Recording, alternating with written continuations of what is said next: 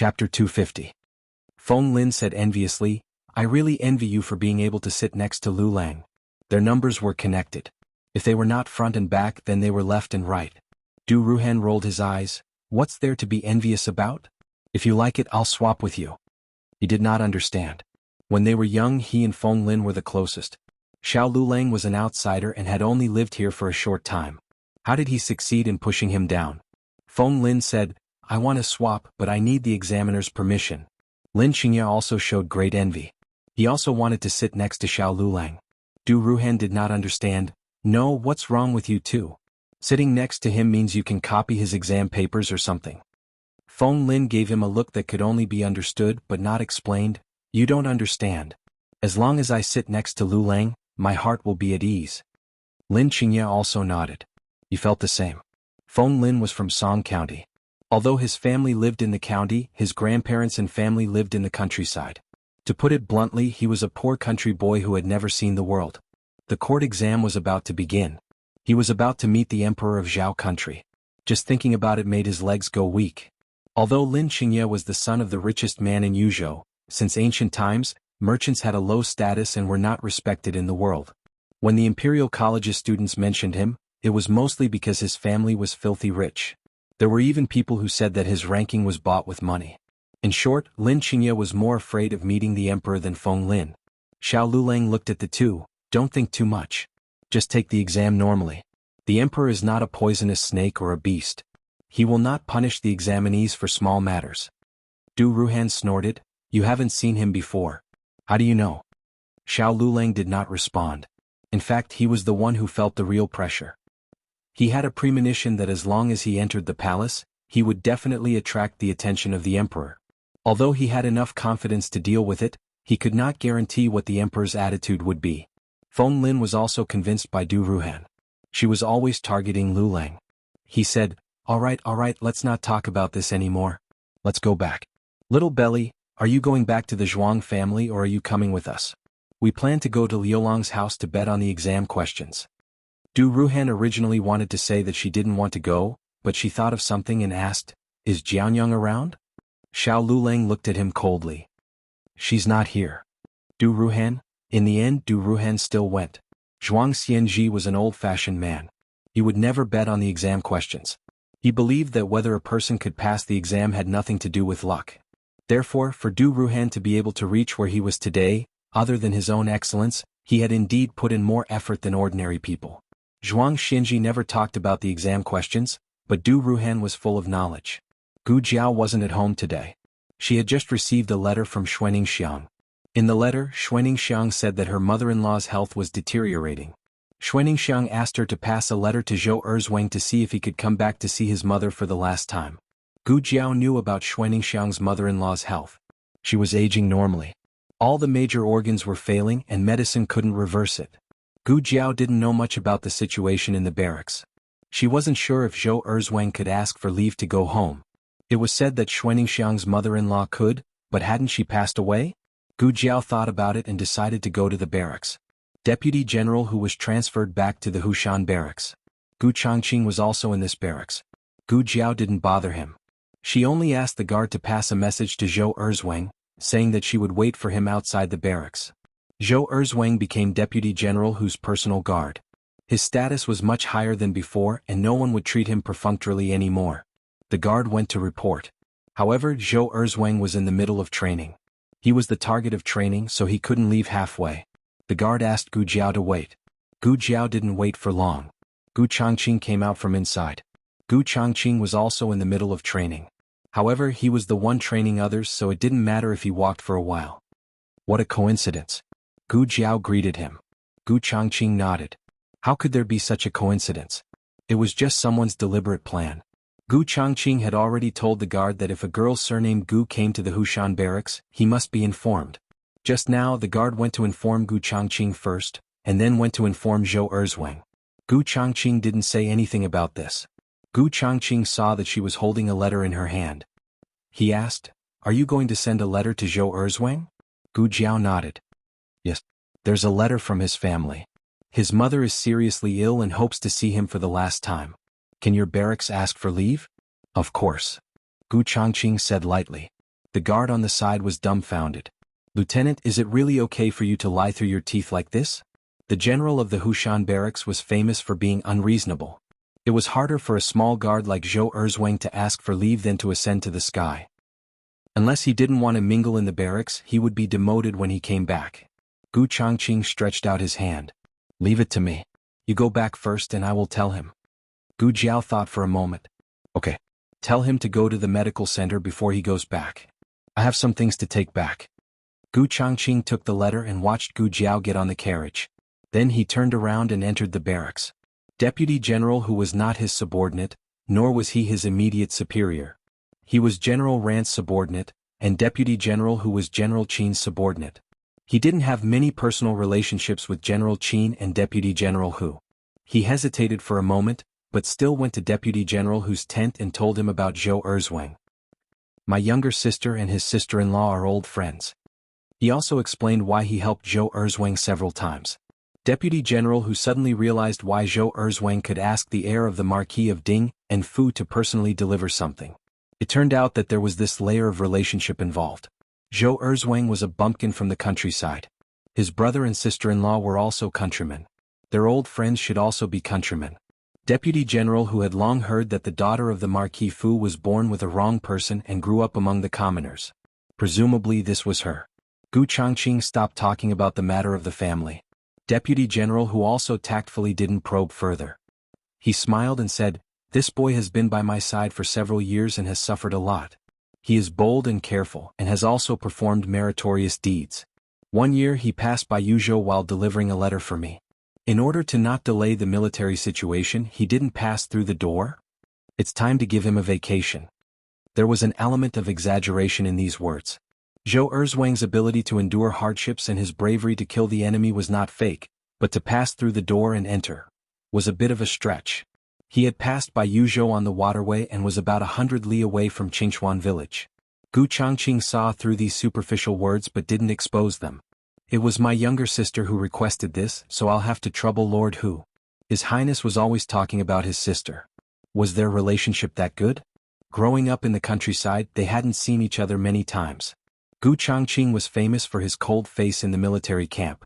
He had never heard him mention any family members, including his two younger brothers and the talented daughter in the mansion. He thought that he didn't like his younger brothers and sisters, but his eyes softened when he mentioned his younger sister today. Deputy General Hu touched his nose. Today was really strange. However, Deputy General Hu was flattered that the military commandant, who never made friends with others, took the initiative to come to him. Today's matter was equivalent to Gu Changqing owing him a favor. As for General Yao Qi, he had a suitable reason. The next day Zhou Erzwang carried his luggage and went to the medical center. "Excuse me, is Gu Jiao's mother here?" he asked shopkeeper Wang. Shopkeeper Wang looked at Gu Jiao, who was checking the medicine cabinet, and said, "Miss Gu, someone is looking for you. These medicinal materials are a little damp. Take them out to dry." Gu Jiao ordered the medicine boy and turned to the counter. "Who is looking for me?" Shopkeeper Wang pointed to Zhou Erzwang. Zhou Erzwang looked at Gu Jiao, stunned. This is Jianyang? She was different from what he remembered. Even if Xuaningxiang repeatedly emphasized in the letter that Gu Jiao's illness had been cured and she was a normal girl, Zhou Erzwang still didn't associate the girl in front of him with the little fool in his memory. The difference was too big. If there was any feature that hadn't changed, it would probably be the birthmark on her face. "Zhou Erzwang?" Gu Jiao guessed the other person's identity. "Ah yes, I'm Zhou Erzwang." Zhou Erzwang awkwardly came back to his senses. He had learned some manners when he was with Deputy General Hu. It was very impolite to stare at people like this. Gu Jiao didn't mind. She looked at the bundle on his back and asked, "Are you going to set off?" Zhou Erzwang said, "Yes, Deputy General Hu has a task for me. I have to deliver a letter to Governor Liu in Yuzhou. I have to personally deliver it to Governor Liu. Deputy General Hu allowed me to go home after delivering the letter." Sounded good. This was a task, so it was better to go home on the way. It was better than simply asking for leave. Gu Jiao didn't know that this was the result of Gu Changqing's intervention. She said to Zhou Erzwang, "Wait a minute. I have something to ask you to bring back." Okay. Gu Jiao went back to the small courtyard and took out a big bundle. She told him in detail what was for Xuaningxiang, what was for Dean Li, and what was for Luo Lijing. Finally, she gave Zhou Erzwang a bundle of traveling expenses. Zhou Erzwang hurriedly refused. You usually give me this and that. It's enough. I can't take any more of your traveling expenses. Besides, I'm going to carry out a task this time. Deputy General who gave me some money. He even gave a lot of money. It was all thanks to Gu Chongqing. However, Deputy General who didn't let him know. He insisted on not accepting it. Gu Jiao didn't force him. Okay. Be careful. I'll go now. Zhou Erzwang suddenly felt lucky that he didn't bully Jianyang when he was young. He was quite magnanimous when he met her, but he was quite surprised. Zhou Erzwang walked away, but he couldn't help but look back. The Imperial College wasn't on vacation these days, but the candidates who were going to participate in the court examination didn't go to class. They were all resting at home or in their bedrooms. There wasn't much content in the court examination. It only tested 1 or 2 subjects. It wasn't as difficult as the previous exams. It mainly depended on the parties and the emperor's preferences. At this point, everyone knew how strong they were. There wasn't much point in cramming at the last minute. It was better to relax and maintain a good state. Xiao Lulang didn't go to class at the Imperial College. He only went to pick up little Jing Kong when school was over. This afternoon he had a Kuju class. There was a small Kuju competition. The class was delayed for a while. When little Jing Kong came out, it was already dark. Xiao Lulang looked at the little guy's sweaty face and handed him a handkerchief in disdain. Wipe it yourself. Little Jing Kong pouted. Jiao Jiao always helps me wipe it. Xiao Lulang, wipe it yourself. Little Jing Kong shamelessly said, I'm tired. I'm so tired. Okay, you're tired. Xiao Lulang raised his eyebrows, carried the little guy over, and wiped his sweat. Then the two of them walked back. Coincidentally, the carriage from the palace that came to pick up Qin Chuyu also arrived. The curtain was lifted, and a beautiful figure walked out of the carriage. Who else could it be but the Crown Princess? The Crown Princess usually didn't get out of the carriage. Today she was bored out of her wits and wanted to get some fresh air. Unexpectedly she bumped into Xiao Lulang. Xiao Lulang wasn't wearing the Imperial College's uniform. Instead he was wearing a simple but elegant white robe. The Crown Princess froze. The Crown Princess had seen Xiao Lulang from afar in the carriage before. It was completely different from up close. At that time it was just a blurry side profile. Now it was a full frontal view. For a moment she seemed to see the little Duke again. However, he seemed to be more beautiful. He had a youthful and reserved temperament that was between a teenager and a man. One couldn't look away from him. The 2 female officials were also stunned. They were also stunned by Xiao Yulang's appearance. But soon the 3 of them noticed little Jing Kong beside Xiao Lulang. The Crown Princess had seen little Jing Kong before. He, Qin Chuyu, and the Minister of War's grandson, Su Zhozhou, had beaten up Prince Liang Guoyu's son. She heard that he was a commoner. Was he related to this person? Was this person really someone who looked similar to the young Marquis? Little Jing Kong was on the other side of Xiao Lulang. He was blocked by Xiao Lulang, so he didn't see the Crown Princess. Xiao Lulang didn't seem to see him either. He held little Jing Kong's hand and walked past the Crown Princess without looking sideways. The Crown Princess's gaze followed him. She turned around and looked at his back as he walked away with his cane. Suddenly, she asked the female official beside her, You said last time who took the commoner's child away? The female official bowed and said, Crown Princess, it was Marquis Xianping. Chapter 251. After the Crown Princess received Qin Chuyu, she didn't immediately return to the palace. Instead, she took Qin Chuyu to Marquis Xuanping's estate. It wasn't convenient for her to visit the Marquis's estate, but Qin Chuyu was Marquis Xuanping's nephew. It was only right for him to visit Marquis Xianping. Unfortunately, Marquis Xianping wasn't in the estate today. He was secretly stirring up trouble with the emperor and the old Marquis again. The Crown Princess wasn't discouraged, but Steward Lu was in the estate. He was Marquis Xuanping's trusted aide and had been running around for Marquis Xianping for the past few years. He was only summoned back by Marquis Xianping last year. If there was anyone who knew Marquis Xuanping's affairs like the back of their hand, it would be Chang Jing and Steward Lu. Qin Chuyu was having a great time eating in the carriage. I think I dropped my hairpin. I'll go down and look for it. Do you want me to go with you? No need. The Crown Princess smiled gently. Qin Chuyu nodded and continued to eat. The Crown Princess got off the carriage and went to another carriage. She saw Steward Lu waiting there. She didn't beat around the bush and asked directly, Marquis, do you know a child called Jing Kong? Jing Kong? Steward Lu found the name familiar. The Crown Princess continued, he's a student from the Imperial College's prodigy class. He's 4 years old this year and is friends with His Highness the 7th Prince. Steward Lu said, "Ah, I remember now.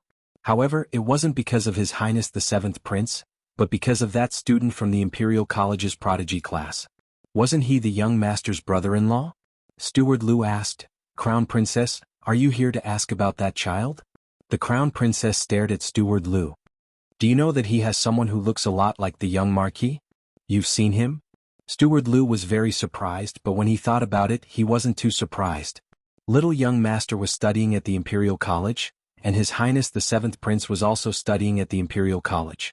If the Crown Princess frequently went to fetch His Highness the 7th Prince, wouldn't she encounter little young master? "Who is he?" the Crown Princess asked. Steward Lu hesitated for a moment before telling the truth. "He is the Marquis's illegitimate son." Surprise flashed across the Crown Prince Consort's eyes. "Illegitimate child?" Steward Lu sighed, "That's right. Didn't the Marquis go to Jiangnan to control the flood 1 year? That year, the Marquis fell in love with a woman in Song County, and the young master is their child." The Crown Princess said thoughtfully, "I've never heard the Marquis mention it before." Steward Lu sighed again. "The Marquis only just found out. The Marquis summoned me back to the capital to investigate the young master's whereabouts. However, the young master seemed to have some misunderstandings about the Marquis. He thought that the Marquis had abandoned him and his mother, so he refused to acknowledge the Marquis. Don't tell anyone about this." The Crown Princess paused and nodded. "I understand. I will keep it a secret for the Marquis. After all, it was not something to be proud of." The Crown Prince Consort didn't say anything else and turned to board the carriage. Was it because they were biological brothers that they looked so similar? But why did he feel that something was wrong? The Crown Prince Consort brought Qin Chuyu back to the palace. When they arrived at the palace gates, they ran into the Crown Prince who had just returned from the Ministry of Rites. The negotiations between the Liang and the Zhao were very successful. The Emperor and the ministers believed that the Crown Prince and the Crown Prince Consort contributed a lot. They treated the Liang envoys very well and didn't make any more mistakes like burning the pleasure boats. The Emperor greatly praised the couple and let the Crown Prince and the Ministry of Rites host the court examination this time. The Crown Prince was very focused. These days he went to the Ministry of Rites to study whenever he had time. He didn't make arbitrary decisions. Instead, he humbly asked for advice and received a lot of praise from the Ministry of Rites.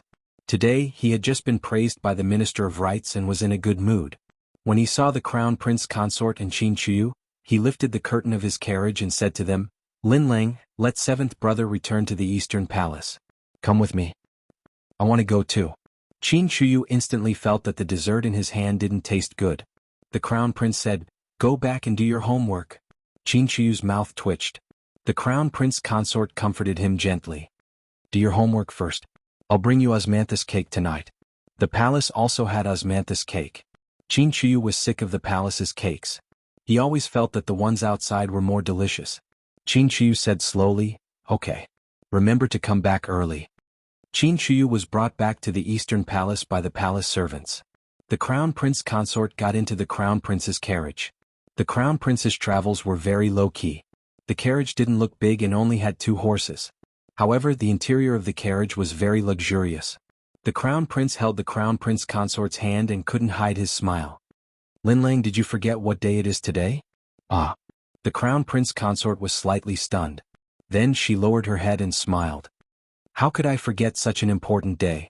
10 years ago today His Highness and I met at Zuiyun Tavern. I was 10 years old and the Crown Prince was 12.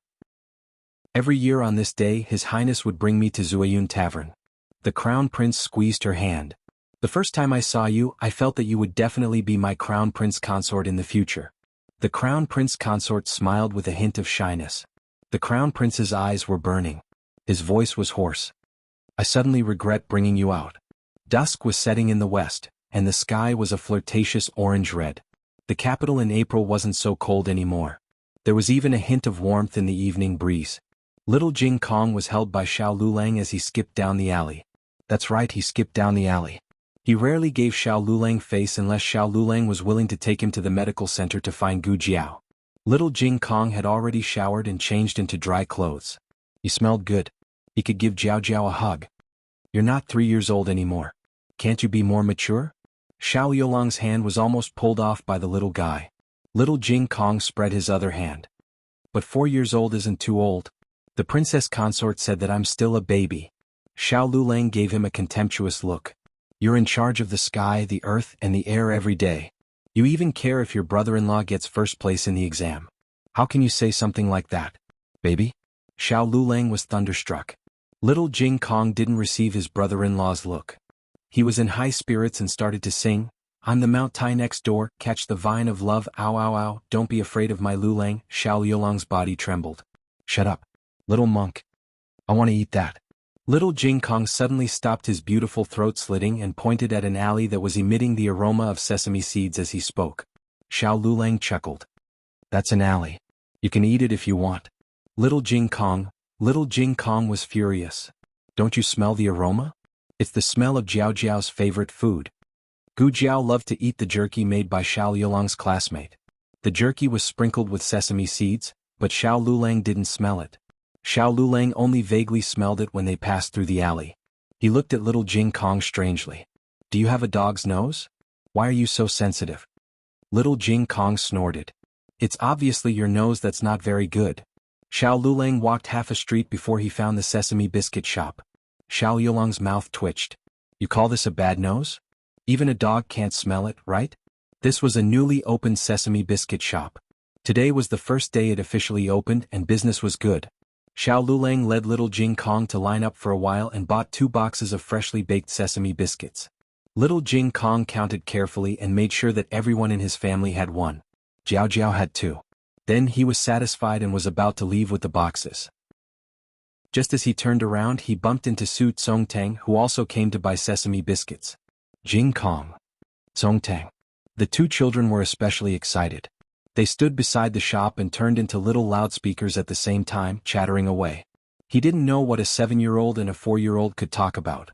Xiao Lulang was speechless as he looked at the 2 children who were chatting happily. For a moment he regretted bringing them along. Su Tsongtang grabbed little Jing Kong's hand and pointed to the restaurant diagonally opposite. That's my cousin's restaurant. My cousin is upstairs. I'll take you to see him. He's always wanted to see you. Brother-in-law, can I go with you? Little Jing Kong looked at Xiao Lulang eagerly. He was asking for help, so he began to act cute. Xiao Lulang took a deep breath and said helplessly, I'll wait for you here. Little Jing Kong handed the box to Xiao Lulang. Then Su Tsongtang ran to Zueyun restaurant diagonally opposite.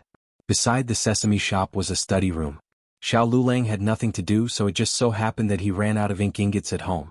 He planned to buy more the next day, so since he ran into it today he might as well buy it. Xiao Lulang entered the study room and asked the shopkeeper for ink sticks. The shopkeeper said, the high-quality ink sticks are inside. You can choose by yourself. Xiao Lulang went in to choose ink sticks. The room was very narrow. There were 2 rows of shelves. It was difficult to turn around once you entered. However, the ink sticks here were indeed of excellent quality.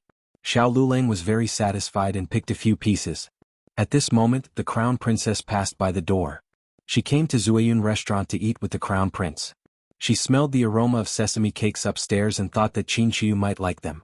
So, she came down to pick a box of sesame cakes for him. However, she saw a familiar figure when she passed by the study room. She hurried in. Madam, what are you? Before the shopkeeper finished speaking, the crown princess walked over.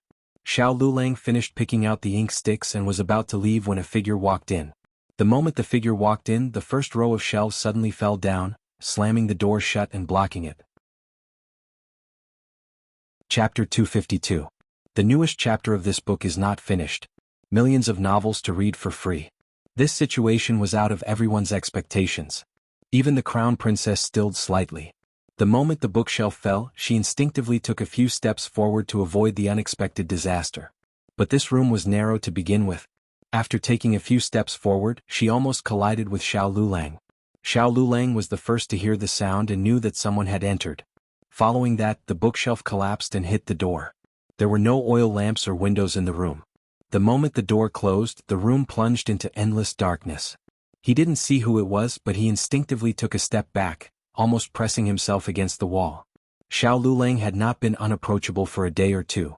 From the moment Feng Lin met him, he found that he had a serious obsession with social cleanliness. However, Feng Lin's skin was thicker and he always moved closer to Xiao Lulang. The crown princess was slightly embarrassed by the other's action of avoiding suspicion. Usually, when men encountered this kind of situation, wouldn't they be the heroes saving the beauty? Of course, as the high and mighty crown princess, she would not allow herself to have any physical contact with other men. But it was one matter for her not to allow it, and another matter for others not to do so. The fragrance of a woman's rouge floated in the room. It was not the cheap rouge on the market, but the best incense from the palace. Xiao Yulong's hand that was holding the ink stick paused. While there were no lights in the room, after his eyes adjusted to the darkness, he could rely on the weak light that came through the crack in the door to open his vision a little. The other was wearing a pearl-white gauze dress. When the gauze fell, the gold and silver threads could be faintly seen in the weak light. This was shark gauze that was worth gold per inch. Supposedly, even if 100 fisherwomen worked together for a month, they would not be able to make half a bolt. This was an exaggeration, but shark gauze was a rare treasure of the palace. Palace maids did not have the right to wear it, and normal concubines did not have the right to wear it. The Ministry of Internal Affairs usually only gave it to the mistress of the inner palace, the Empress Dowager or the Empress. The Empress Dowager was no longer in the palace, and the Empress could not leave the palace. The woman's figure was graceful, like a mermaid breaking out of the water under the moonlight. It was a young woman. The room was so quiet that even breathing could be heard clearly. Xiao Lulang did not speak, nor did he take a step forward to strike up a conversation or salute. "Who are you?" After a moment of hesitation, the crown prince consort was the first to speak. Hearing this voice, Xiao Lulang tightened his grip on the ink stick in his hand, but he still did not speak. The crown princess thought to herself, could it really not be Aheng? If it was Aheng, how could he not recognize her voice? She paused for a moment and tried to walk toward him. However, she didn't know if it was intentional or not, but another row of bookshelves suddenly fell down and happened to lie between the two of them. Since she couldn't ask and couldn't pass, the crown prince consort had completely given up. The two of them didn't stay in the room for too long. The shopkeeper noticed that something was amiss and hurriedly called a waiter over to pry open the door. Unfortunately, the door was blocked and it wouldn't be that easy to pry it open. The shopkeeper was also distressed about his own door and floor, so he did not dare cause too much trouble. Unknowingly, the opening of the door was delayed. As for the crown prince, he waited upstairs for a long time but did not see the crown prince consort return. He and the crown prince consort had come out to be alone before and did not bring any attendants. There was only a carriage driver and 2 hidden guards that were secretly protecting him. He thought for a bit then decided to go look for her himself. The crown prince consort said that she had gone to buy sesame cakes, but he did not see her in front of the sesame shop. Thus he asked the carriage driver, "Did you see the crown prince consort?" The carriage driver said, replying to master, the crown prince consort went to the study. The crown prince frowned. What did she go to the study for? His suspicions were just suspicions, but the crown prince still strode into the study. Only after he entered did he find that something had happened in the study. His mind moved and he walked forward, asking without getting angry, who was locked inside? The shopkeeper saw that the other party had a powerful aura and was dressed in extraordinary clothes, so he respectfully said, "I did not see clearly, it was a madam." "Out of the way," the crown prince said in a heavy voice. Everyone was intimidated by his presence and pushed to the side. The crown prince lightly knocked on the door and said, "Lin Lang, are you inside?" In the darkness, the crown prince consort turned around and looked at the bookshelf in front of her. She then looked at the tightly blocked door and said, "I am here." The crown prince pushed the door but there was no response. The shopkeeper said, "It's no use, the bookshelf inside fell and blocked the door." The crown prince said with a frown, "Why aren't you prying it open?" But we can't pry it open?" The shopkeeper wanted to smash it open with his axe, but he was worried that he would accidentally injure the person inside. The crown prince would not use his hidden guards unless he had no other choice, but he could not care so much now. He was worried that something would happen to the crown prince consort inside. He had the hidden guards appear. The 2 hidden guards were both palace experts, and a mere door was not a problem for them. The 2 quickly took down the door and removed the first shelf that was blocking the door. The crown prince hurriedly reached out to the crown prince consort. The crown prince consort took his hand and walked out of the shattered ink ingots on the ground. The crown prince looked her up and down and asked worriedly, "Are you okay?" The crown prince consort shook her head slightly. "I'm fine. Just now the sesame cake was waiting, so I came to choose a few ink ingots for little Qi." Qin Shuyu could not use the imperial palace's ink ingots as it would easily expose his identity. The crown prince did not suspect her and said to her, "Leave this kind of thing to the servants. Don't do it yourself. If something happens to you, I will be sad." The crown prince consort smiled guiltily. "I made you worry, it's my fault." The crown prince said, "It's good that you are fine, let's go." The crown prince did not know that there was another person inside. The crown prince consort looked out of the corner of her eye but did not say anything. The crown prince took the crown prince consort's hand and threw an ingot to the shopkeeper before walking out of the study. After the shopkeeper received the ingot, he did not feel sorry for the door and the room full of broken bookshelves and ink ingots. He beamed with joy and said, "Young master, take care. Madam, take care." As he spoke, he turned and scratched his head. He looked at the messy room and said, "Huh? I remember that a scholar went in just now. Why did this bookshelf also fall? It shouldn't be." He had fixed this bookshelf properly and did not put anything heavy on it. How did it fall? Just as he was thinking, Xiao Lulang bent down and walked out from under another toppled bookshelf. The shopkeeper was stunned. There really is someone." Xiao Lulang did not say anything. He paid for the ink ingots and gave some extra money. The shopkeeper was about to ask when he said, "Loss. The loss of the second bookshelf." The shopkeeper was stunned. After little Jing Kong and Su Zhozhou met his relatives, they went back to the sesame cake shop to meet up with Xiao Lulang, accompanied by Su Zhozhou and the servants of the Su family. Little Jing Kong was a careful child. He quickly noticed that there was something wrong with his brother-in-law's hand. He stopped and looked seriously at Xiao Lulang's right hand, which was hanging in his wide sleeves. "What's wrong with your hand?" "It's nothing," Xiao Lulang said lightly. Little Jing Kong did not believe him. He grabbed Xiao Lulang's sleeve and saw a red and swollen hand. His eyes instantly widened. "It's all swollen." "How did you get it? Does it hurt?" Xiao Lulang suddenly smiled and pinched his little face. "You care about me so much?" Little Jing Kong slapped away his hand that was messing around with his face and said seriously, "I'm just worried that you won't pass the exam. Jiao Jiao bet that you'll be the top scorer. I bet all my money on you." Xiao Lulang. As soon as they arrived at the medical center, little Jing Kong found Gu Jiao, who was drying medicinal herbs in the backyard. He started to complain about his bad brother-in-law. "He hurt himself when I wasn't looking at him." Gu Jiao put down the medicinal herbs in her hand and looked at Xiao Lulang, who was walking over. "Where are you hurt? Let me take a look." Then she said to little Jing Kong, "Go and play with Sister Jiang Li." "Okay." Little Jing Kong obediently went to find little Jiang Li. Gu Jiao brought Xiao Lulang back to her courtyard.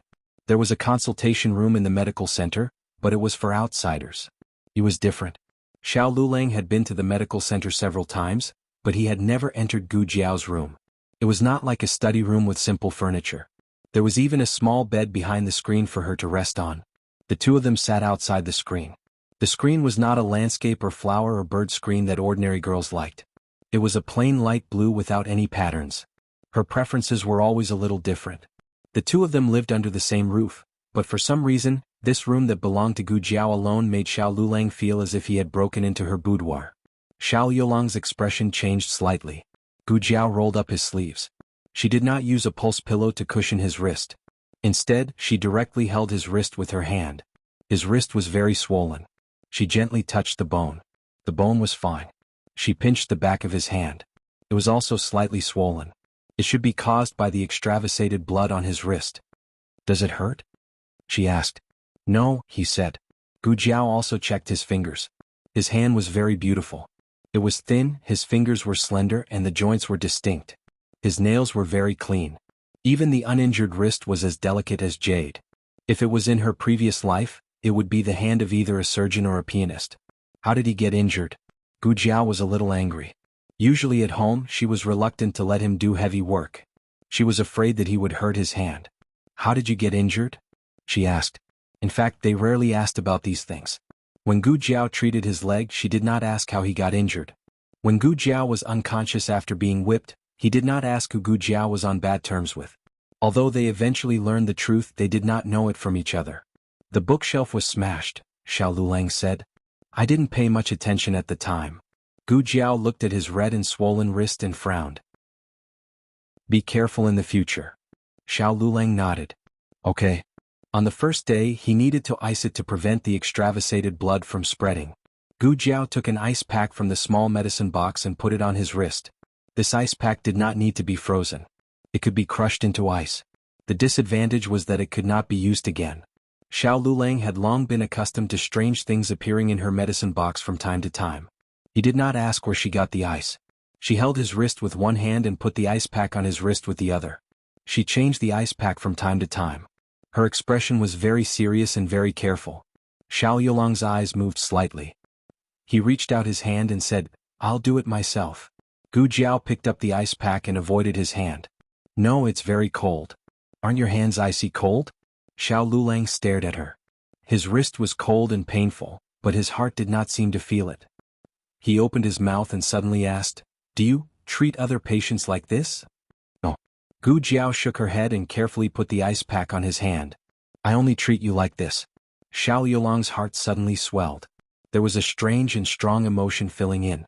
In fact, she did not specifically say what she only treated him like, but it made him unable to breathe calmly. The ice pack was probably too cold. Her left hand was completely numb from the cold. She changed the ice pack to her right hand and used her ice-cold left hand to hold his wrist bones.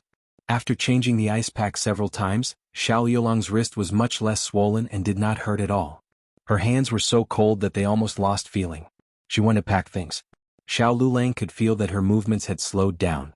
She closed the medicine box as if nothing had happened. She did not care about it. It was just a pair of cold hands. It was not unprecedented for her body to be frozen stiff in her previous life. However, this time, something that she did not care about was cared for by someone for her. The moment she stood up to take care of the medical supplies, a slender hand reached out and grabbed her cold hand. That hand was slender and white, and had an irresistible strength as it tightly wrapped around her hand. Her cold and painful fingertips suddenly warmed up. Gu Jiao stared blankly at him. He did not look at Gu Jiao. He only silently held her other hand in his. In the blink of an eye, it was the 15th of the 4th month. The small exam before the court examination began. Xiao Lulang left before the sun rose. He sat in the carriage driven by Lu Quan and arrived at the main entrance of the imperial palace. The main entrance of the imperial palace had a total of 3 doors. The main door in the middle was large and wide. It was at least 20 feet tall, and there was a side door on each side of the main door. The left door was for the royal family and the right door was for the officials. Today the examinees used the right door.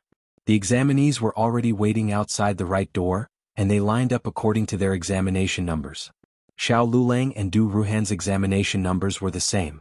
Xiao Lulang was 75, and Du Ruhan was 76. Du Ruhan arrived earlier than Xiao Lulang. After greeting Feng Lin and Lin Qingye, it took a long time for Xiao Lulang to arrive. "Why are you so late? I thought you were too timid to come." Du Ruhan was jealous that Xiao Lulang had squeezed out his position in Feng Lin's heart. He would always scold him when he saw him. Xiao Lulang could not be bothered to argue with him, and quietly lined up in front of him. Du Ruhan curled her lips. "Hey, are you nervous?" Feng Lin and Lin Qingye are so nervous. Their examination numbers were closer to the front. One was 21, and the other was 37. It was said that they were ahead of Xiao Lulang and Du Ruhan, so the two of them were trembling. Fortunately, the rest of the examinees were trembling as well. There were not many who were not trembling. Firstly, they had never been to the palace before, so they were a little nervous. Secondly, it was especially cold today. It was already the 4th month and the weather should have been good by now. However, it suddenly rained last night, causing the temperature to plummet. At this moment there was even a strong wind blowing. Xiao Lulang glanced at him. "Are you nervous?" Du Ruhan snorted. "What do I have to be nervous about?" Xiao Yulang's gaze swept across him. "If you don't tremble you will be more convincing." When the time was up, the right side door opened. The officials from the Ministry of Rites began to inspect the examinees. After the inspection, a eunuch and an official from the Ministry of Rites would lead the examinees into the Hall of Supreme Harmony in the Imperial Palace. This time there wasn't much of a body search. After all, everyone was no longer an ordinary high scholar. Everyone was a tribute scholar. Even the weakest among them was a grand scholar. What was a scholar? That was a preparatory official of the imperial court. "Ai Xiao Liuzi, do you know who that is?" Halfway there, Du Ruhan suddenly pulled on Xiao Yulang's sleeve and used his eyes to signal him to look at a square-faced tributary scholar not far away. Xiao Lulang said indifferently, "How come you talk more than Feng Lin?" The two of them really talked a lot. This was called birds of a feather flocking together. Du Ruhan clicked his tongue. "If you don't want to listen, then forget it." Xiao Lulang actually knew who Du Ruhan was referring to. That was Grand Secretary Yuan's grandson Yuan Yu. Just now, when he was in line, he heard the officials from the Ministry of Rites greet Yuan Yu and call him Young Master Yuan. The Minister of Rites was Grand Secretary Yuan's disciple, so it was not surprising that he would take care of Yuan Yu. As for the Minister of Dependencies, he was Grand Tutor Zhuang's disciple, so he would most likely favor Royal Prince, and Royal Prince N's exam number was behind Xiao Lulang and Du Ruhan, so Xiao Lulang did not see him. All the examinees took the exam in the main hall of the Hall of Supreme Harmony. There was a mat, a writing desk and brushes, ink, paper and inkstone provided by the imperial court. The examinees had to sit and answer the questions. The invigilators were officials from the Ministry of Rites and the Minister of Dependencies. After the examinees listened to the Minister of Rites' instructions and singing, they cupped their hands in salute and began to sit down. The small exam only tested the 8-part essay. This time there was no cut and match question. The question was, the Tao is not far from people. People are far from the Tao, so they must not think of the Tao. This sentence came from The Doctrine of the Mean, Chapter 13. It meant, the Tao is not far from people. If someone pretended to be profound and caused the Tao to be far from people, then they could not practice the Tao. There were many entry points for this question. It could explore the nature and form of the Tao, and it could also delve into the degree and method of practicing the Tao. The examinees were not used to being given such a simple question after going through rounds of cruel childhood examinations, provincial examinations and metropolitan examinations. Thus, a strange scene appeared in the examination hall. All the examinees looked at the exam papers on the table in confusion, seriously suspecting that the invigilators had given them the wrong answers. The exam begins. The Minister of Rites reminded. The examinees seemed to wake up from a dream. They took out their draft papers and began to solve the questions. If there was no difficulty in this exam, it would probably be the time. There were only 4 hours. However, seeing that the exam questions were not difficult, this amount of time was enough. Even Feng Lin and Lin Qingye did not feel too much pressure. The small exam did not count towards the total score. Its main purpose was not to select talents, but to warm up for the court examination. It was also to learn the etiquette and rules of the examination hall. The Minister of Rites and the Minister of Dependencies worked together to invigilate the exam. Xiao Lulang sat in the second-last seat in the first row. This seat did not attract the attention of the invigilators, but there was a crutch beside him. The Minister of Dependencies immediately noticed the crutch. He asked the eunuch beside him in a low voice, "Who is that?" The eunuch counted Xiao Luolang's exam number, looked at the cards in his hand and said, "He is a supervisor of the Imperial College." "Why is it a?" The Minister of Dependencies wanted to say, "Why is he a cripple?" Just as the words were about to come out of his mouth, he felt that it was inappropriate. Since the court had relaxed the requirements for the imperial examinations, then as an official of the court, he should accept it. However, the Minister of Dependencies could not help but look at Xiao Lulang. This was not his fault. Since the beginning of the court, there had not been a cripple who had come to take the imperial examinations, especially those who had made it to the court examination. There were many who had scars on their faces. Could this kid have scars on his face as well? Wouldn't that scare His Majesty? The Minister of Dependencies decided to take a look. If he was really ugly, then no matter what, he would drop him. At the very least, he could not present his exam paper to the emperor. They could not afford to frighten the emperor. As a result, the Minister of Dependencies walked up to Xiao Lulang to take a look. With a single glance, he was completely dumbfounded. Xiao Lulang calmly finished his exam paper. He did not hand it in early because he could not leave even if he handed it in. In the afternoon, they studied the rules and etiquette before the emperor. To be honest, there were not many students from humble families among the 210 tributary scholars. It wasn't that they did not work hard enough, but rather that their educational resources and system were far inferior to those of noble families. If a family wanted to raise a grand scholar, they would often have to put in a great deal of effort. For example, the children of the Yuan family and the Zhuang family had great scholars like Grand Secretary Yuan and Grand Tutor Zhuang as their teachers. Just a few words of advice from them would be enough for the children of the family to benefit greatly. Even a Jiangnan scholar like Wang Yuan, who came from a scholarly family and had 2 grand scholars in his family, could also provide him with good guidance. It was difficult for the children of humble families to make a name for themselves. Most of the tributary scholars this time were examinees with a bit of family background. They had hired specialists to teach them some etiquette and rules at home. As a result, everyone's progress in learning the etiquette before the emperor was very fast.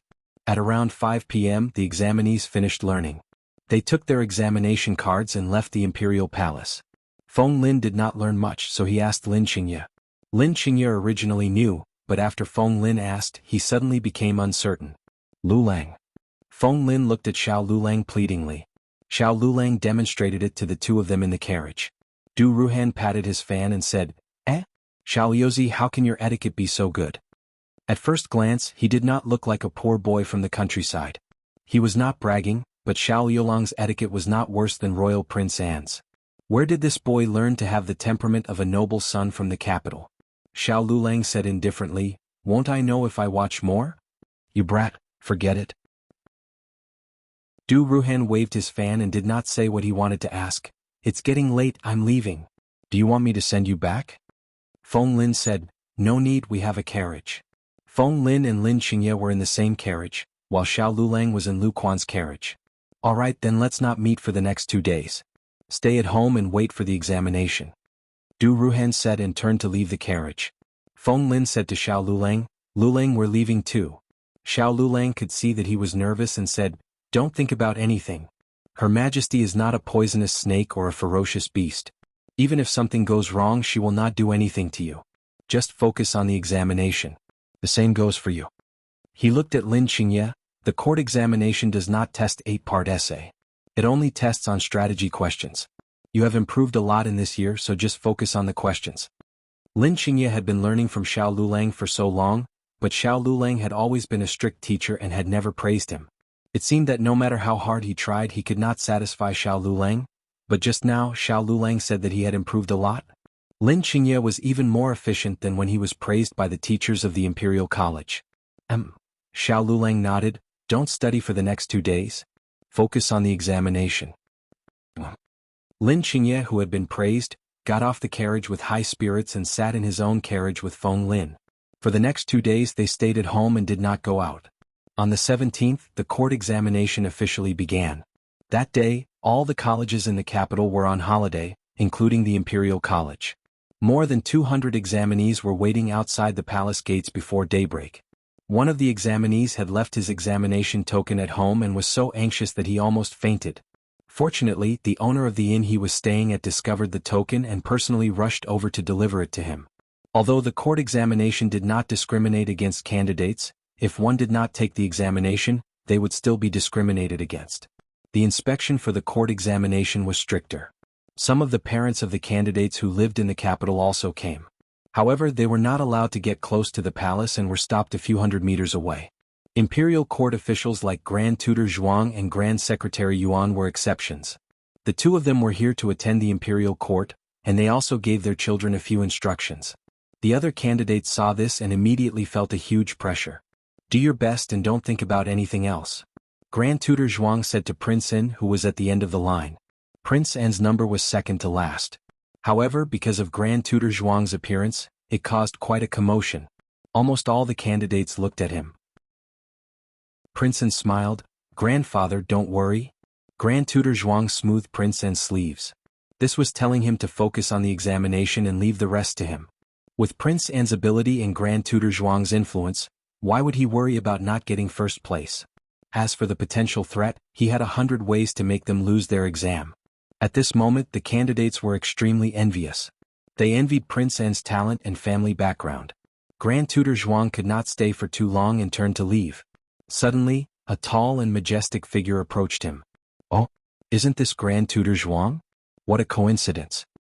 Who else could this annoying voice be other than Marquis Xianping? Grand Tutor Zhuang felt a headache whenever he saw him. The person he hated the most in the imperial court was Marquis Xianping.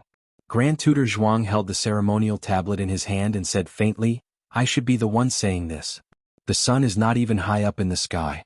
Why is Marquis Xianping here? Everyone knew that Marquis Xianping never attended court early. There were many people here and Marquis Xianping was still polite. He said elegantly and calmly, I am the same as you. Grand Tutor Zhuang snorted. The same as him? What was the same as him? Was he also here to send his children to the court examination? Oh, the two useless bastard sons in his family? Marquis Xianping ignored Grand Tutor Zhuang's disdain. He curled his lips and strode forward. Marquis Xianping's aura attracted everyone's attention. The candidates wanted to look but did not dare. They were so nervous that they did not even dare to breathe loudly. Marquis Xianping stopped beside Xiao Lulang. He raised his hand and seriously and solemnly straightened Xiao Yulang's clothes. Chapter 253. Everyone was dumbfounded by Marquis Xianping's actions. What was going on?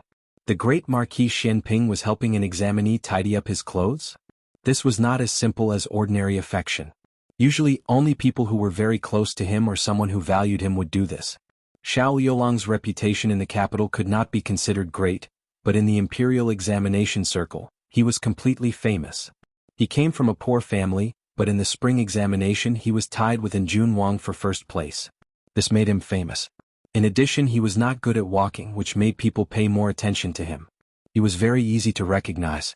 After all, there was no second cripple participating in the court examination. Most people's first reaction when they saw him was, "Isn't this brat too good looking?" Their second reaction was, "How could he be a cripple?" And after these two reactions, this little cripple actually passed the Huiyuan exam? Everyone felt pity for him, envy, disdain. In short, their emotions were very complicated. But no one present expected him to enter Marquis Xianping's eyes. That's right, even though Marquis Xianping had shown that he valued Xiao Lulang, no one guessed that they were father and son. Everyone muttered to themselves, wasn't Marquis Xianping a general? Didn't he look down on those pedantic scholars the most? How many outstanding talents had appeared in the past spring examinations? Why didn't Marquis Xianping favor any of them? What part of this little cripple moved Marquis Xianping to make Marquis Xianping, who never went to court early, get up early to send him to the examination hall? Xiao Lulang still did not change. There was no joy or gratitude. Marquis Xianping was not angry and continued to tidy his clothes. Marquis Xianping had never been a very good father. He spent most of his time in the military camp and paid little attention to his son at home. Xiao Heng was able to become the most talented youth in the capital.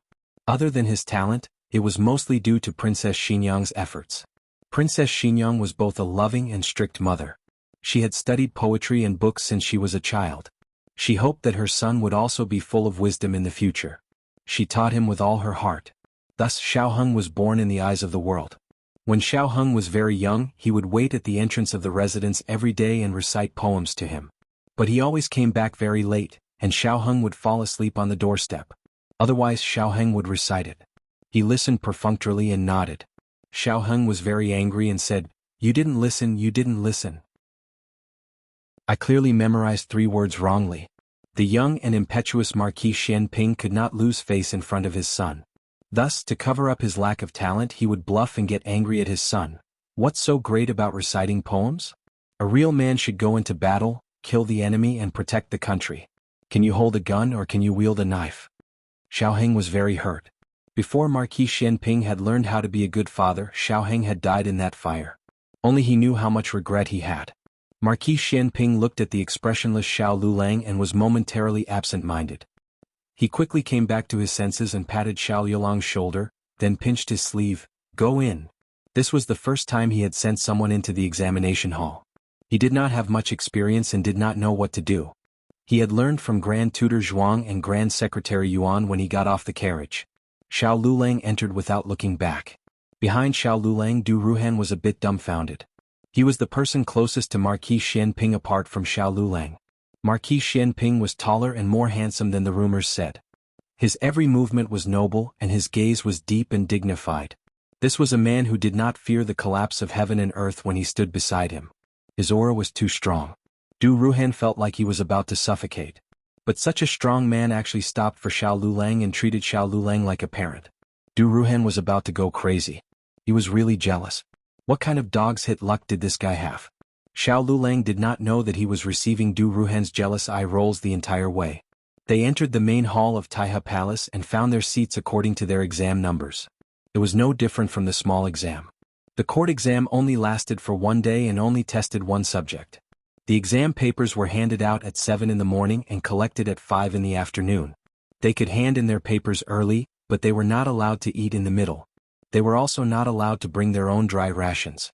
Examinees who had passed the provincial and provincial exams all had good physiques.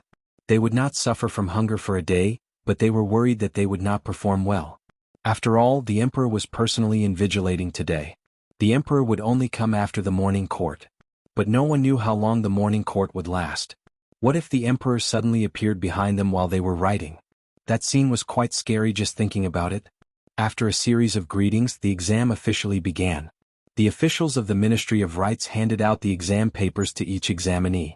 The Minister of Rites, the Minister of Ceremonies, and 4 cabinet scholars sat on 2 stools at the front of the exam room. There was a table and chair in the middle, which should have been reserved for the emperor. Other than the invigilators, there were also imperial guards and eunuchs on duty. Thus, even though there was no separate exam room, it was still very difficult to cheat in front of so many pairs of eyes. Moreover, the policy questions were not fixed questions like the scriptures. There was not much point in cheating. Xiao Lulang quickly received his exam paper. This was a question set by the emperor. Ask the emperor's policy and the emperor's heart. How to govern the country. After experiencing the question of removing the vassals and the virtuous, this question was much more gentle. At least, no matter how one answered it, it would not be wrong. At most, the content of the question would not be practical. It could be boastful as long as the writing was flamboyant enough. It could also be to the point with clear flags. It was true that the emperor was selecting talents, but these examinees had never been an official before. To put it bluntly, they were all armchair strategists. The emperor did not expect a court exam to solve a problem that the civil and military officials could not solve. Otherwise, why would he need so many experienced court officials? What the emperor really wanted to see was the mindset of an examinee. A prime minister could hold a boat. The bigger a person's mindset, the wider their future path. Most of the examinees did not realize this point. They were all racking their brains, scratching their ears and cheeks, thinking of new ways to govern the country. Xiao Lulang was not in a hurry to write. He first wrote a draft in his mind. He did not have the habit of writing drafts, but drafts were an important piece of evidence when checking the results. He would usually leave 1 or 2 drafts. After about 2 hours, he deliberated over his wording, deleting and deleting. After about 2 hours, he began to answer the exam paper. This was a policy question. Before answering, one had to be matched by an official to show that one was answering the emperor's question. The official matches. When the official hears that the emperor is in control of the world, there must be a manager of real governance, and then can restrain the crowd, intricate 10,000 machines and have a rule of Yong 11. There must be a solid heart to advocate, and then can temper the 100 workers, shake up the affairs of the common people, and have a reason to achieve prosperity. Establishing rules and regulations, enforcing laws and regulations, suspending the various images on the way surface, placing them in the middle of the command armor, first in the rocky corridors, then scattered in the various departments and hundreds of manors, reaching to the corners of the seas of the commanderies. Passing through the latitude of the great and the great, there is nothing not prepared, everything is strictly guarded, there is no leak. What is a solid heart? Shake up laziness, encourage shrewdness, it originates from the depths of the abyss, rises in the midst of the secret, begins in the palace, the wind in the chariot, pouring into the wilderness of the frontier, falling into harmony, the mind, the body, the shape, the bones, the consort. Xiao Lulang mainly emphasized the importance of governing the country according to law and the implementation of evidence. Laws and regulations must permeate the people, and the voice of the people must be heard by the heavens. At the same time, he also proposed to use Confucianism to educate the people, vigorously punish corrupt officials, and let the national treasury be filled. Of course, he also emphasized that the emperor was the son of heaven, and everything he did was ordered by the heavens. Setting up an official position was the emperor appointing a virtuous person on behalf of the heavens. Getting rid of an evil person was the emperor crusading against a sinful person on behalf of the heavens. Xiao Lulang only realized later on that this question was really difficult. Everyone's relaxed attitude when they first received the test paper had disappeared. Everyone buried their heads in writing, and no one handed in their papers early. Perhaps because he was too engrossed in writing, even when the emperor stood behind Xiao Lulang for a long time, Xiao Lulang did not notice. From the emperor's point of view, he could only see Xiao Liulang's skull. The emperor did not look for too long. He did not have the bad taste of adding pressure to the examinees in the examination room. He had just come in and happened to pass by Xiao Lulang, and saw Xiao Liulang's delicate and pretty handwriting. He hurriedly glanced at it. The handwriting was not bad. He then looked at the examinee's name, Xiao Lulang. Oh, was it the poor student who was ranked first with Royal Princeton? There was a walking stick beside him. Was he injured or disabled? Actually, the selection of officials in the current dynasty was based on one's appearance. It was mainly because Marquis Xianping's appearance had pulled up the emperor's appreciation of the civil and military officials. Those who were too ugly would be sent out after a few years. The emperor was a little disappointed when he saw the walking stick. He was worried that the examinee's appearance was not good. It was not that the emperor only looked at the face. The old chancellor was not good-looking, but he was still chosen by the emperor. It was because the old chancellor's ability was too valiant. The emperor quickly walked past Xiao Lulang and sat on the chair at the front. The invigilators all knew that the examinee was noticed by the emperor, but they did not know if the impression was good or bad. After the emperor sat on the invigilator's seat, he did not pay attention to Xiao Lulang. After all, he was too far away and could not see clearly. He asked someone to bring over the memorials. While invigilating, he silently read through the memorials until the end of the exam. The examinee stood up and bowed to the emperor. The emperor casually picked a few examinees and asked a few questions. Royal Prince and Grand Secretary Yuan's grandson were both called out. Xiao Lulang was not called out. At 5:45 p.m., everyone left the palace. Although it was only a day, everyone was more tired than the provincial examination and the imperial examination. Their hearts were tired.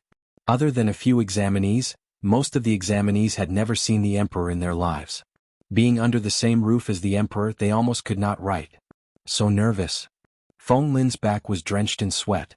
His number was closer to the front. He sat in the first row. That was really under the emperor's eyes. However, he did not dare to raise his head to look at the emperor. He was afraid that he would be accused of being disrespectful. I feel like I failed the exam. I don't even know what I am writing towards the end, he said dejectedly. Du Ruhan comforted him. Don't be discouraged. Everyone is like you. When His Majesty came, he forgot what he was thinking. The emperor sympathized with them. It came afternoon. At that time, everyone was almost done with their drafts. Otherwise, he would have been sitting there from the beginning. It was guaranteed that half of the examinees would not even be able to finish their drafts. When the emperor stood behind Xiao Lulang, he was also startled. Their numbers were next to each other. Behind Xiao Lulang was in front of him. He could smell the ambergris on the emperor's body. He was so nervous that his scalp went numb. However, thanks to being stimulated by Marquis Xianping early in the morning, his endurance seemed to be a bit stronger. How did Lulang do? Feng Lin asked Xiao Lulang. Xiao Lulang said, not bad. I wrote everything I wanted to. Feng Lin asked Du Ruhan and Lin Xingye. The two's performance was normal. However, the questions were too subjective. Whether or not they could pass the exam depended on the examiner's preferences. This was not something they could control. They could only do their best and leave it to fate. The group returned home.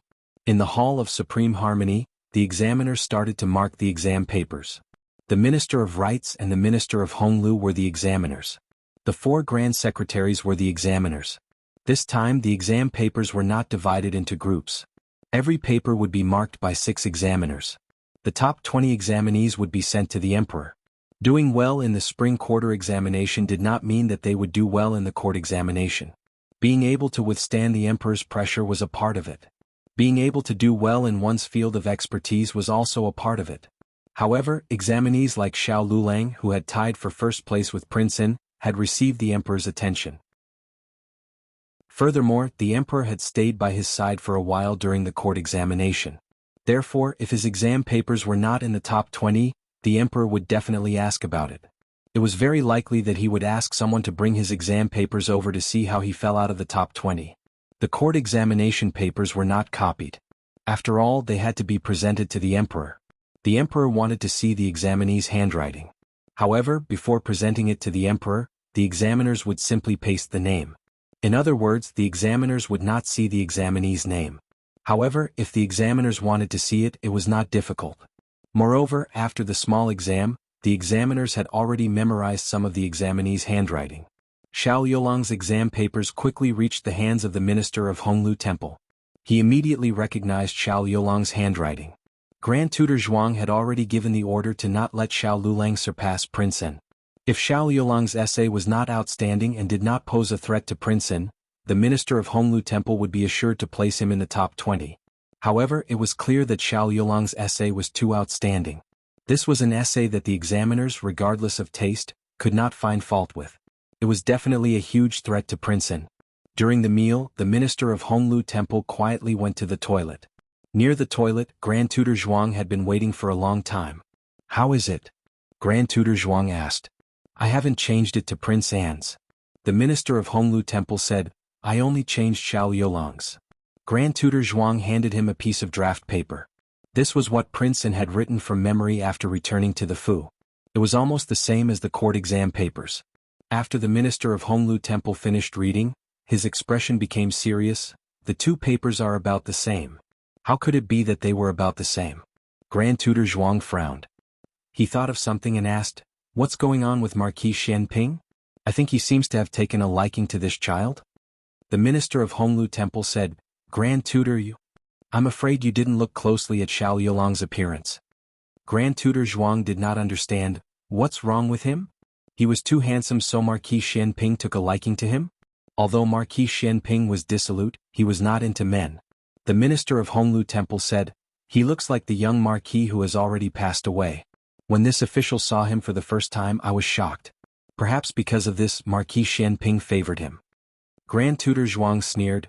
His son is dead and he found someone who looks similar to him to replace him? The emperor wanted to suppress the Zhuang family. If there really was someone who was about the same as Prince An, the emperor would not have chosen Prince An to be first. Before today, the emperor would not have chosen Xiao Lulang to be first either. Xiao Yolang's background was too poor. If he was too famous, he would be hated by others. If the emperor really cared about Xiao Lulang, he would not have given him the top scorer. The emperor would have personally chosen someone else to be the top scorer. If the officials had any objections, the emperor would have used Xiao Yolang's exam papers and said that if someone like him did not get first place, how could Prince An get first place? As for the top scorer's exam papers, the emperor would not let anyone see them. This was the imperial court, this was the examination room. However, Marquis Xianping appeared. He was telling everyone that Xiao Lulang was someone he wanted to protect. Anyone who dared to touch Xiao Lulang would have to think twice. This matter would spread to the emperor's ears sooner or later. The emperor would know that Xiao Lulang had a backer and would not have any worries. A cold light flashed through Grand Tutor Zhuang's eyes. This brat is fawning on my grandson and also fawning on Marquis Xianping. What a way to play both sides. I despise people like him who are in one camp but are in another. 5 days later, all the exam papers were marked. The top 20 were placed in a box by the Minister of Rites and sent to the emperor. The emperor was in the throne room and was not far away. However, the Minister of Rites was halfway there when he bumped into Marquis Xianping. The Minister of Rites was slightly surprised. Why was Marquis Xianping in the palace so early in the morning? Didn't this guy laze in bed recently? A faint smile appeared on Marquis Xianping's handsome face as he said politely, Minister Li, where are you going? The Minister of Rites said, I'm going to deliver the exam papers to the emperor. Oh, you're out. Marquis Xianping raised his eyebrows and reached out to touch the box containing the exam papers. The Minister of Rites took a step back and his face darkened. Marquis Xianping, what are you doing? Marquis Xianping smiled faintly. I'm going to see if you did anything to the exam papers. The Minister of Rites frowned. What nonsense are you talking about? We are all examiners personally appointed by the emperor. How could we do such a thing? Aren't you afraid of being beheaded? Marquis Xianping said, I'm afraid there are people who aren't afraid. Marquis Xianping is talking about who isn't afraid? Grand Tutor Zhuang strolled over. Marquis Xianping turned around and looked at Grand Tutor Zhuang with a faint smile. Oh, Grand Tutor Zhuang is here. The Minister of Rites bowed. Grand Tutor Zhuang. Grand Tutor Zhuang nodded in return and then looked at Marquis Xianping. Is Marquis Xianping dissatisfied with Minister Li? Or with the cabinet? Or dissatisfied with the emperor? Marquis Xianping smiled faintly. Don't accuse me too much. I just want to see if these exam papers have been tampered with. In this world, only Marquis Xianping dared to question the cabinet. Grand Tutor Zhuang chuckled. If Marquis Xianping doesn't believe me, you can take a look for yourself. Minister Li looked at Grand Tutor Zhuang in surprise. Grand Tutor Zhuang said, I believe that Marquis Xianping wouldn't take the opportunity to tamper with the exam papers. Minister Li, please let Marquis Xianping take a look. If anything happens, I will take responsibility. Since he said this, Minister Li couldn't not let Marquis Xianping take a look. Marquis Xianping opened the box and flipped through each exam paper. There were names on the exam papers, but he could still recognize Xiao Yolang's handwriting. After all, he had seen it many times in private. He saw Xiao Yolang's exam paper. Grand Tutor Zhuang looked at the exam paper and then looked at Marquis Xianping. He sneered, Is there a problem? Marquis Xianping looked deeply at Grand Tutor Zhuang.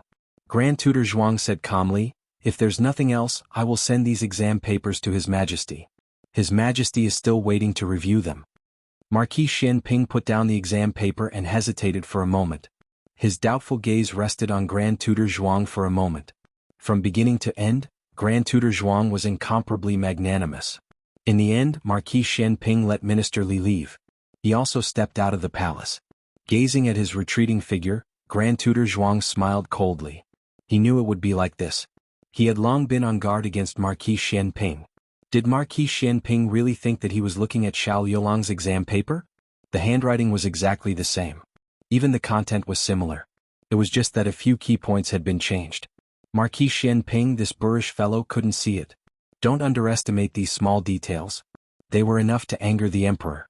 So, what was the point of putting him in the top 20? Xiao Lulang probably wouldn't even be able to pass the second-tier Grand Scholar exam. Grand Tutor Zhuang proudly left the palace. His carriage was waiting at the palace gates. When the servants saw him, they hurriedly opened the curtains for him. He was in a good mood and smiled as he got into the carriage. But he never expected that there would be someone sitting in the carriage. Grand Tutor Zhuang trembled in fear. Marquis Xianping? What was his coachman doing? Why did he let Marquis Xianping get in? Someone come. He shouted sternly. Marquis Xianping calmly said, "Let's go." The carriage left. Grand Tutor Zhuang's face paled. He lifted the curtains and looked at the coachman sitting in front of him. Only then did he realize that the other party wasn't his coachman. Where was his coachman? Where did he go? His carriage had always been parked at the palace gates, and there were imperial guards there. How did Marquis Xianping swap out his coachman? Grand Tutor Zhuang angrily looked at the other party. Marquis Xianping, what do you want to do? Marquis Xianping sneered. Put Xiao Yolang's exam paper back. Otherwise your horse will be frightened. This marquis can't guarantee that you'll be able to land safely. After all, you don't know martial arts, do you? Grand Tutor Zhuang was stunned. You? Marquis Xianping chuckled. You want to ask how this marquis found out? This marquis doesn't understand exam papers, but this marquis still understands you, Grand Tutor Zhuang. Grand Tutor Zhuang's face turned ashen. Marquis Xianping's arrogance often made people think that he was a boorish man. But look at what he did today. They left the palace almost one after the other. Marquis Xianping didn't have time to catch people after checking the exam papers. In other words, Marquis Xianping was certain that he would touch Xiao Yolang's exam papers before checking the exam papers, so he caught Royal Prince in early on. Grand Tutor Zhuang gritted his teeth. You have guts. Marquis Xianping replied, Same to you. Grand Tutor Zhuang snorted coldly. You think you can threaten this official like this? Marquis Xianping spread his hands. No, I'm just giving you a suggestion. Since you don't want it, this marquis has another set for you. Grand Tutor Zhuang's heart surged with an ominous premonition. The carriage quickly stopped on an empty official road. There were no pedestrians coming and going. Only one carriage stopped in front of the two. Grand Tutor Zhuang opened the curtains. Someone in the other carriage also opened the curtains, revealing Royal Prince who was tied up and gagged with a cloth. Royal Prince looked excitedly at Grand Tutor Zhuang. He kept mumbling but couldn't say a complete sentence. Grand Tutor Zhuang's jaw almost dropped from shock at Marquis Xianping's audacity. Do you know what you're doing? You're not holding the imperial palace hostage. You're kidnapping the royal prince of Zhao country. Marquis Xianping indifferently leaned back in his chair and looked at him calmly. So, there wasn't a trace of fear in his eyes. He was as arrogant as a wild horse that could trample on everything at any time. Grand Tutor Zhuang wasn't in the right either. It was a crime punishable by beheading. It was just a matter of who could last until the end. Grand Tutor Zhuang clenched his fists and glared at Marquis Xianping. Marquis Xianping said carelessly, I don't have much patience. I'll tell you one last time. Send the test papers back. Grand Tutor Zhuang didn't admit that he had touched the test papers. However, this didn't seem to affect Marquis Xianping's threat. Grand Tutor Zhuang felt that he was a scholar meeting a soldier. He couldn't explain himself. If it was a scholar, he could still beat around the bush to get the other party in. However, Marquis Xianping wouldn't. He wouldn't give you a chance to beat around the bush. Grand Tutor Zhuang felt a deep sense of powerlessness. However, he didn't admit defeat so quickly. Marquis Xianping, don't be too arrogant. Marquis Xianping looked at Grand Tutor Zhuang and lightly raised his finger. In the other carriage, Chang Jing pulled out a dagger and stabbed Royal Prince's thigh without hesitation. Fresh blood spurted out. Royal Prince gritted his teeth but still let out a shrill cry. Grand Tutor Zhuang's expression changed. Hang-er. Marquis Xianping lazily leaned against the wall of the carriage and raised his eyebrows. Remember, this is arrogance. Grand Tutor Zhuang was so angry that his entire body trembled. He flew into a rage. Aren't you afraid that someone will die? If my grandson dies, do you think you won't have to pay with your life? Marquis Xianping laughed coldly. Do you think I'm afraid? Grand Tutor Zhuang was stunned. Chapter 254. All the novels that you can't find online are available here. The emperor was marking the exam papers in the throne room. The Minister of Rites, the Minister of Honglu Temple, and a few cabinet scholars were all present. Although the exam papers had been marked by them, the emperor would still ask them if he had any questions. They were all very nervous, and the Minister of Honglu Temple was the most nervous. Of course, not all the exam papers presented to the emperor were clean. There were a few papers mixed in with the exam papers from the various parties. Of course, they weren't bad, but those who were too weak wouldn't be able to pass the court exam. They were afraid that the emperor wouldn't pick them out and reselect them from the exam papers after the 20th place. This situation was rare, but it wasn't unheard of. Every time the emperor finished reading an exam paper, if he placed it on the right, it meant that he passed and could keep it. If he placed it on the left, it meant that he had an objection. Those who had an objection wouldn't be able to pass the first grade, but they wouldn't fall into the third grade either. The emperor had finished reading 10 exam papers, and there were no failures yet. The weather was good today. The imperial study was quiet, and only a warm spring breeze blew in from outside the door. A corner of the exam paper was blown up. Eunuch Wei quickly took a yellow jade paperweight and pressed it down. The emperor didn't look up, but he enjoyed Eunuch Wei's attentiveness. No wonder he was an old man who had been by his side for so many years. The emperor coughed softly, and Eunuch Wei quickly handed him a cup of hot tea. Look, even the temperature of the tea was just right. Your Majesty, you've been marking all morning. Take a rest. Minister Li worriedly advised, your health is more important. I'm fine. He was just a little heaty. This was the downside of being an emperor. Even the slightest disturbance would cause him to fall off his horse. Therefore, he didn't like to admit that he was unwell. The emperor took a sip of tea and continued to mark the exam papers. He had just finished marking Yuan Yu and Ning Ziyuan's exam papers. Their exam papers were currently in the top 3. The overall strength of the examinees in this round was much more outstanding than the previous rounds. Thus, it was much more difficult to choose. The minister of the Honglu Temple was one of the people who had tampered with the exam papers. He knew that the emperor would soon mark Xiao Yolang's exam papers.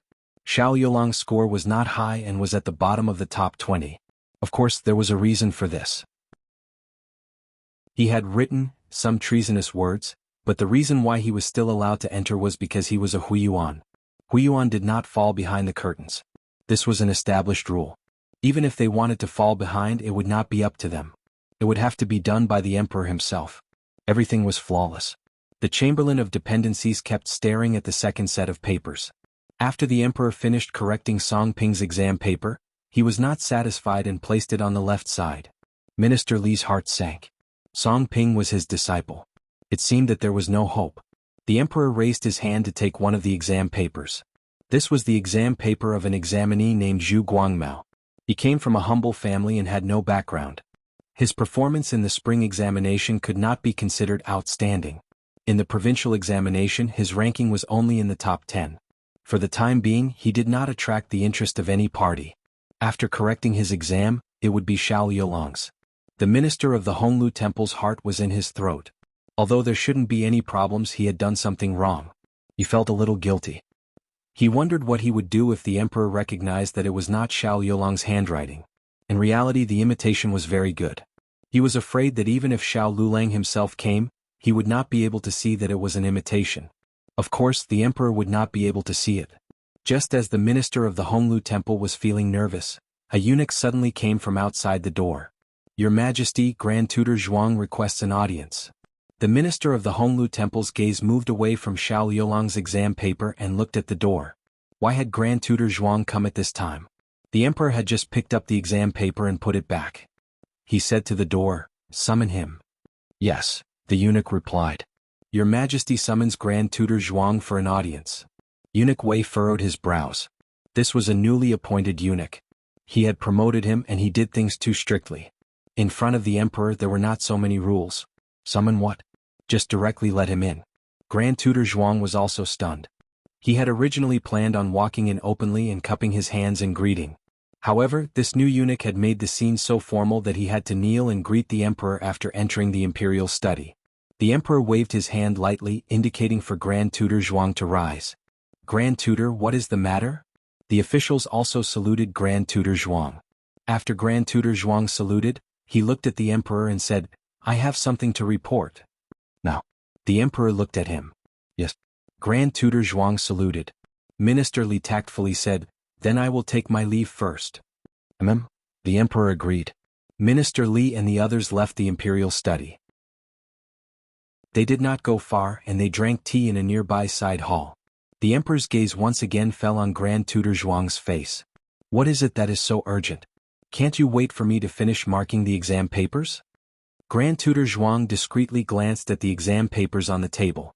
When he saw that Xiao Yulong's paper was the second one that was about to be marked, he secretly let out a sigh of relief. He stepped forward and said, When I was on my way back, I suddenly remembered that the Empress Dowager's birthday is in a few days. I dare to visit the Empress Dowager in the summer palace. The emperor's expression froze. He put down the imperial brush, lowered his eyes and took a sip of tea. Then he looked at Grand Tutor Zhuang and said, Mother's phoenix body is not well. The imperial physician said that she should not be exposed to the wind or receive guests.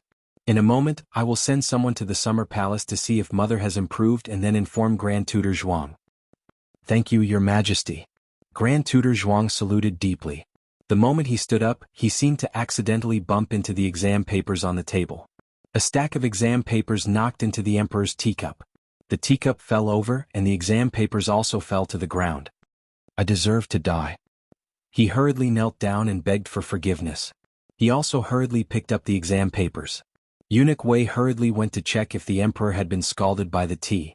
The emperor also lowered his head and brushed off the water droplets on his body. While the two boys were not paying attention, Imperial Tutor Zhuang hid Xiao Yulong's examination paper in his left sleeve, while from his right sleeve he took out Xiao Yulong's original paper and clipped it between the examination papers. After leaving the imperial palace, Grand Tutor Zhuang saw Marquis Xianping with his hands wrapped in a hand warmer. It was already the 4th month. He didn't know why this person was still using these things. Marquis Xianping's eyes were cold and his temperament was deep. However, the moment Grand Tutor Zhuang walked over, his eyebrows rose very wantonly. Oh, Grand Tutor Zhuang walks quite quickly. Your treasured sword is still young. Grand Tutor Zhuang was so angry that his breath was stuck in his throat. He couldn't go up or down. I've already put the exam papers back. Why aren't you quickly releasing the royal prince? I'll release him. Marquis Xianping turned his head and asked for a beating. Changjing. Changjing directly threw royal prince and out of the carriage. Grand Tutor Zhuang was speechless. The Zhuang family's coachman was also released. He hurriedly carried Royal Princeton back to his own carriage. Royal Princeton was injured and one of his legs was bleeding. Grand Tutor Zhuang clenched his fists so tightly that his knuckles cracked. Marquis Xianping said, Hurry up and treat his injury.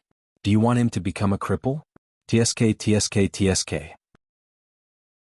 Tell me, how are you a grandfather? You don't care about your own grandson at all. Grand Tutor Zhuang almost exploded on the spot. Don't you know how my grandson got injured in your heart?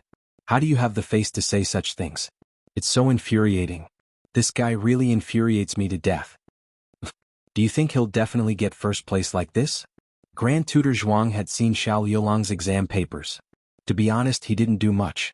Unfortunately, Royal Princeton had already discussed this policy question with the Qin Kingdom's monarch when they were in the Qin Kingdom. At that time, Royal Princeton didn't know that the imperial examination would have a similar question. He was only listening to the Qin Kingdom's monarch talk about how to stabilize the country. Xiao Lulang was indeed a person with real talent. His literary talent was brilliant, his words were meaningful, and he quoted from classics. It was very convincing. However, he wasn't a real politician. He wasn't as experienced as the monarch when it came to governing a country. Thus, what the Honglu Temple official said was true. The two exam papers were indeed neck and neck. Moreover, Jiangnan scholar Ning Ziyuan and Grand Secretary Yuan's grandson Yuan Yu also had excellent exam papers. Even if His Majesty didn't praise the Zhuang family, wouldn't he praise Grand Secretary Yuan as well? Grand Secretary Yuan was an official who had served 3 emperors. Grand Tutor Zhuang snorted coldly. Don't be happy too early. The top scorer might not necessarily be that kid's.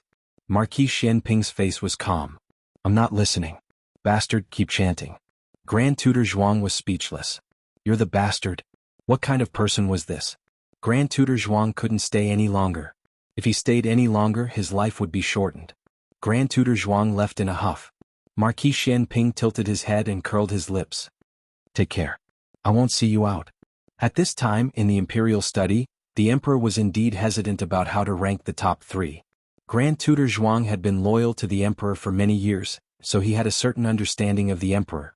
In terms of the depth of the essays, Royal Prince An's paper was the most thought-provoking. In terms of literary talent and the structure of the examinees, the emperor liked Xiao Liulong's paper more. However, Ning Ziyuan and Yuan Yu's papers weren't bad either. Of the 4, the youngest was Xiao Lulang. He was 18 years old. Royal Prince An was 19 years old. Yuan Yu was 25. Ning Ziyuan was the oldest at 30. As for their family backgrounds, Ning Ziyuan and Xiao Lulang came from humble families, while Royal Prince An and Yuan Yu came from noble families. Alright. Xiao Lulang was that little cripple, wasn't he? Thinking of the crutch he saw, the emperor frowned. All the examinees and their families in the capital began the long and anxious days of waiting for the results. Although everyone was basically a jinshi, and the worst was a jinshi, no one was willing to be a jinshi. The incense in Puji Temple flourished again. It was said that all the examinees came to pay their respects. In Chishui Alley the family seemed to be calm, but in fact they couldn't sit still. Old Madam didn't secretly eat candied plums or play cards. She ordered the old chancellor to buy skewers on the street every day. In fact, she was just asking for news. Madame Yao didn't make snacks these days. At dawn, she went to the neighbors' houses to visit. In fact, she was also waiting for news. Little Jing Kong studied very hard these days. He was always worried that his bad brother-in-law couldn't pass the exam. If that happened, his family would have to rely on him. When he grew up, he would take the exam for Jiao Jiao and bring him back. The day of release was April 27th. Because the Jinshi ranking was written on yellow paper, it was also called the Jin ranking. The tributary scholars couldn't wait at home for the announcement. They had to go to the palace to accept the conferment. After they were conferred, the results would be released in all the government offices and tributary courtyards in the capital. At 5 o'clock, Gu Jiao and Xiao Lulang woke up. The two had a simple breakfast. Gu Jiao sent Xiao Lulang to Lu Quan's carriage. It's still early to release the results. Don't wait. Xiao Lulang said to Gu Jiao. And okay. Gu Jiao nodded. Xiao Lulang put down the curtain. He thought of something and opened the curtain again. Gu Jiao looked at him. What's wrong? Xiao Lulang wanted to say something but hesitated. Nothing. It's still early. You go and sleep for a while. Gu Jiao smiled. Okay. Xiao Lulang looked at her and didn't say anything.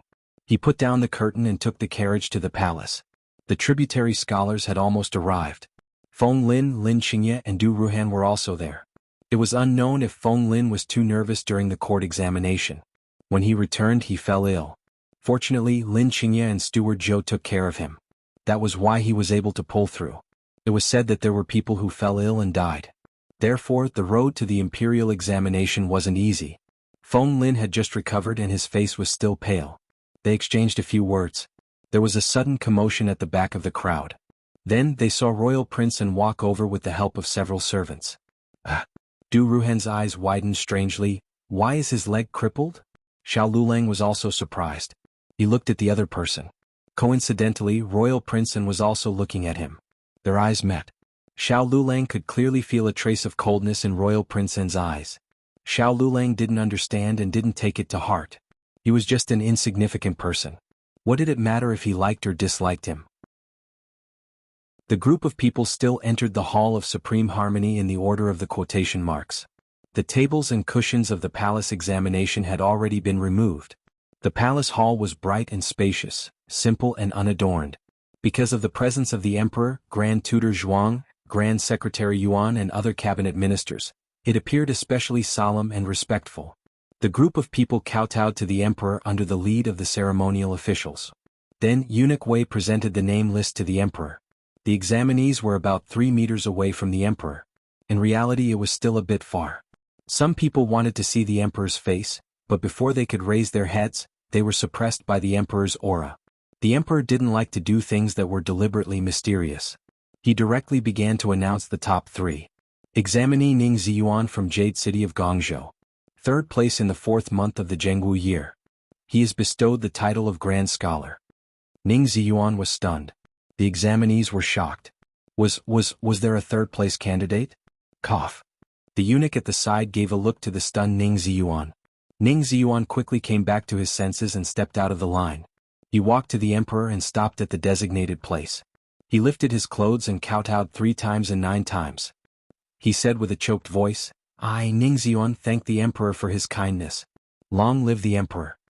The emperor asked him to rise and continued to read. In the 4th month of the Zhengwu year, the 2nd place of the first scholar, Zhuang Yuheng, is bestowed the title of scholar. Everyone looked at Royal Prince and was 2nd place? This was a bit unexpected. A trace of disappointment flashed through Prince An's heart. He dragged his injured leg and came to the emperor under the envious and surprised gazes of the crowd. He also kowtowed 3 times and 9 times. I, Zhuang Yuheng, thank the emperor for his kindness. Long live the emperor, long live the emperor. The emperor glanced at Prince An and didn't say anything. Next was the top scorer. The emperor's gaze stopped for a moment on Grand Secretary Yuan's grandson Yuan Yu. He opened the name list and said loudly, in the 4th month of the Zhengwu year, the 1st place of the first scholar, Xiao Lulang. Com Bikugo mobile reading website, m.azhbqg.com. Chapter 255. This year's court examination was a complete surprise. First, Prince An didn't become the top scorer.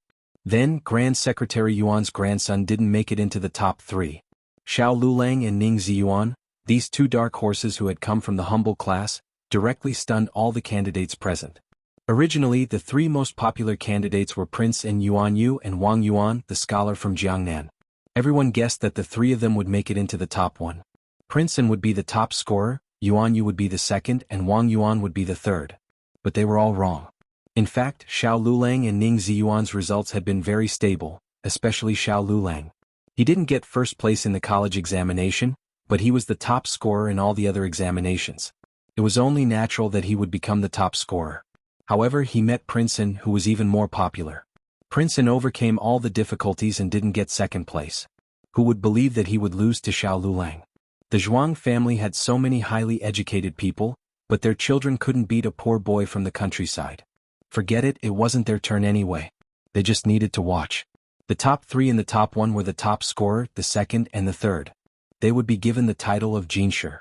This was the highest honor in the court examination. There were 72 people in the top 2 and they would be given the title of Jinshi. The remaining 135 people were all Jinshi and they would be given the title of Jinshi. Du Ruhan was 13th, 2 places higher than in the metropolitan examination. He was quite satisfied. Feng Lin was 176th in the metropolitan examination. He didn't have much confidence at that time, and he was too nervous in the court examination. He didn't perform well and expected that he wouldn't be able to make it into the top 2. As expected, he was ranked 200th. Even though he expected it, he couldn't help but be disappointed when he saw it. As for Lin Qingye, he was ranked 123rd in the metropolitan examination. This time he was ranked 99th in the top 100. Lin Qingye was also very satisfied with his results. He wasn't a gifted examinee and was only able to get to where he was today because of his hard work and Xiao Yulang's guidance. His father's initial expectations for him was only to pass the high scholar examination. Now that he was able to pass all the way to the capital, even if he was also a grand scholar, his father would be overjoyed. He was also very happy. Finally, he didn't have to go back to inherit his family's wealth. The top 3 of each family were announced by the emperor himself, and the rest were announced by a special messenger. After the announcement, the messenger led the 3 first-class Jinshi to the steps in front of the emperor's throne to receive the ranking of Jinshi. Most importantly, it was the top scholar who received it. The other 2 followed behind him and bowed. The positions of the 3 were also particular. The champion was in the middle, slightly ahead of the other 2. He stood on the giant turtle head engraved in the center of the first Tao control stone, also known as the Soul Champion. The emperor stared at Xiao Yulang's face, which was almost within reach, for a long time. Xiao Lulang lowered his eyes and calmly allowed the emperor to examine him. "Your Majesty?" Eunuch Wei reminded him in a small voice. The emperor made a sound of acknowledgement and retracted his gaze. He handed the ranking to the messenger, and the messenger handed it to Xiao Lulang. After receiving the ranking of Jinshi, Xiao Lulang led the Jinshi to once again thank the emperor for his kindness. After the release of the results of the court examination, there was an important event, which was the parade of Jinshi through the streets. All the Jinshi changed into the Jinshi robes issued by the court. Under the leadership of the new champion, they walked through the streets of the imperial city to receive the congratulations of the people. Among them, the champion's robes were red brocade, also known as Fei Luo brocade. It was the only pure red. The second place and third place wore black brocade robes, while the rest of the Jinshi wore dark blue official robes. The emperor gave Xiao Lulang and the other 2 flower hairpins. The 3 of them wore the flower hairpins on their official hats. To be honest, Xiao Lulang and Prince An were extremely beautiful. Wearing the flower hairpins didn't make them look feminine. Instead, they looked valiant, as beautiful as peaches and plums. On the other hand, Ning Ziyuan, who came in third place, was barely satisfactory.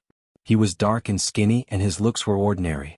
The flower hairpin on his head made his dark skin look unbearable to look at. It directly interrupted the fine tradition of the third-place winners being handsome men.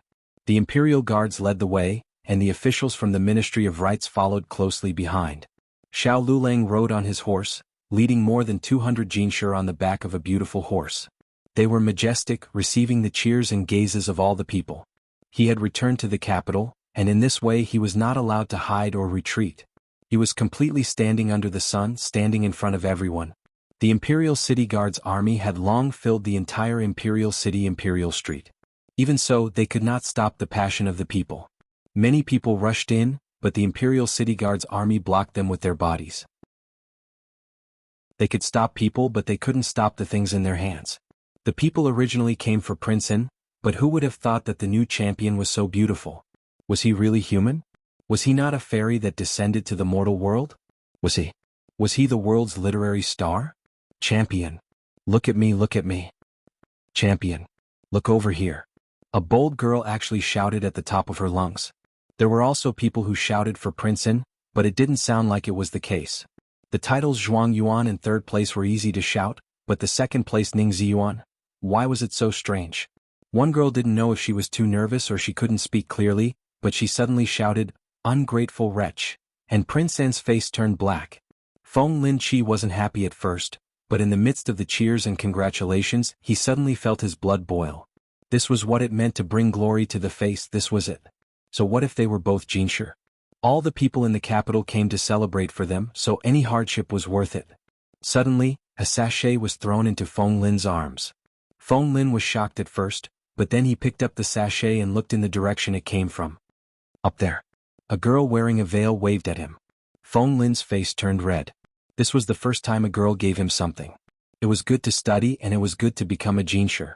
There was only one champion and only one Prince An. Everyone couldn't snatch him, so they went to snatch other Jinshi. Feng Lin was hit by the sachet a few times, and his face was as red as a monkey's but making the girls laugh.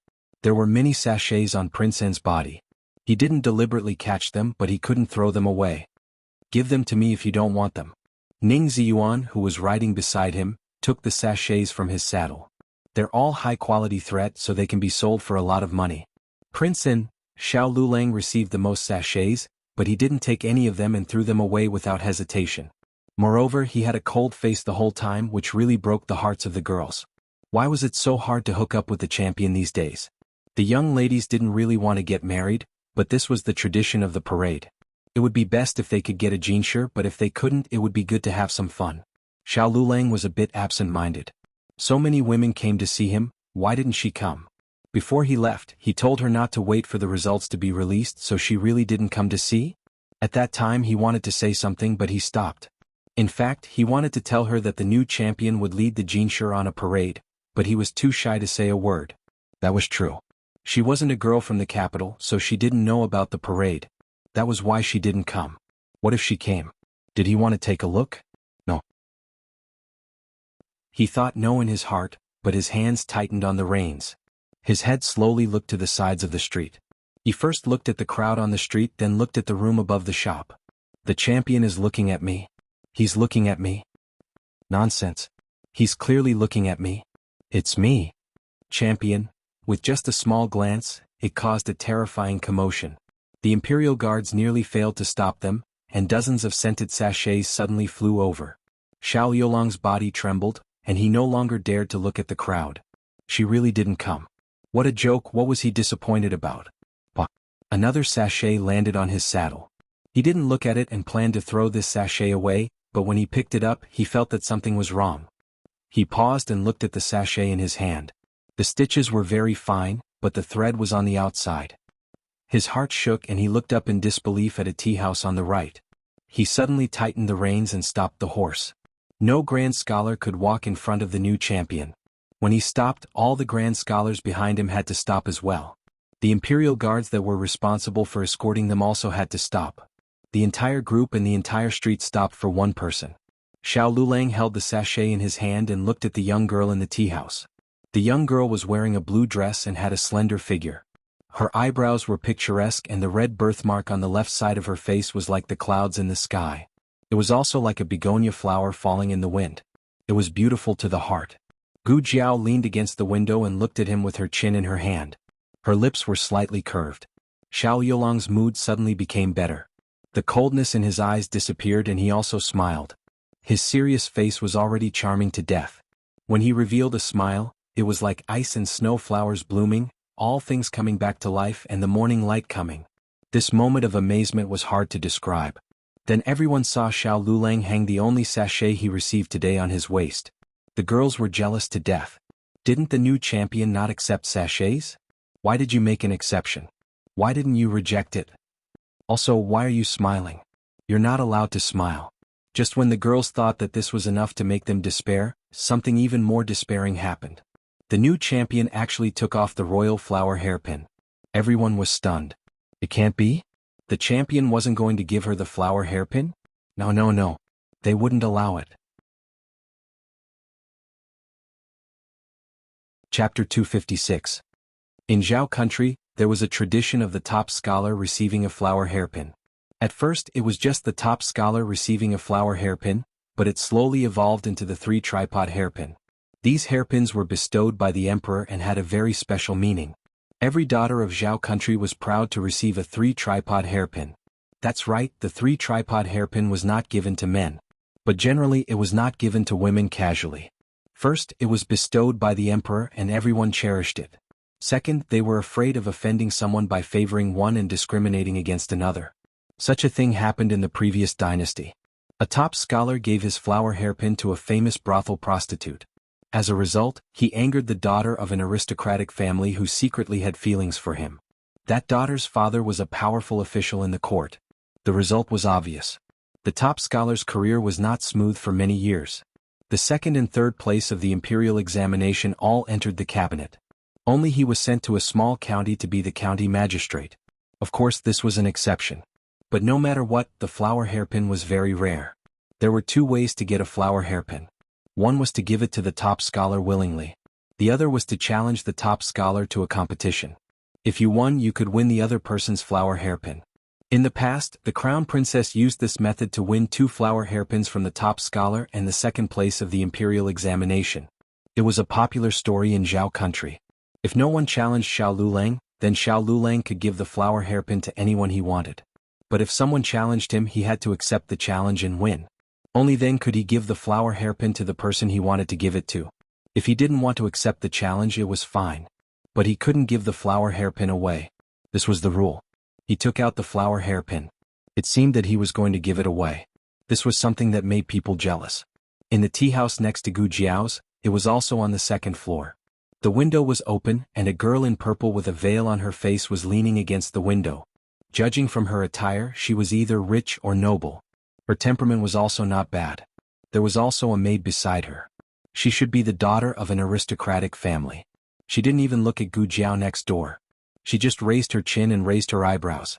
Her gaze fell on the handsome new top scholar and said, "My daughter has a couplet that she would like to consult with the top scholar. I wonder if the top scholar would do me the honor?" This meant that he wanted to challenge the top scorer. Every year, when the Zhuangyuan paraded through the streets, there would be daughters challenging the top 3. However, not many people actually accepted the challenge and even fewer lost after accepting it. Up until now, only the crown princess had successfully won 2 flower hairpins. This girl is really bold. Who is she? Everyone couldn't help but look at the purple-clothed girl. The purple-clothed girl didn't seem to mind being stared at. She smiled and arrogantly and innocently said, "What? Is the new top scholar afraid that he won't be able to match a girl's couplet? It's fine if you don't get it right, but you won't be able to give it away." Everyone finally understood. This lady couldn't have it herself and she didn't want anyone else to have it. Alright, even though it sounded a little hateful, they were a little happy. That's right, the top scholar, you can only keep your hairpin for yourself. You're not allowed to give it to other women. Xiao Lulang nodded slightly at Gu Jiao, and then looked at the young girl from afar. His eyes regained their coldness. "Miss, please enlighten me." The purple-clothed girl said proudly, "River-gazing tower, river-gazing tower, river-gazing tower, river-gazing tower, river-gazing tower for eternity, river-gazing tower for eternity, river-gazing tower for eternity." Everyone was astonished. This young lady had such literary talent. Xiao Lulang didn't even think about it as he said indifferently, "Moon imprinted well, moon imprinted shadow, moon imprinted well, moon imprinted shadow and moon imprinted well, moon imprinted well for 10,000 years, moon imprinted shadow for 10,000 years." Everyone clapped and cheered. Great! She was indeed worthy of being the new top scorer. This pair was amazing. The purple-clothed girl choked. She didn't expect the other party to match her so quickly. She wasn't convinced and threw out another couplet. "Fog locks up the mountain, fog locks up the mountain. Xiao Lulang, the sky connects the water, the tail water connects the sky. The purple-clothed girl, the moon shines on the screen window, all the pavilions are bright. Zhuge Liang, courtesy name Kongming. Xiao Lulang, snow flies on the plum mountain, everywhere is fragrant mountain by Ledian. By Ji, courtesy name Ledian, nickname fragrant mountain." The purple-clothed girl anxiously scratched her head. She wanted to continue, but Xiao Lulang said indifferently, "Miss, you've used up all your questions." She was the first person to challenge, so she could ask 3 questions. The challengers after her could only ask 1 question each. This was also the rule. She was furious. She turned around and said to the other young Taoist nun in the room, "Elder sister, you do it." The young Taoist nun took a sip of tea and said leisurely, "Don't make a fool of yourself. Come back." If the new top scholar can be stumped by a few couplets, then he doesn't deserve to be the top scholar. But the purple-clothed girl stomped her feet and sat back down on her chair with a cold snort. The purple-clothed girl took the lead. After that, a few bold daughters challenged the new top scholar, but without exception they were all defeated. Then came a ruthless test. She didn't test him on couplets or poems. Instead, she made Xiao Lulang recite a passage from Left Turn Backwards. She used a book to test Xiao Lulang. Left Turn had more than 90,000 words. How proficient did he have to be able to recite it from where she pointed, and backwards? This was too cruel. The crowd was originally gloating, but now they sympathized with the new top scholar. The official from the Ministry of Rights broke out in cold sweat. He knew that there should be rules in the competition. For example, only couplets or poems could be recited. There shouldn't be such a deviant question. Wasn't this just embarrassing? Only those who had studied would understand how difficult this question was. However, the common people didn't understand. The common people would only think, "Aren't you the new top scholar? How come you can't even recite a book?" The daughter stood on the second floor and said with a smile, "You can't answer it, right? Top scholar, your flower hairpin is mine." Xiao Lulang calmly said, "White feather, analyzed by Su Xingzi, the king's envoy Chu Dong." The daughter was stunned. She stared at the book in her hand. He actually didn't make a single mistake. "Thank you for letting me win." Xiao Lulang politely and distantly looked away. "Is there anything else?" he asked. The scene was silent. Everyone was shocked by his recitation of Left Turn. For a moment, no one dared to come forward and embarrass themselves. Xiao Yulang's eyes fell on Gu Jiao's face. His eyes had a temperature that made people jealous. "Miss, please give me your question." It was her turn? Gu Jiao was stunned. Everyone was reciting poems, but she didn't know how to recite poems. Actually, she did. It was just that she was so focused on looking at the handsome man that her mind was blank. Gu Jiao blinked her eyes and rolled her eyes. White sun against the mountain. Everyone staggered. "No, miss, what kind of question did you set? Even a 3-year-old child could do it." The new top scorer was a godly person who could recite Left Turn Backwards. Xiao Lulang made an "oh" sound and looked at her steadily. He said in all seriousness, "This humble one doesn't know how to. This humble one loses." Everyone, are you kidding me, the new top scorer? You can't even? The crowd didn't know what to say. At this moment, another young lady stepped forward and said something that most of the people present couldn't understand. Xiao Lulang looked at her coldly and said something that most people couldn't understand. The purple-clothed girl was confused. Sister? What were they talking about? The young Taoist nun raised her eyebrows and said, that young lady just now said to the new top scorer in the language of the state of Qin, white sun against the mountain. The purple-clothed girl was shocked.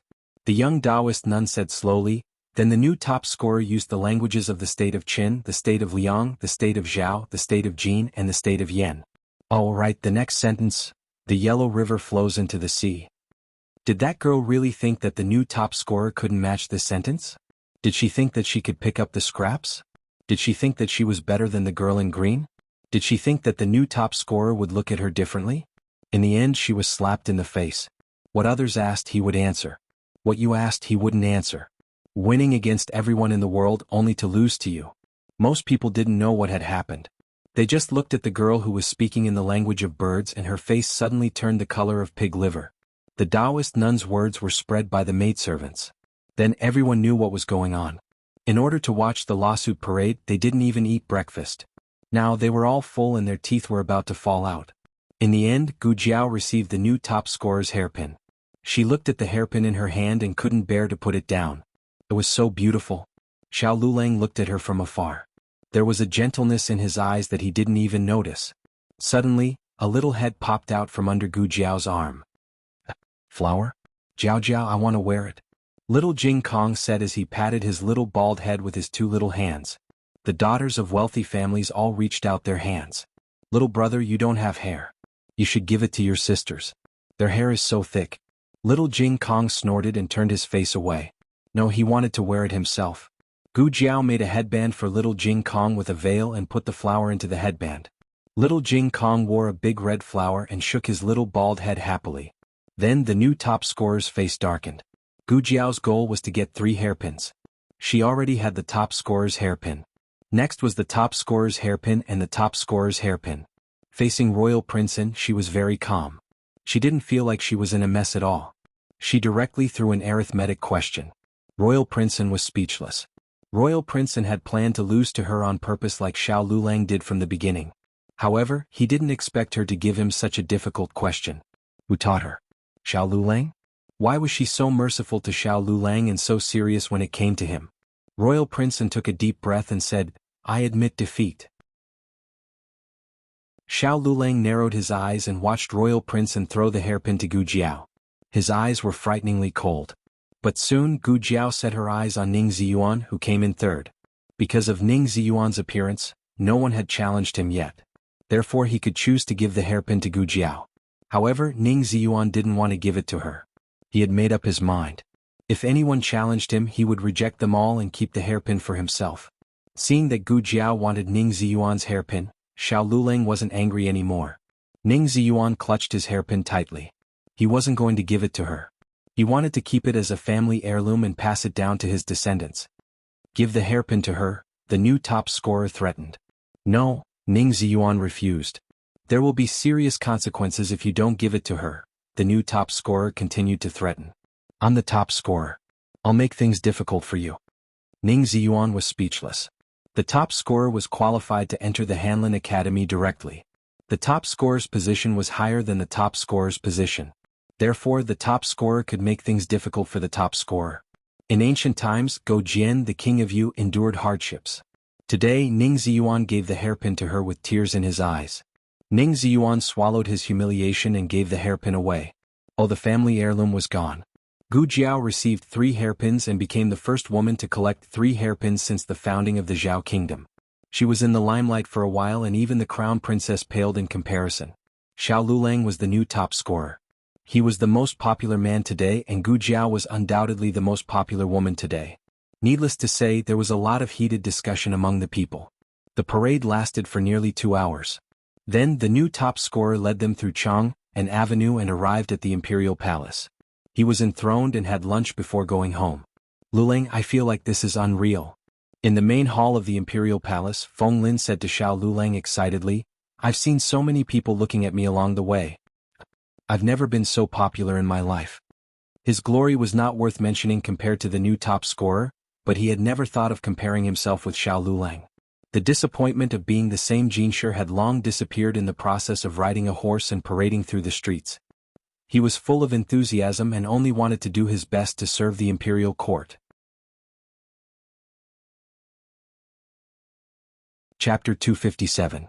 In fact, Xiao Lulang also had a feeling that it was as if a lifetime had passed and that it was not real. He had been to the palace so many times, but this was the first time he came out from the main gate of the Meridian Gate. This gate was only opened for the master of the palace. However, Shi Yi, who was the top scholar, the second scholar, and the third scholar, was qualified to use it once. He thought he didn't care. The moment he came out, he felt different. However, he wasn't as excited as Feng Lin. He was calmer. He said to Feng Lin, "There will be many opportunities to serve the court." Feng Lin whispered, "But I don't want to go back to the county to get an official position. I want to stay in the Hanlin Academy. I envy you for being able to enter the Hanlin Academy." The top scholar wasn't the highest rank of scholar. The Hanlin Academy was. There's a saying, if you're not a Jinshi you can't enter Hanlin, and if you're not a Hanlin you can't enter the cabinet. Since ancient times, Hanlin Academy has been known as the place of the heir apparent. Be it Grand Tutor Zhuang, Grand Secretary Yuan, or even the old Chancellor, they were all from Hanlin Academy. Entering the Hanlin Academy didn't guarantee success. However, if you didn't enter, you wouldn't have much hope as a civil official. Xiao Lulang said, "The top 2 scholars and top 3 scholars will take the imperial exam next month. As long as you pass the exam you can stay in the capital. After 3 years the school will be closed. Those with good results can also enter the Hanlin Academy." Feng Lin could only look forward to it.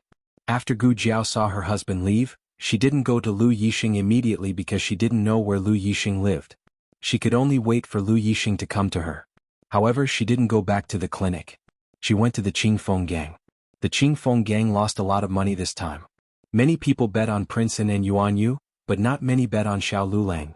Gu Jiao's 5,000 taels suddenly became 25,000 taels. This was because there were more than 10 people who took risks. Otherwise the odds would be higher. Furthermore, those who had bet on Zhuang Yueshi and Gu Jinyu winning the flower hairpin had lost everything. The one with the highest odds was Gu Jiao. On the lonely hairpin list, only 2 people had bet on her. One was Zhuang Mingdai and the other was Prince An. Royal Prince An earned a fortune, but he wasn't happy at all. Zhuang Mingdai was also not happy. If she had known that this girl would win the flower hairpin, she would not have bet a single copper coin. She would have bet all her assets. Gu Jiao was very happy. The Cool Breeze gang gave her cash. She put the shiny silver in a sack and went back happily. Jade Water Alley had also received the good news of Xiao Lulang becoming the top scholar. The number of people who came to congratulate him was almost enough to break the doorstep. "Aya, Brother Hua, how did you two raise your child? Why was Lulang so powerful? It's harder for my son to study than to take his life." Uncle Zhao thought of his youngest son, who only knew how to fool around all day. He really had given birth to this son for nothing. "Don't say that. Brother Yang is very good." The old chancellor comforted Uncle Zhao. He even forgot to apologize to the former emperor in his heart. He and the Empress Dowager were not husband and wife. They had a pure monarch and vassal relationship. The old madam was very happy today. She deliberately went easy on the game so that the neighbors would lose less money. Madame Yao was also very happy. She personally cooked the desserts. After she became pregnant, she rarely cooked. Today she was so excited that Nanny Fong couldn't stop her. Nanny Fong had to help her. Madame Yao made walnut cakes. The children didn't like to eat them, but she found that Xiao Lulang liked them very much. She kneaded the dough and said, "At first I saw that he was good to Jiao Jiao and was hard-working and willing to endure hardships. However, I never expected that he would become the top scholar. Now Jiao Jiao is the top scholar's wife. Isn't that so?" Nanny Fong added a handful of firewood to the stove with a smile. To be honest, Nanny Fong didn't think highly of the son-in-law at first. Like Marquis Gu, she felt that the son-in-law wasn't good enough for eldest Mississippi.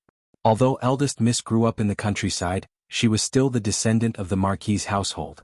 What did the son-in-law have? He didn't have a good family background and was still a little cripple. Although all things were inferior, only studying was good. However, there was a saying that scholars were useless. Nanny Fong was always worried that this son-in-law would achieve nothing in the end and that eldest Miss would be wronged by him. Fortunately, although she was unhappy, she didn't show it on her face. Otherwise, if she offended the top scholar's son-in-law, her life would be awkward. Gu Jiaojiao and little Jing Kong arrived home first. Everyone didn't know what to say when they saw the money she brought back with a sack. Xiao Lulang, on the other hand, was only sent back when the sky turned dark. It wasn't Feng Lin or Lin Qingye. It was Ning Ziyuan who was cheated by Xiao Lulang today. Today was a big day for all the scholars, so they should drink a few cups. Xiao Lulang was the new top scholar, so he should drink a lot.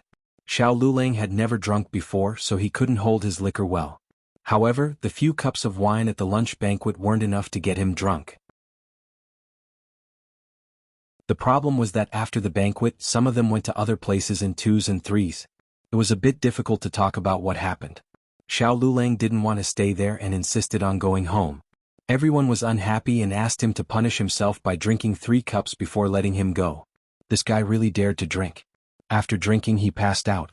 Ning Ziyuan had a family and he didn't like that kind of occasion, so he suggested to send the new top scholar back. It's to the left, right? Is it that alley? Ning Ziyuan asked Xiao Lulang in the carriage.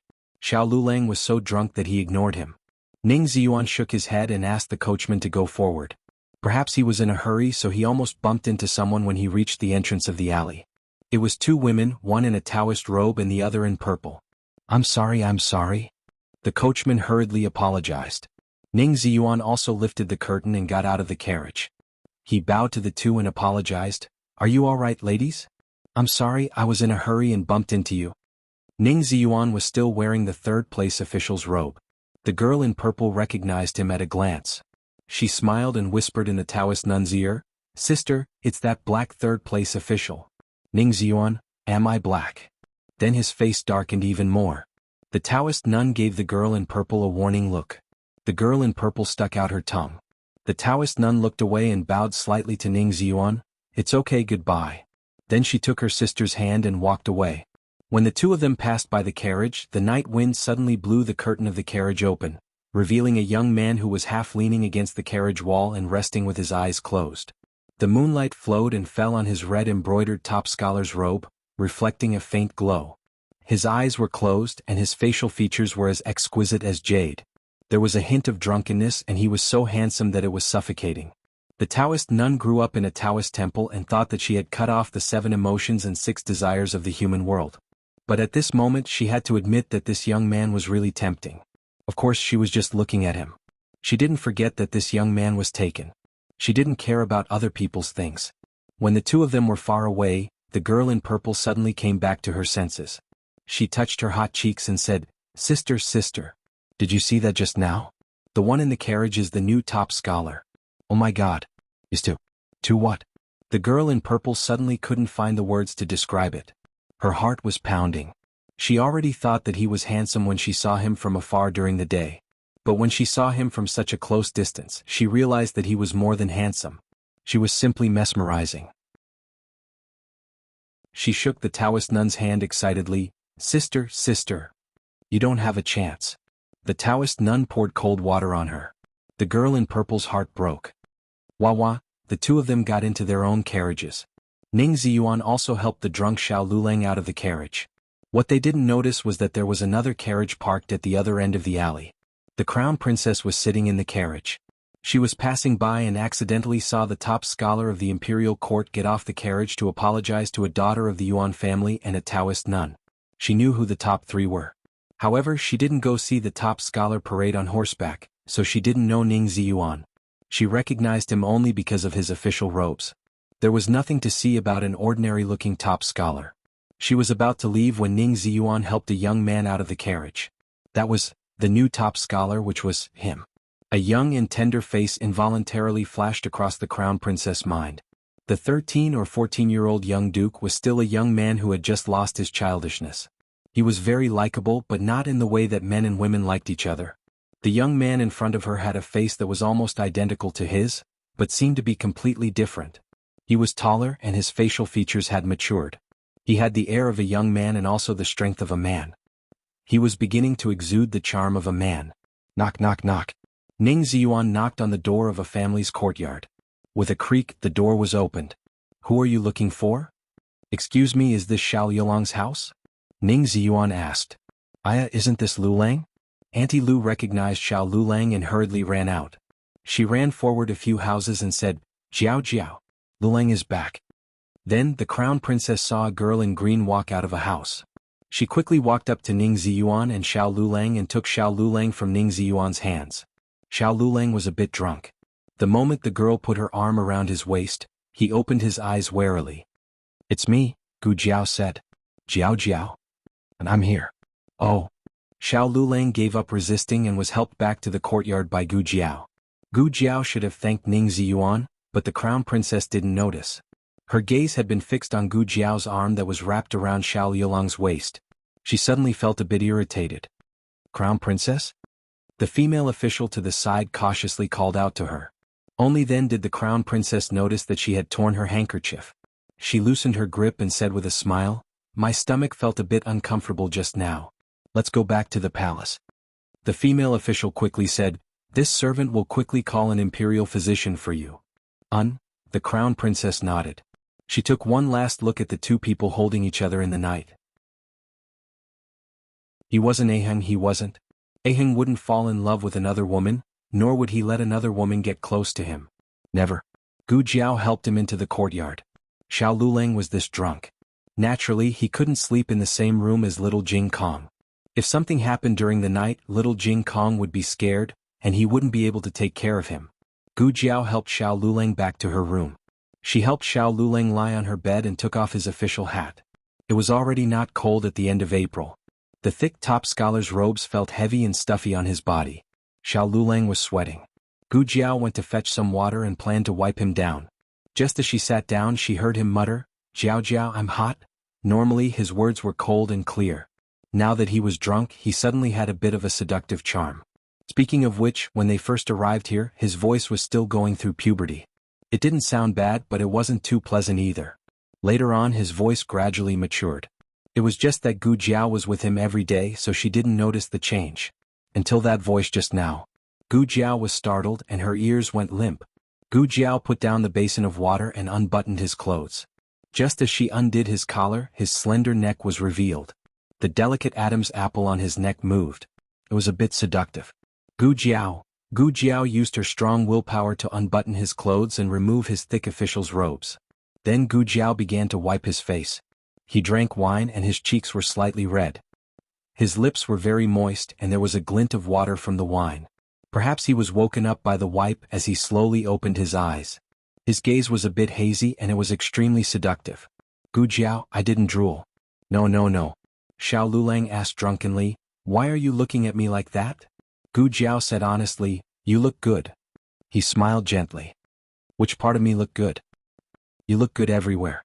His eyebrows were good, his eyes were good, and his nose was good. Gu Jiao glanced at his red lips and silently added in her heart, "His lips are good too, the best." He laid on the bed and looked at her, revealing a hazy and seductive gaze that would never appear on a normal day. He curved his lips. "Just looking?" "Ha!" Gu Jiao was stunned. In the next second he raised his slender arm, and his jade-like hand clasped the back of Gu Jiao's head. With just the right amount of force he pulled her towards him. Chapter 258. Gu Jiao was stunned by this sudden action, but she didn't resist. The moment his hot palm clasped the back of her head, she seemed to be unable to move. She opened her eyes wide and let him press her down. In her 2 lives she had never been so intimate with anyone, and no one had ever been so presumptuous in front of her. Her code name was Shadow and she was a killing machine in the organization. She liked to collect handsome men, but she had never been addicted to them. Because her godfather said that men were poison, bitter and astringent, and it was good to keep them in a bottle and look at them. But tonight she tasted this poison. It was soft and moist, with a hint of flower-brewed wine fragrance and a sweetness that was unique to him. It was not bitter at all. Her godfather was lying. Men were clearly delicious. Oh no, he was very delicious. The night was gentle and the moonlight was soft. Gu Jiao pressed down on his body, one hand holding her chin, and looked at him without blinking. Her mind was thinking about the taste just now, and the corners of her mouth were slightly curved. Xiao Luleng fell asleep, his chest gently rising and falling, and his even breathing came from his nose. The young man's body was full of vitality, and the sun was like fire, burning the whole room as if it had been rolled by a heat wave. Was he asleep? Then he couldn't hear anything she said. Gu Jiao's eyes darted around. She crouched down and hugged his hand with one of her small arms. She smiled evilly in his ear and said bewitchingly, "Brother's waist is not a waist. It's the scimitar of Killer San Lang." Xiao Yolang's breathing was even. Gu Jiao glanced at his long and slender legs again and naughtily climbed up with 2 fingers. She walked a few times and continued to whisper in his ear, "Brother's legs are not legs. They are the spring water of the Seine River." After saying this, she buried her head in the blanket. Xiao Lulang slept soundly. Gu Jiao's courage grew. She crawled out of the quilt and whispered in his ear, "You're really good at eating." Then she lay down beside him, closed her eyes and fell asleep. While she was half awake, a warm breath came close to her, and her lips were lightly pressed again. Oh, it must be because it was so delicious that she was dreaming. What Gu Jiao didn't know was that she really had a dream after she fell asleep. She dreamed of Xiao Lulang again. This time it was not some unspeakable scene, but Xiao Lulang going to the palace to participate in the Deer Cry banquet. The Deer Cry banquet was a banquet that the emperor held for the grand scholars on the second day of the release of the results. One reason was to celebrate the students of the Zhao kingdom becoming grand scholars. The other reason was to display the emperor's courtesy to the scholars. At the same time, it was to establish a relationship with the grand scholars. No matter who the grand scholars were before after the Deer Cry banquet, they would all be the emperor's disciples. Xiao Lulang, as a poor student, had become the Zhuangyuan, attracting the jealousy of many people. As the saying goes, when a person becomes famous, there are many problems. The number of people who slandered him also increased. In the first half of the dream, Xiao Lulang was being mocked and ridiculed by some people. Xiao Lulang himself didn't care about it, so strictly speaking, it wasn't much of a blow. But very quickly Xiao Lulang was summoned by the crown prince. On the way to the eastern palace, a white cat suddenly fell from a tree, and coincidentally landed on Xiao Yolang's shoulder. It was also in the dream that Gu Jiao found out that Xiao Lulang was afraid of cats. Xiao Lulang instinctively flung the cat away. The cat was thrown to the ground. It whimpered and then scurried away in fright. Coincidentally at this time Ning Wangfei was passing by. The frightened cat bumped into Ning Wangfei's stomach and knocked her down. Ning Wangfei was 3 months pregnant. Her pregnancy wasn't good. With this fall the child was gone. The white cat was frightened because of Xiao Lulang. Xiao Lulang couldn't avoid being accused of murdering the imperial grandson. He had only been the Zhuangyuan for a day when the emperor took away his title and sent him to the Zhao prison. This kind of situation was the most helpless because even the emperor knew that Xiao Lulang didn't do it on purpose. But so what if he didn't do it on purpose? Wasn't killing by mistake considered killing? The rules of the palace were like this. He could only blame himself for being unlucky. Gu Jiao held her breath during this dream. It was rare that she wasn't woken up by the biological clock in her body. When she opened her eyes, it was already dawn. Xiao Lulang was no longer in the room. The embroidered Zhuangyuan robe on the chair showed that he had indeed slept here last night. Gu Jiao dressed neatly and went to the ancient well to get water to wash up. The water had already been prepared. It was her copper basin. Her towel was placed on the edge of the basin. The water was slightly steaming as if it had just been poured. Senior servant Fong came over with a dustpan of dried chili. She looked back at the kitchen and smiled at Gu Jiao. The son-in-law prepared it. When he heard the movements in your room, he immediately prepared the hot water. Gu Jiao, husband is so good. Xiao Lulang was currently helping Madame Yao in the kitchen. Yesterday Madame Yao made Xiao Yolang's favorite peach pastry. Unfortunately, Xiao Lulang didn't get to eat it when he came back late, so she got up this morning to make it for him. Xiao Lulang came over to help, but Madame Yao didn't let him.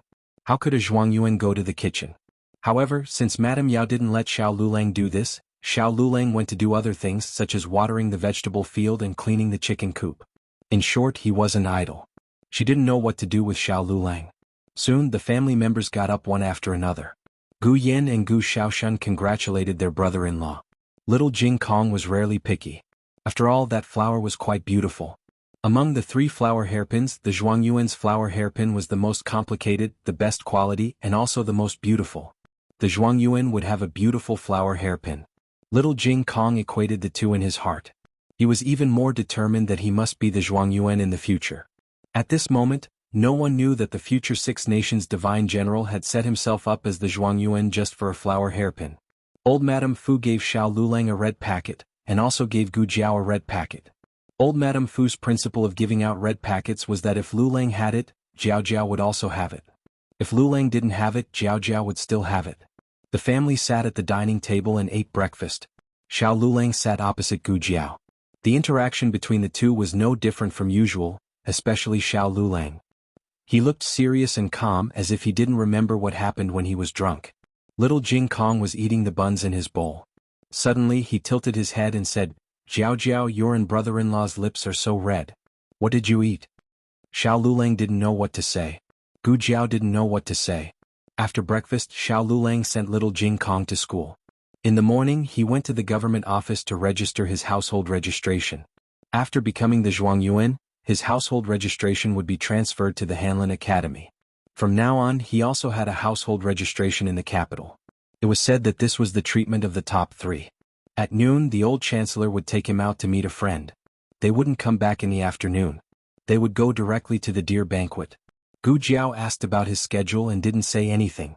She watched him go out and turn to the medical center. Xiao Lulang registered his household registration and met an elder in the court. He didn't enter the palace until the afternoon.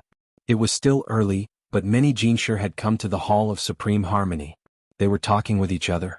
Some of them might become colleagues in the future. It was always right to establish a good relationship with them in advance. Feng Lin and the other two didn't leave early last night. They watched a lot of singing and dancing to their heart's content, satisfying the craving of being a romantic scholar. Today the three of them woke up late, but they still arrived earlier than Xiao Lulang. Lulang. Feng Lin was about to step into the Hall of Supreme Harmony when he saw Xiao Lulang from the corner of his eyes. Among the three of them, Feng Lin had known Xiao Lulang for the longest time.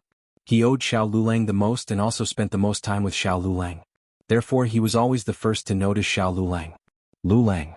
Lin Qingye also turned into a little fan and greeted him.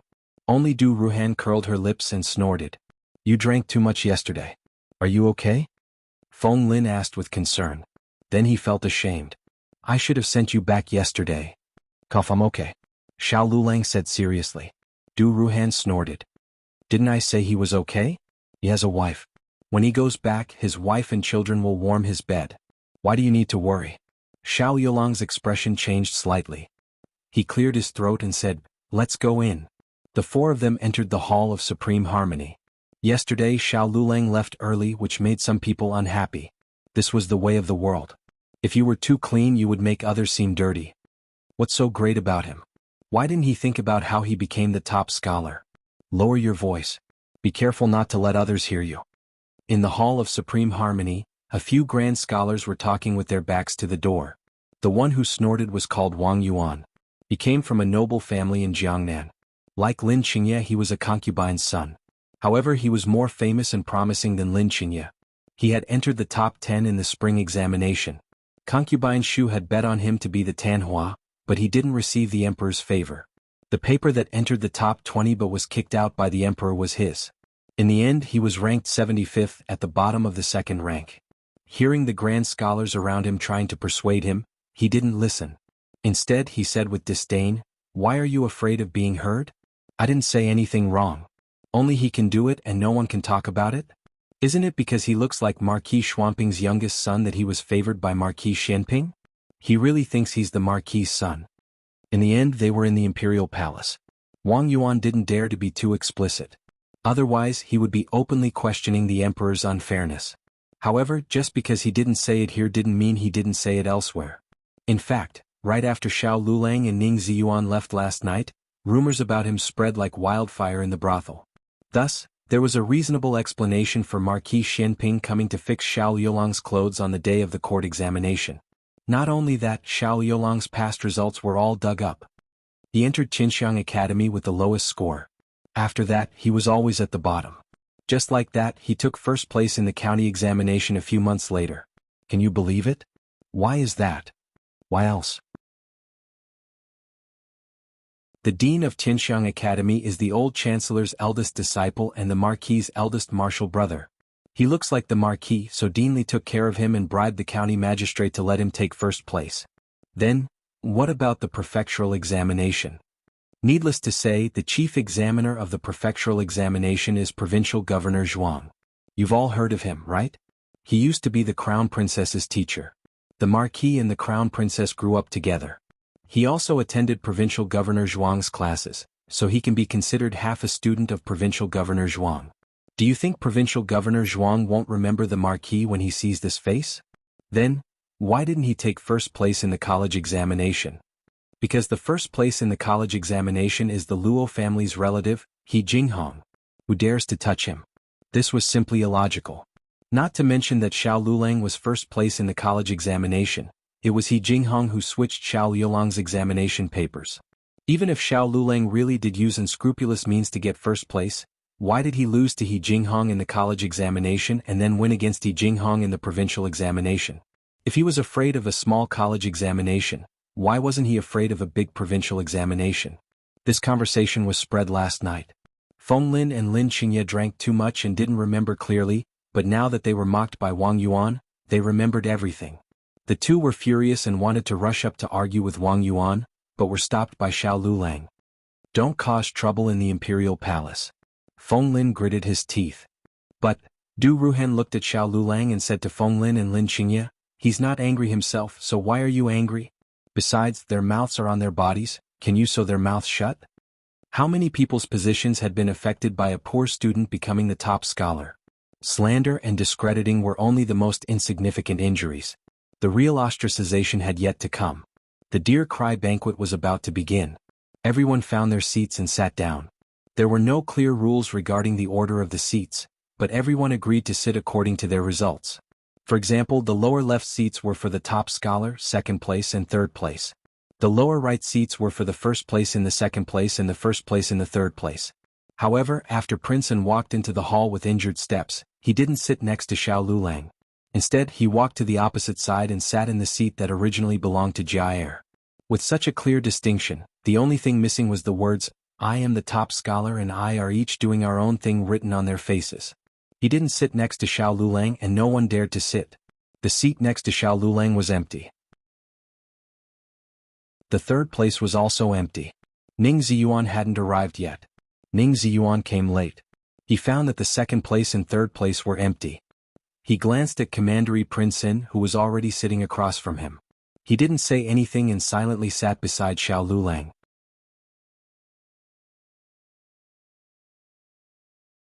Chapter 259. Everyone was surprised to see him sit next to Xiao Lulang instead of his own seat. However, on second thought, he left early last night and sat late today. He probably didn't hear the rumors about Xiao Lulang. He also came from a poor family and didn't know the rules of the seats. He probably thought that the top scholar and the second scholar sat on opposite sides. This was the tragedy of poor students. They couldn't see the situation clearly and didn't understand the rules. They didn't know when they offended someone. However, everyone hated Xiao Lulang the most. They didn't hate Ning Ziyuan that much. Ning Ziyuan had neither looks nor background. Compared to Xiao Lulang, he wasn't even worth mentioning. Everyone quickly turned their cold gazes to Xiao Lulang again. They whispered to each other from time to time, mostly criticizing Xiao Lulang. Xiao Lulang sat upright on the cushion. He didn't seem to hear it, but he also seemed to ignore it. The hall was noisy, but his figure was a bit thin. Ning Ziyuan took a sip of tea and suddenly said to him, I went to the Ministry of Rights to check the test papers. I read your essay. You are indeed worthy of being the top scholar. Don't worry about other people's opinions. Royal Prince An also did a good job in his essay, but compared to you he lacked a bit of innocence. I think that's what really moved His Majesty. On the other hand, my essay wasn't as good as Yuan Yu's, but in the end I got third place and he got fourth. Maybe it's because Yuan Yu is the grandson of Grand Secretary Yuan. It's easy for him to get ahead. For a poor student like me, if I don't get into the top 3, I have almost no hope of getting a meteoric rise. Xiao Lulang looked at Ning Ziyuan in surprise. He had threatened him so much yesterday, but he could still say this to him. It seemed that he wasn't unaware of the rumors. Xiao Lulang looked away. You still have the guts to sit here and talk to me. Aren't you afraid of getting yourself into trouble? Ning Ziyuan was silent for a while before he said in a low voice, If it weren't for you, I would be the one being ostracized. Ning Ziyuan was also born into a poor family. Unlike Xiao Lulang, who was favored by a wealthy family, he had no one to back him up. If he was ostracized, he might not be able to stay in the capital anymore. Xiao Yulang's results were better than his, and his halo was bigger than his.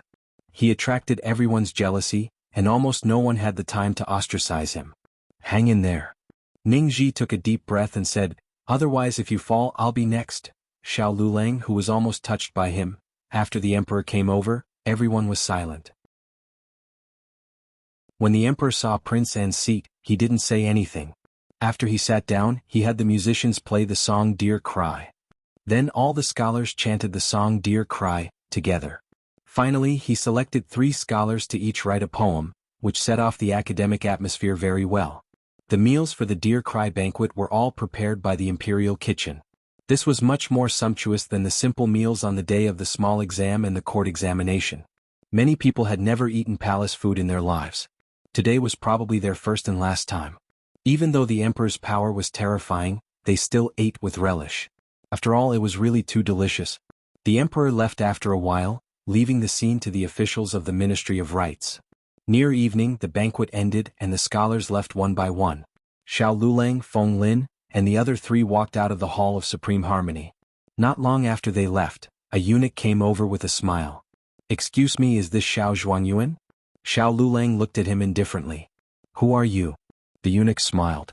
"My surname is Huang, I am the Crown Prince's servant.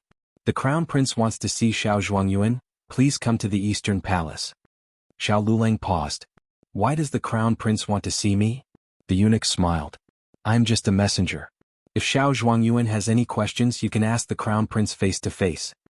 Du Ruhan frowned. He couldn't refuse the Crown Prince's summons. Feng Lin was very happy. "Lulang, the Crown Prince wants to see you." "Yes, I know." Xiao Lulang nodded. He said to the eunuch, "Please lead the way." The eunuch made a gesture of invitation. "Xiao Zhuangyuan, please. You go back first, no need to wait for me. Lu Quan will come to pick me up in a while." Xiao Lulang finished speaking and walked towards the Eastern Palace with the eunuch. Feng Lin smiled and said, "The Crown Prince has heard of Liulang's talent and wants to win over Lulang, right?"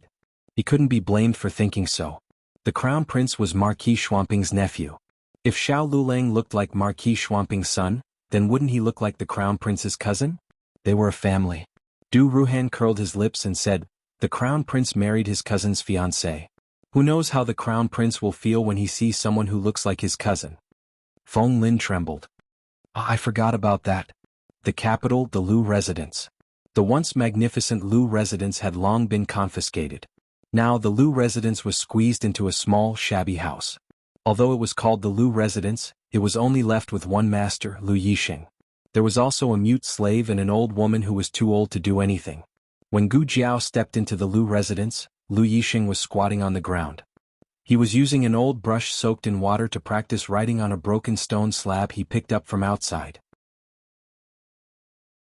He didn't have money to buy a pen and paper, so he could only practice in this way. When he saw a small figure suddenly appear in the courtyard, he was slightly startled. A trace of embarrassment flashed in his eyes, but it was replaced by self-mockery in an instant. He was already lowly to the dust. What dignity did he have to speak of? He continued to practice, ignoring Gu Jiao. The mute slave in the courtyard vigilantly grabbed a stick and stood in front of Lu Yixing. It seemed that Lu Yixing was often bullied. Lu Yixing smiled coldly. "Back down, Anu. You can't beat her." Anu didn't back down. He stared at Gu Jiao like a tiger watching its prey. He was young, about the same age as Gu Shaoshan. Gu Jiao took a piece of candy from her pocket and handed it to him. "Do you want to eat?" Anu's eyes lit up. He drooled, but he didn't go forward. Instead he stood his ground. Lu Yixing sneered. "Go ahead and eat. If she wants to kill you, she doesn't have to go through so much trouble." Anu hesitated for a while before putting down the stick. Like a little monkey, he grabbed the candy that Gu Jiao handed to him. It was as if he would be killed by Gu Jiao if he was a second slower. After he took the candy, he took a small bite of it and put the rest into his pocket. "What are you doing here?" Lu Yixing asked. "Here's your medicine." Gu Jiao threw a bundle of medicine to him. "It's the last course of treatment. But I don't feel pain anymore." He was referring to his cholecystitis. "You have to take it even if it doesn't hurt." "This is the treatment," Gu Jiao said. Lu Yixing said, "I don't have money." Gu Jiao said, "I know you don't have money. Sell me the information and I won't charge you for the medicine." Neither of them mentioned the bet or the hairpin, as if they had both forgotten about it. Lu Yixing's hand, which was practicing calligraphy, paused. "What information do you want?" Gu Jiao raised her eyebrows. "Did your Lu family really rebel?" Lu Yixing chuckled. "So what if they did? So what if they didn't?" Gu Jiao rubbed her chin. If they did rebel, they should know a lot about the imperial palace. For example, do you know how to enter the imperial palace? Lu Yixing was speechless. Meanwhile, Eunuch Huang was leading Xiao Lulang to the eastern palace. Just as they were about to pass by the imperial garden, Xiao Lulang suddenly stopped in his tracks. Eunuch Huang asked, "Scholar Xiao, what's the matter?" "Nothing." He thought he heard a cat meow. It was a very faint sound, but it made his hair stand on end. Eunuch Huang smiled. "If there's nothing else, let's go quickly. Don't keep the crown prince waiting." Xiao Lulang nodded with an indifferent expression. Not far away, a white cat was lying on a banyan tree. It was happily gnawing on the dried fish on the tree. The two of them passed through the imperial garden. Just as they were about to pass by the banyan tree, a young palace maid suddenly ran over from the other entrance of the imperial garden. "Aya, not good, not good. Someone's coming." Xiao Lulang turned around. Eunuch Huang frowned. He pointed at a young eunuch beside him and said, "Go and see what's going on. I'll bring Scholar Xiao to see His Highness." "Yes." The young eunuch quickly left. Unexpectedly, the young palace maid pushed him aside and ran all the way to Eunuch Huang. She fell to her knees. "Eunuch Huang, it's great that you're here. I beg you, please save His Highness. His Highness is about to die." "Who's she?" Xiao Lulang asked Eunuch Huang. Eunuch Huang was furious. He tried to break free from the young palace maid, but she hugged his leg tightly. "Eunuch Huang, please save His Highness." Eunuch Huang was flustered and exasperated. "How can I manage His Highness? You have to report this to His Majesty." The young palace maid cried, "If I could see His Majesty, why would I beg you? Please take me to see the crown prince. Although His Highness is a hostage, he's still a prince of Qin state. You can't just ignore him. His Highness has been sick for a long time." What happened? Princess Ning, who was taking a walk near the imperial garden, also heard the commotion. She slowly walked over with the help of a servant. Noble consort Zhuang valued Princess Ning's pregnancy very much. She especially asked the emperor for grace to allow her to raise the fetus in her everlasting palace. Eunuch Huang saw noble consort Zhuang walking over and looked at the banyan tree not far away. A dark light flashed through his eyes. He secretly cursed the young palace maid for ruining things. If a hostage of Qin state is sick, then so be it. He's here as a hostage, not as a prince. Don't you know that? He was so angry.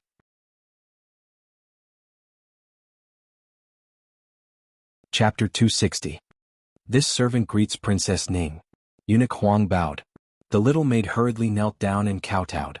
"Greetings, Princess Ning." Xiao Lulang saluted Princess Ning with his hands folded in front of his chest. He looked calm and magnanimous. Xiao Lulang was wearing the top scorer's uniform, so it was easy to recognize him. However, Princess Ning had never seen the young Marquis of Zhaodu. In addition, noble consort Zhuang didn't tell her about the outside world in order to let her take care of the fetus. Therefore, she didn't know about the rumors about the new top scorer for the time being. Princess Ning nodded politely. After all, he was an outsider, so it was inconvenient for her to have too much contact with him. Her eyes fell on the little maid kneeling on the ground. "I remember you are the maid of the 6th prince of the Qin state. Did something happen to your prince?" The little palace maid sobbed and said, in reply to Princess Ning, "His Highness the 6th prince is sick and no imperial doctor has come to treat him. I'm worried that if this goes on, His Highness the 6th prince will get sick." Princess Ning's hand gently touched her belly. A trace of complexity flashed through her eyes. "You go back first. I will report this to my mother." It was fine if she didn't encounter this kind of thing. But if she did, she couldn't ignore it. Moreover, she should consider it as accumulating good karma for the child in her belly. Yes. Thank you, Princess Ning." The little maid kowtowed a few times, thanked her and got up to leave. Princess Ning also left the imperial garden accompanied by the maid. "Farewell, Princess Ning." Eunuch Huang bowed. He didn't straighten up until Princess Ning disappeared at the end of the path. He smiled at Xiao Lulang and said, "Xiao Lulang, this way please." Xiao Lulang nodded and continued to walk in the direction of the East Palace with Eunuch Huang. Xiao Lulang noticed that when they passed by the tall banyan tree, Eunuch Huang glanced at the tree intentionally or unintentionally, as if he was looking for something. However, there was nothing on the tree. Xiao Lulang retracted his gaze. For some reason he had a feeling that he had dodged a calamity. It was very strange. After Princess Ning returned to the palace, she reported her encounter with the little palace maid of the Qin state to noble consort Zhuang. Noble consort Zhuang hated the hostage of the Qin state because the children of the Zhuang family had been taken hostage in the Qin state and suffered a lot in the Qin state. She wanted the hostage of the Qin state to experience the pain that Commandery Prince Sin had suffered. However, she was only thinking about it in her heart. She wasn't that stupid to actually do anything. Noble consort Zhuang went to the imperial study and told the emperor about the serious illness of the Qin state's hostage.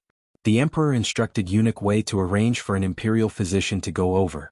Lu family house. The sun was shining brightly. Lu Yixing sat on a small bench in the front yard and made hemp rope. A new and the old woman were weaving baskets on the side. This was the main source of income for the family. A basket could be sold for 10 copper coins, and a hemp rope could be sold for 1 copper coin. If they were lucky, they could make 4 baskets a day and make 10 hemp ropes, which was 50 copper coins. However, because Lu Yixing was often bullied, there was no guarantee that he could work every day. There were 2 people sitting across from Lu Yixing. One was Gu Jiao, who was stroking the white cat, and the other was a young man in a blue robe. The young man's eyebrows and eyes were somewhat similar to Lu Yixing's. If one didn't look carefully, they wouldn't be able to see it. The young man was handsome. He was a bit less exquisite than Lu Yixing, but he could still be considered an elegant and handsome man. His luxurious clothes didn't fit in with the dilapidated courtyard, and he didn't look like the down-and-out Lu Yixing at all. However, such a person was sitting on a rattan chair, playing with the fan in his hand while leisurely talking to Lu Yixing. "You finally contacted me," he said with a smile. Lu Yixing was sweating profusely from making hemp rope. It wasn't clear whether he didn't have time to talk to him, or whether he was too lazy to talk to him. The young man didn't get angry. He opened his folding fan, fanned himself, and closed it with a snap. He looked at Gu Jiao and asked, "Who is she?" "Doctor." Lu Yixing finally spoke. His eyes were fixed on the hemp rope in his hand. He didn't look at the person he was talking to, but he guessed that he was asking about Gu Jiao. The young man patted his palm with his folding fan and said meaningfully, "There are still doctors who are willing to talk to you these days? Not ordinary doctors, right?"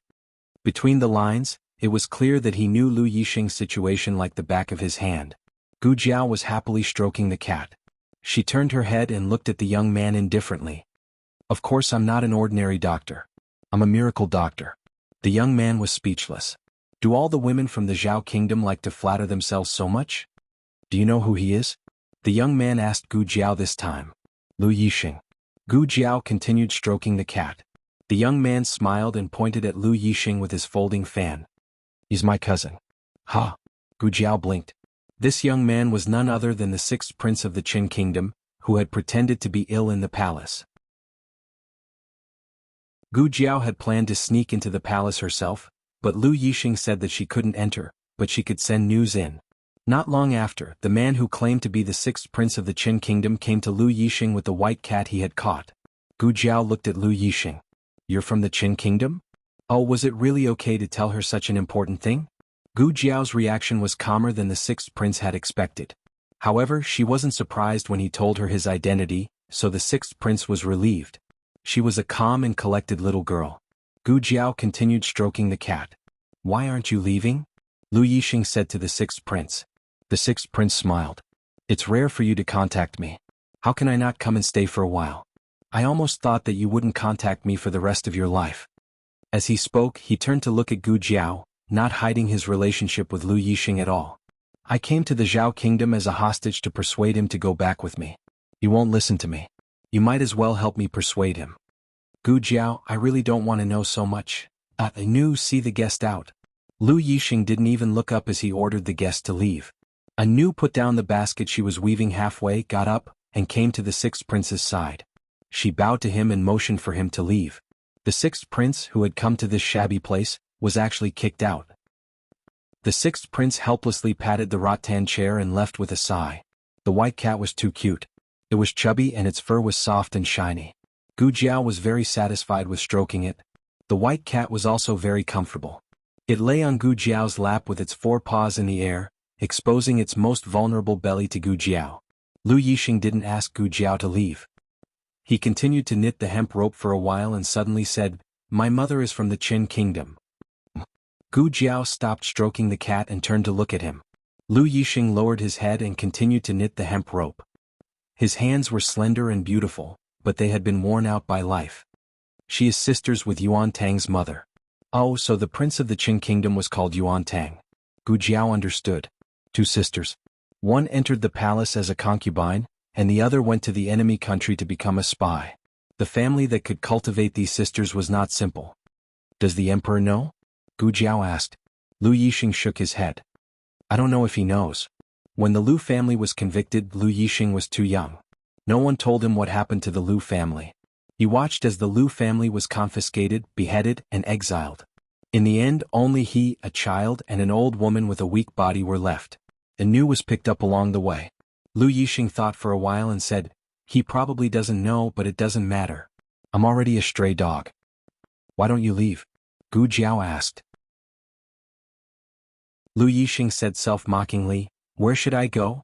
The Qin kingdom? In the Zhao kingdom I'm a stray dog. It's the same in the Qin kingdom. Half of the Zhao kingdom's blood flowed in his body. In the eyes of the Qin kingdom he was not clean. Gu Jiao didn't try to persuade him again. Everyone had their own life and their own choices. Gu Jiao put down the white cat and got up to say goodbye. I'm leaving. Lu Yixing looked at the confused white cat on the ground and asked her, you're not taking the cat with you? You can take care of it, Gu Jiao said. Before he could say that he didn't have the money to take care of the cat, she took out a money bag and put it on the table. It's for its food. After saying that, she stepped out of the courtyard. Lu Yixing didn't understand. He had been stroking the cat for 2 hours. He obviously liked it very much. Why did he have to take care of it? How could such a big clinic not be able to take care of a cat? Of course he was just puzzled. He didn't ask Gu Jiao. He didn't even ask why Gu Jiao went to the palace to catch a cat. Why would he ask this? Some people didn't know each other well, but they could trust each other. The white cat had been stroked for the whole afternoon. Suddenly no one stroked it. It was very lonely. It jumped on Lu Yixing's leg and asked for a pet. Lu Yixing didn't have time to stroke the cat. He ignored it and continued to make the hemp rope. Do you know what will happen if you don't catch the cat in time? It was Yuan Tang's voice. Lu Yixing looked back and saw Yuan Tang coming out of the central room. It seemed that he came in from the back door. Lu Yixing frowned. You haven't left yet? I told you that you finally came to see me. I have to stay a little longer. Yuan Tang lay down on the rattan chair where he had been lying before. He played with the folding fan with one hand and put the other hand behind his head. He continued the previous topic. If you don't catch the cat in time, the new top scorer will be hit by the cat. The cat will scare the top scorer, and the top scorer will also scare the cat. In the end, the frightened cat will knock down Princess Ning, who is passing by. Princess Ning is pregnant, and the child will most likely be lost. The new top scorer, Princess Ning, and the cat's owner. It's killing 3 birds with 1 stone. What a beautiful plan. Gu Jiao wanted to catch the cat, but Lu Yixing really just wanted to catch the cat. He looked at Yuan Tang in confusion. How do you know? Yuan Tang waved at the white cat. The white cat jumped down in disgust and reluctantly jumped on Yuan Tang's leg. Yuan Tang stroked it and said, because this is my cat. Someone tricked my cat with dried fish. As he spoke, he picked up the white cat and said coldly, you stupid thing, you almost got me into trouble. Next time, don't blame me for stewing you into a pot of cat meat. Gu Jiao's dream was only related to Xiao Lulang. She didn't see the fate of the white cat and its owner. Meow, the white cat meowed guiltily. Yuan Tang poked the white cat's belly. The cat was guilty and obediently allowed him to poke it. Compared to how I know, shouldn't you be more curious about how that girl knew? I guessed it based on the situation at the scene, but that girl seemed to have expected it. Lu Yixing thought of something and suddenly fell silent. Yuan Tang smiled mysteriously. Do you want me to investigate that girl? Lu Yixing said seriously, you'd better not. Yuan Tang asked, what's wrong? Are you angry? Lu Yixing looked down and twisted the rope. I have nothing to do with her. Why would I be angry? But if you investigate her, it will bring her trouble if you expose yourself. She helped you by accident. Yuan Tang thought for a moment and nodded. You're right. He looked at the sky. It's getting late. I really should go now. This is for you. Yuan Tang took out a few banknotes and placed them on the table. Lu Yixing said without hesitation, take it away. Yuan Tang's teeth hurt. He sucked in a breath of cold air and looked at him in confusion. You take what the girl gives you, but you don't want what I give you? You'd rather not have enough to eat than accept my charity. You don't want to have anything to do with the Qin state? Are you really going to give it to me? Lu Yixing looked at him and asked. Yes. Yuan Tang opened his eyes wide and nodded. Lu Yixing said, "Leave the cat. Take the rest." Yuan Tang took the banknotes away in the end. He knew that if Lu Yixing said he didn't want them, he would rather throw them away than take them. He left the white cat behind. After everyone left, Lu Yixing put the cat on the table. At the same time his gaze fell on the money pouch. He hesitated for a moment, then picked up the money pouch. He opened it and found that there were not only a few ingots of silver inside, but also 3 hairpin flowers. Eastern Palace. Xiao Lulang met the Crown Prince. The Crown Prince looked at the youth in front of him in a daze. He didn't speak for a long time. He stood up and walked in front of Xiao Lulang. He walked a circle around him and looked at every strand of his hair from top to bottom. After a long time he finally found his voice. You're the new top scorer? The examinee with the surname Xiao? Yes. Xiao Lulang looked straight ahead. Compared to the Crown Prince, he was much calmer. After all, it wasn't his first day in the capital. There were some things he had to face sooner or later. He had thought about it many times and had learned to be calm. The Crown Prince returned to the main seat in disbelief. He stared at the face that was so similar to the one in his memory. He opened his mouth and said, "What's your name?" Xiao Lulang. "How can you have such a simple name?" Xiao Lulang said, "The elders in my family can't read. I was born on the 6th day of the new year, so I was called Lulang." The Crown Prince asked suspiciously, "You said you were born on the 6th day of the new year? How many months?" Xiao Lulang said, "November." "Cousin, it's New Year's Eve." The Crown Prince murmured. He pinched his fingers and looked at his crutches and legs. "What's wrong with your legs?" Xiao Lulang, "I was injured a year or 2 ago." The Crown Prince, "You can't get better?" Xiao Lulang, "I don't know. He was a cripple, so he wasn't perfect." The Crown Prince cleared his throat and said, "What is your relationship with Marquis Xianping's manor?" "It doesn't matter." Xiao Lulang said calmly. He didn't look like his cousin, not at all. His cousin wasn't so cold.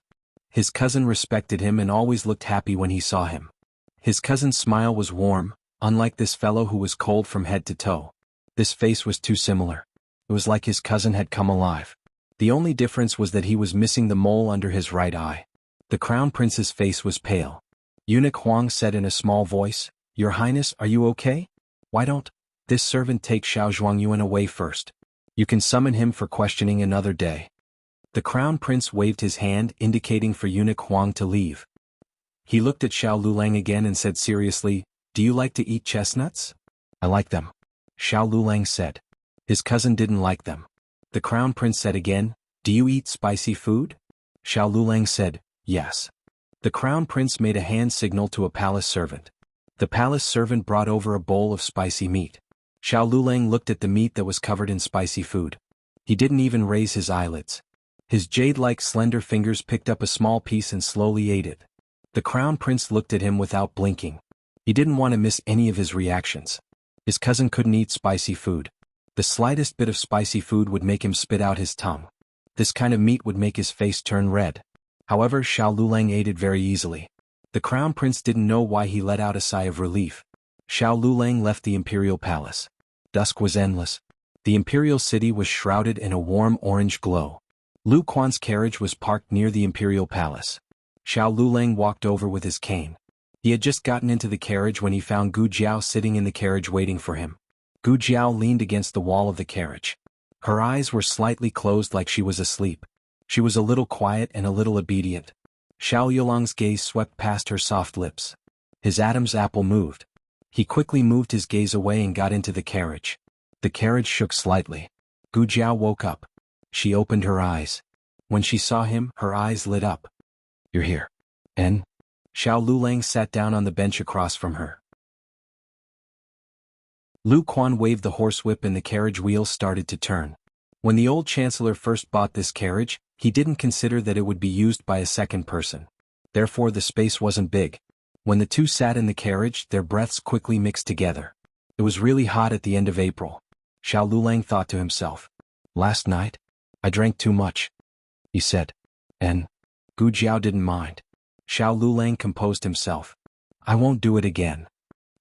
Gu Jiao looked at him with a puzzled expression. Xiao Lulang didn't look at her eyes. He just clenched his fists on his thighs and said seriously, "I won't drink too much again, and treat you like that." Gu Jiao was disappointed. Looking at the disappointment that flashed through her eyes, Xiao Lulang didn't know why but his head heated up. I will when I'm sober. Gu Jiao, eh? Xiao Lulang was dumbfounded after he said that. He swore that he didn't want to say that at first. He wanted to tell her that he wouldn't do anything rash and frivolous to her when he wasn't sober. However, when the words were about to come out of his mouth, why did it become another sentence? I will when I'm sober. Is this something that a human should say? Too rash. I've really studied the books of sages in vain. Xiao Yulang's face suddenly flushed red. He wanted to find a hole to hide in. I didn't mean that. I didn't want to. Xiao Lulang found it hard to say those two words. Gu Jiao said on his behalf, didn't you want to kiss? Xiao Lulang was embarrassed. And? Gu Jiao thought for a moment and said to her fingers, then do you want to sleep with her? Xiao Yulang's body trembled. He shook his head violently. No.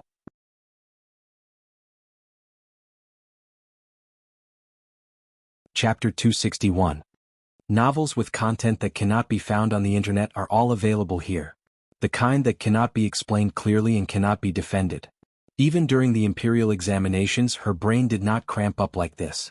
When the carriage reached home, Xiao Lulang got off the carriage as if he was escaping. Gu Jiao tilted her head and happily took out her little notebook. Flipping to the last page, she wrote down an important entry. The first day my husband wanted to sleep with me. The day to report to Hanlin Academy was the end of May. After the second and third place exams, Xiao Lulang basically did not need to go to the Imperial College. Even if he went, it would be to settle the transfer procedures. That's right, entering Hanlin Academy was to become an official on the surface, but in reality, it was still to study. Gu Jiao did not go to school in ancient times, but from what Xiao Lulang had told her, entering Hanlin Academy was equivalent to studying at public expense in her previous life. The top 3 places were already guaranteed to be a graduate student and had the honor of becoming a civil servant of the country. The top 3 places were to take the exams again 3 years later. If one passed, they would become a civil servant of the country. If one failed, then sorry, they would have to go back to where they came from. If one was lucky, they could get the position of a county magistrate. If one was unlucky, they could only be a teacher in a provincial school or a prefectural school. With Du Ruhan's knowledge, it would not be a problem for him to pass the exams. However, Feng Lin and Lin Xingye were in a bit of danger. Every day they would visit Xiao Lulang to ask for guidance. Xiao Lulang naturally did not spare any effort to teach them. Occasionally, when the old chancellor was cooking for the old lady, he would not give them any guidance. Feng Lin whispered to Xiao Lulang, Lulang, your granduncle is very impressive. I feel that he explained the question more thoroughly than you. This sentence actually had a very high evaluation of Xiao Lulang. In any case, Feng Lin was someone who had studied at the Imperial College and had the best teaching resources in the entire Zhao country. However, Feng Lin still thought that Xiao Lulang spoke the best. It wasn't that Feng Lin had never met someone who was more knowledgeable than Xiao Lulang. Xiao Lulang was a genius, but he was only 18 years old. His life experience and knowledge foundation were there for all to see, but his teaching methods and perspective were the most beneficial to Feng Lin. Feng Lin had only seen one person more powerful than Xiao Lulang, and that was his son-in-law. Amen. Xiao Lulang thought to himself.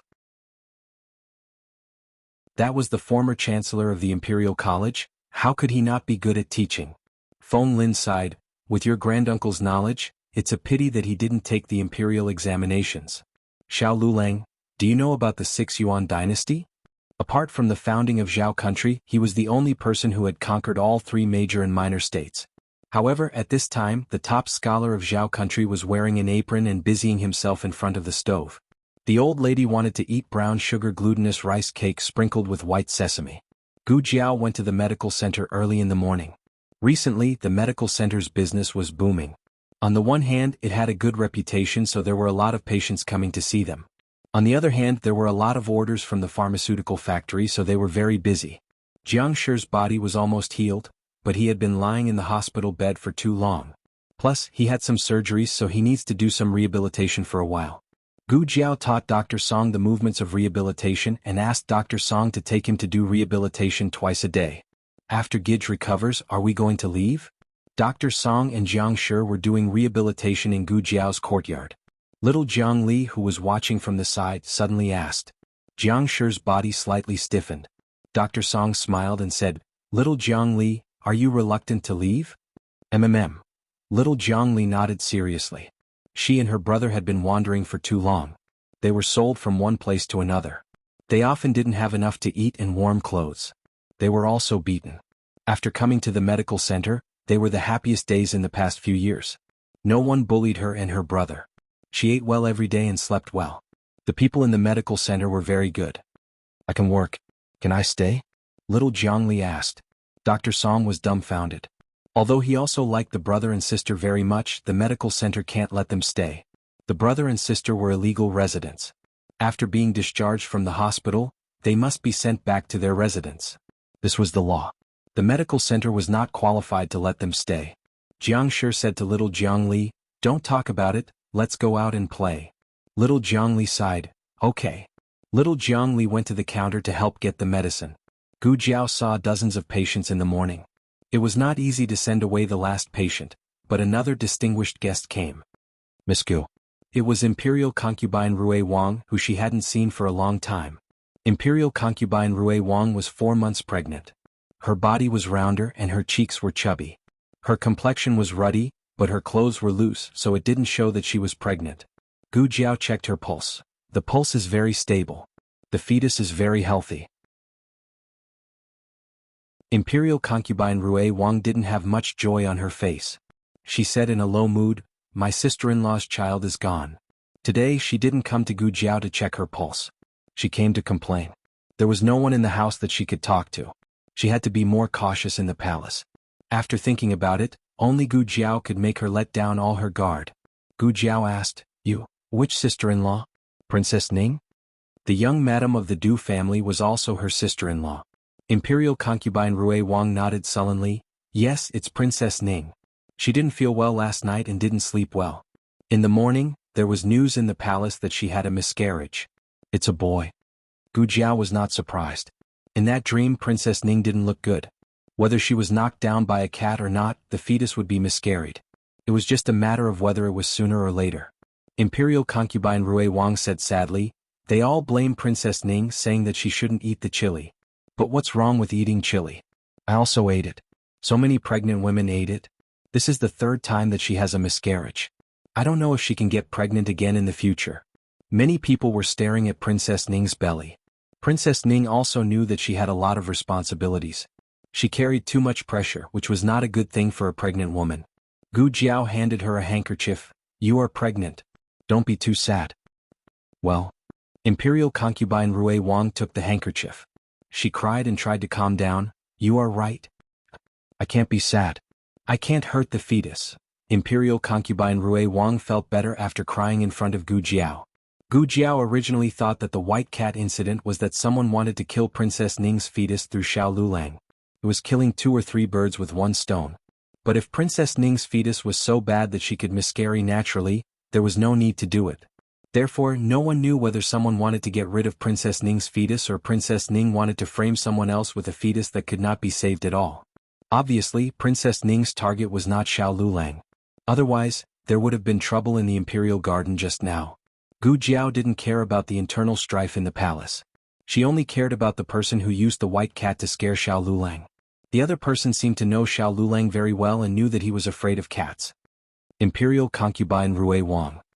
Gu Jiao paused and asked her, "Is there anyone in Marquis Shuangping's mansion who is afraid of cats? For example, Marquis Xianping and his sons?"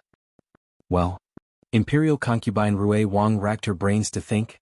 Marquis Xianping is definitely not afraid of cats. He has been on the battlefield. He is not afraid of cats and dogs. As for his sons, I don't know. Why do you ask this? Just asking, Gu Jiao said. Imperial concubine Rui Wang didn't suspect anything. She said, "Our Du family doesn't interact much with Marquis Shuangping's mansion, but that woman when Linlang, cough cough." Halfway through her words, she realized that she was speaking without thinking. She lowered her voice and corrected herself. "The crown prince consort often goes to Marquis Shuangping's mansion. She and the young marquis were engaged when they were young. They grew up as childhood sweethearts. She knows the people in the marquis's mansion better." Gu Jiao said thoughtfully, "I heard that the crown prince consort does not have a high birth. Why was she able to form a marriage alliance with Marquis Shuangping's mansion?" Imperial concubine Rui Wang twisted her lips and said, "Isn't it because she saved the young marquis when he was young? That was when I was 5. When Linling, Cough, the crown prince consort was also 5 years old. The young marquis at 2 years old fell into an ice hole. It was the crown prince consort who was lying on the ice, holding him with both hands to prevent him from sinking. Later on, the young marquis was saved, but the crown prince consort's hands were ruined from soaking in the ice water. According to the grand physician, she had to cut off her hands to save her life. Princess Xinyang and Marquis Shenping probably both felt that they owed her, so they decided on this marriage. However, Marquis Shuangping's mansion found the best physician in Zhao Kingdom and healed the crown prince consort's hands. Is that so? Gu Jiao murmured. Imperial concubine Rui Wang snorted. She and the young marquis had a good relationship when they were young. Do you know why she was able to take Zhuang Xianji as her master? That's right, you still don't know that she became the disciple of Grand Tutor Zhuang's fourth son, Zhuang Xian. He only accepted her because of Princess Xinyang.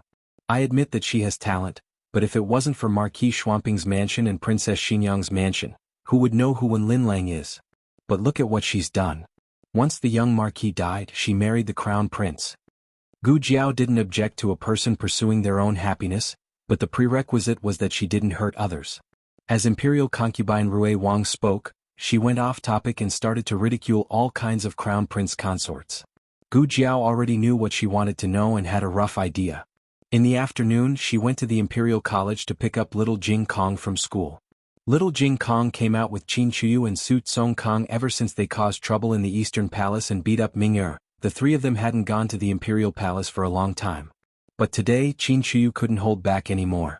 He found a huge bird's nest on a big tree in the Imperial Palace and wanted to dig it out with his friends.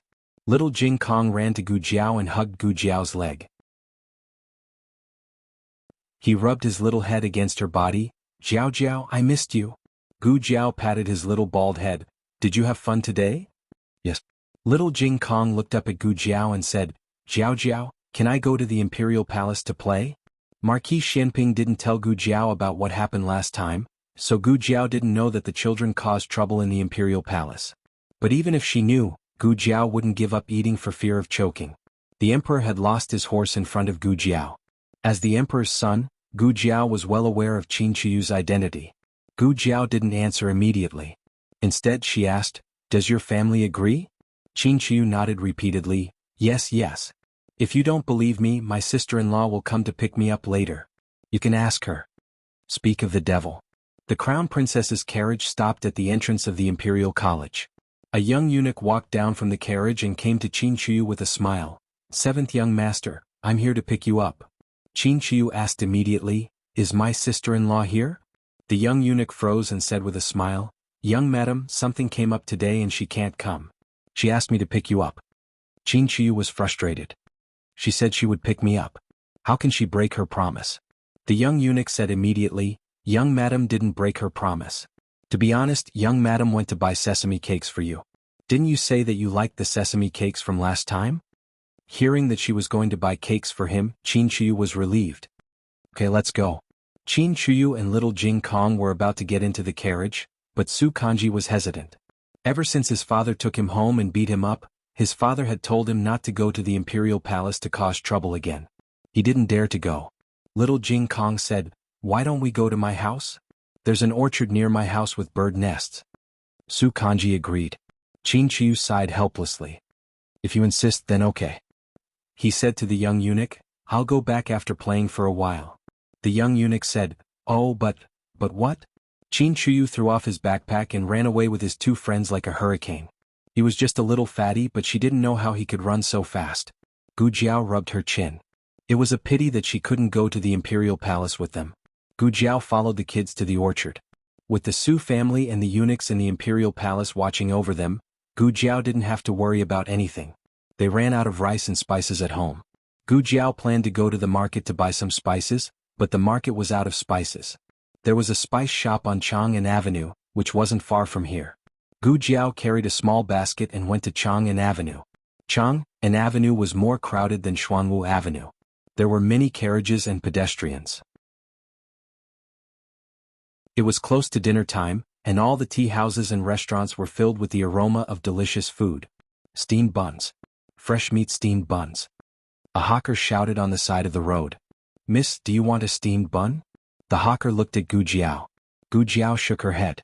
No. She went into the spice shop and bought some spices. When she came out, she saw someone selling tanghulu. She bought one for the kids, the old lady, Guyen and Xiaoshan. The small basket was heavy. She turned to go home. After a few steps, she saw a familiar figure from the corner of her eye. She knew the person because the person was wearing a white robe and a white bamboo hat with a veil. There were 2 female officials with her. She had seen one of them before. That was when the brothel collapsed. She was led to the basement of the brothel by Fei Shuang and bumped into the meeting between the Crown Princess and Marquis Xianping. At that time, the Crown Princess was wearing this robe, and she had that female official with her. It was really a case of wearing out iron shoes in a fruitless search, only to find it by chance without any effort. Miss. The tanghulu hawker ran after her. Gu Jiao turned to look at him. What is it? I overcharged you just now. Here. The hawker awkwardly handed 5 copper coins to Gu Jiao. I'm really sorry. No matter, Gu Jiao said. With this distraction, the crown prince consort disappeared without a trace. Gu Jiao looked at the endless stream of people and narrowed her eyes thoughtfully. In a side room of a tea house, the crown princess saw Marquis Xianping, who was wearing a heavy purple robe. Marquis Xianping was sitting upright on a chair with an official's hat. Next to him was Chang Jing, who was holding a sword. All of you wait outside. The crown prince consort ordered the 2 accompanying female officials. The 2 of them complied and obediently waited outside the door. The crown princess entered the room and gave a junior's bow to Marquis Xianping. Uncle. Marquis Xianping said, Crown princess, this subject doesn't deserve this. The crown princess said, Uncle, don't say that. In this room there is no crown princess, only Lin Lang. Lin Lang will always be your junior. Saluting you is something that should be done. Marquis Xianping sighed, sit. Yes. The crown princess sat down across from Marquis Xianping. Chang Jing would not pour tea for people. He was an assassin. His hands were used to kill people and play with marbles. He stood there very arrogantly. The crown princess' eyelashes trembled. She personally reached out to pick up the teapot, but Marquis Xianping was 1 step ahead of her and poured her a cup of tea. The crown princess warmly said, Many thanks, uncle. Marquis Xianping put down the teapot. Why did you seek me out today? The crown princess lowered her eyes and smiled bitterly. Raising her eyes to look at him, she said, Uncle, is he really not Aheng? Marquis Xianping's expression froze. Didn't housekeeper Lu tell you? He is my illegitimate son in Song County. The crown princess said dejectedly, but he looks so similar to Aheng. Marquis Xianping picked up the teacup in front of him. I also hope that he is Aheng. I also asked him in person. The crown princess' eyes moved. What did he say? Marquis Xianping faintly said, What else could he say? He naturally said that he is not. As Marquis Xianping spoke, he pulled out a draft from his sleeve. This is his draft for the imperial exam. Take a look. It looks like Aheng's handwriting. The crown princess received the draft and carefully looked it over. Her face was filled with disappointment. It is completely different from Aheng's handwriting. There are times when I really hope that the New Year's Eve from 4 years ago was just a nightmare. When I opened my eyes, Aheng was still in the manor. Marquis Xianping tightened his grip on the teacup in his hand. The crown princess guiltily said, Apologies. I should not have brought up that sad matter. It's all in the past. Marquis Xianping said. The crown princess smiled bitterly and said, If Aheng can come back alive, princess will definitely be very happy. Speaking of these things now is meaningless. Marquis Xianping said, If there is nothing else, this official will be leaving first. The crown princess stood up and sent him out with her eyes. Chang Jing walked in front and opened the door for him. Just as he stepped over the threshold, the crown princess called out to him, Aheng is afraid of cats. Does uncle know? If uncle wants to know if he is Aheng or not. Marquis Xianping cut her off. Aheng is dead. Aheng no longer exists in this world. After Marquis Xianping left, the crown princess sat in the tea house for a little under an hour before going downstairs. Just after she left the room, the door to the room next door opened. Gu Jiao walked out of the room. Gu Jiao's eyes were very dangerous. The carriage stopped in the alley next to the tea house. The crown princess had come out in plain clothes and did not bring many guards. She only brought an expert from the imperial palace as her driver. The carriage was just ahead. She walked over to the carriage. Just as she was about to get in, a small figure suddenly jumped down from the roof. Landing behind her, a gunny sack was placed over her head.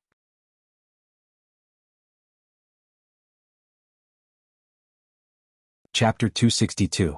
Putting a gunny sack over someone was something she was familiar with. She had done it with money last time, so it was about the same this time. The crown prince consort didn't even have time to shout before she was carried away with a whoosh. The two female officials had clearly been following behind the crown prince consort, but the crown prince consort had disappeared in the blink of an eye. It was true that the crown prince consort had turned into the alley before the two of them, but she shouldn't have disappeared in the blink of an eye, right? Was it this fast? The two quickly walked in front of the carriage and lifted the curtain, only to see that the carriage was empty. One of them asked the imperial expert, "Have you seen the crown prince consort?" The imperial expert said strangely, "Isn't the crown prince consort with you?" The female official said, "The crown prince consort just came over. Did you not see her?" The imperial expert said, "When did the crown prince consort come over?" The female official said urgently, "She clearly came over." The imperial expert snorted. "Would I not know if she came over?" "You, forget it, Sister Ming." The other female official with the surname Qing shook her head. "Don't argue. Let's hurry and find the crown prince consort. Maybe she is nearby and went to see someone." Female official Ming muttered, "How could the crown prince consort leave us behind to go see someone alone?" Female official Qing said, "Let's search first. Split up and search." The three split up to search, but this was a straight alley without any forks. There were many carriages parked here. They searched the carriages one by one, but there was no trace of the crown prince consort. "Did you really see the crown prince consort walk into the alley?" the imperial expert asked. Female official Ming said anxiously, "The crown prince consort was in front of us. She turned a corner. If she didn't enter the alley, where did she go?" The imperial expert raised his head in suspicion and looked at the roofs on the two sides. Had she been kidnapped? The curtain of night fell. The last sliver of orange light of the sunset stubbornly floated on the cornices of the dugong, reflecting a dazzling light. Gu Jiao tiptoed, her body as light as a swallow. Carrying a large sack, she flew down from the eaves and entered the orchard near Jadewater Alley through the back door. The orchard was half open, and the children in the nearby alleys loved to go in to play. If they picked the fruits, they had to buy them by the caddy, which was cheaper than the ones on the market. At the back of the orchard, there was a tool shed that had been converted from a horse shed. It had been in disrepair for a long time and was leaking in and out of use. Gu Jiao pushed open the door and casually threw the sack inside. He did not show any mercy to the woman. The crown princess was jolted all the way, and her intestines almost broke from the jolting. When she suddenly fell to the ground, she cried out in pain, "Ah, who are you?" Gu Jiao didn't want to talk nonsense with her. She took the sack off her head. After being tossed all the way in the sack, her hair bun had come loose and her pearl hairpin had fallen off. She was in a sorry state. She subconsciously raised her hand to block the light in front of her eyes. When she realized that it wasn't too glaring, she looked at the robber standing in front of her. It was actually a woman wearing a gaudy peacock plume mask. A trace of indescribable astonishment flashed across her eyes. "Who exactly are you? What do you want to do?" Gu Jiao casually walked in front of her and looked down at her. She reached out and grabbed the front of her clothes, lifting her up. Following that, she gave her a big slap and directly threw her against the wall. Using a cat to scare her husband? Aha. The crown princess had never been treated like this before. Although her maternal family was not worth mentioning compared to the Du family and Duke Luo's residence, it was still a scholarly family. The young ladies in her family were all pampered and raised. When she became the little marquis's fiancée, she was the moon surrounded by the stars and everyone tried to curry favor with her.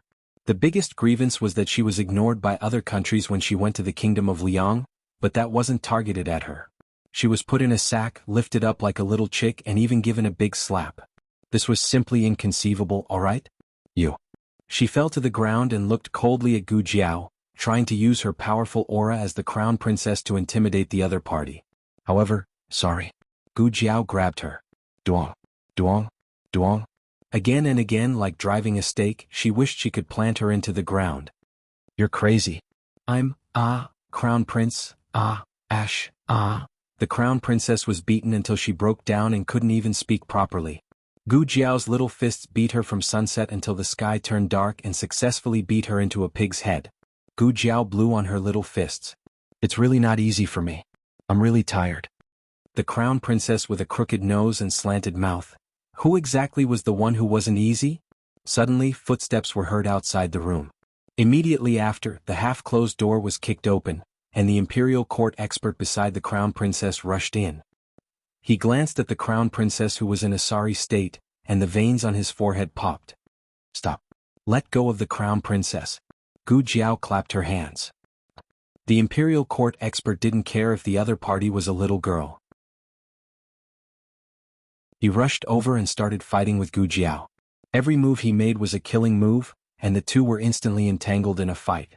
The imperial court expert would quickly realize that stopping Gu Jiao was his biggest mistake tonight. Actually, Gu Jiao was almost done with the beating and was about to leave. If the imperial court expert didn't attack Gu Jiao, he could immediately take the crown princess away. Unfortunately, the two started fighting. As expected of an imperial court expert, Gu Jiao found it difficult to ward off his attacks at the beginning. However, after a few dozen moves, Gu Jiao gradually entered a good state and slowly reached a tie with him. After a while, she seemed to be gaining the upper hand. From the looks of it, the imperial court expert probably couldn't restrain this girl. Whether or not he could restrain her, Gu Jiao didn't want to beat the crown princess anymore. However, the crown princess didn't think so. She thought that if she didn't leave now, she would definitely be beaten later. Therefore, she used all her strength to escape while the imperial court expert was holding off Gu Jiao. She was quite lucky. She ran into Qin Chuyu, who was playing in the orchard, even though she was escaping in a panic. Qin Chuyu, little Jing Kong, and Su Dangcong shook off the young eunuch and the Su family servants and ran to a large jujube tree. Little Jing Kong loved to eat jujubes from this tree. Unfortunately, there weren't any jujubes right now. However, there was a large bird's nest. "I'll climb up first," Su Dangcong said. He was the youngest son of the Minister of War and had practiced martial arts since he was a child.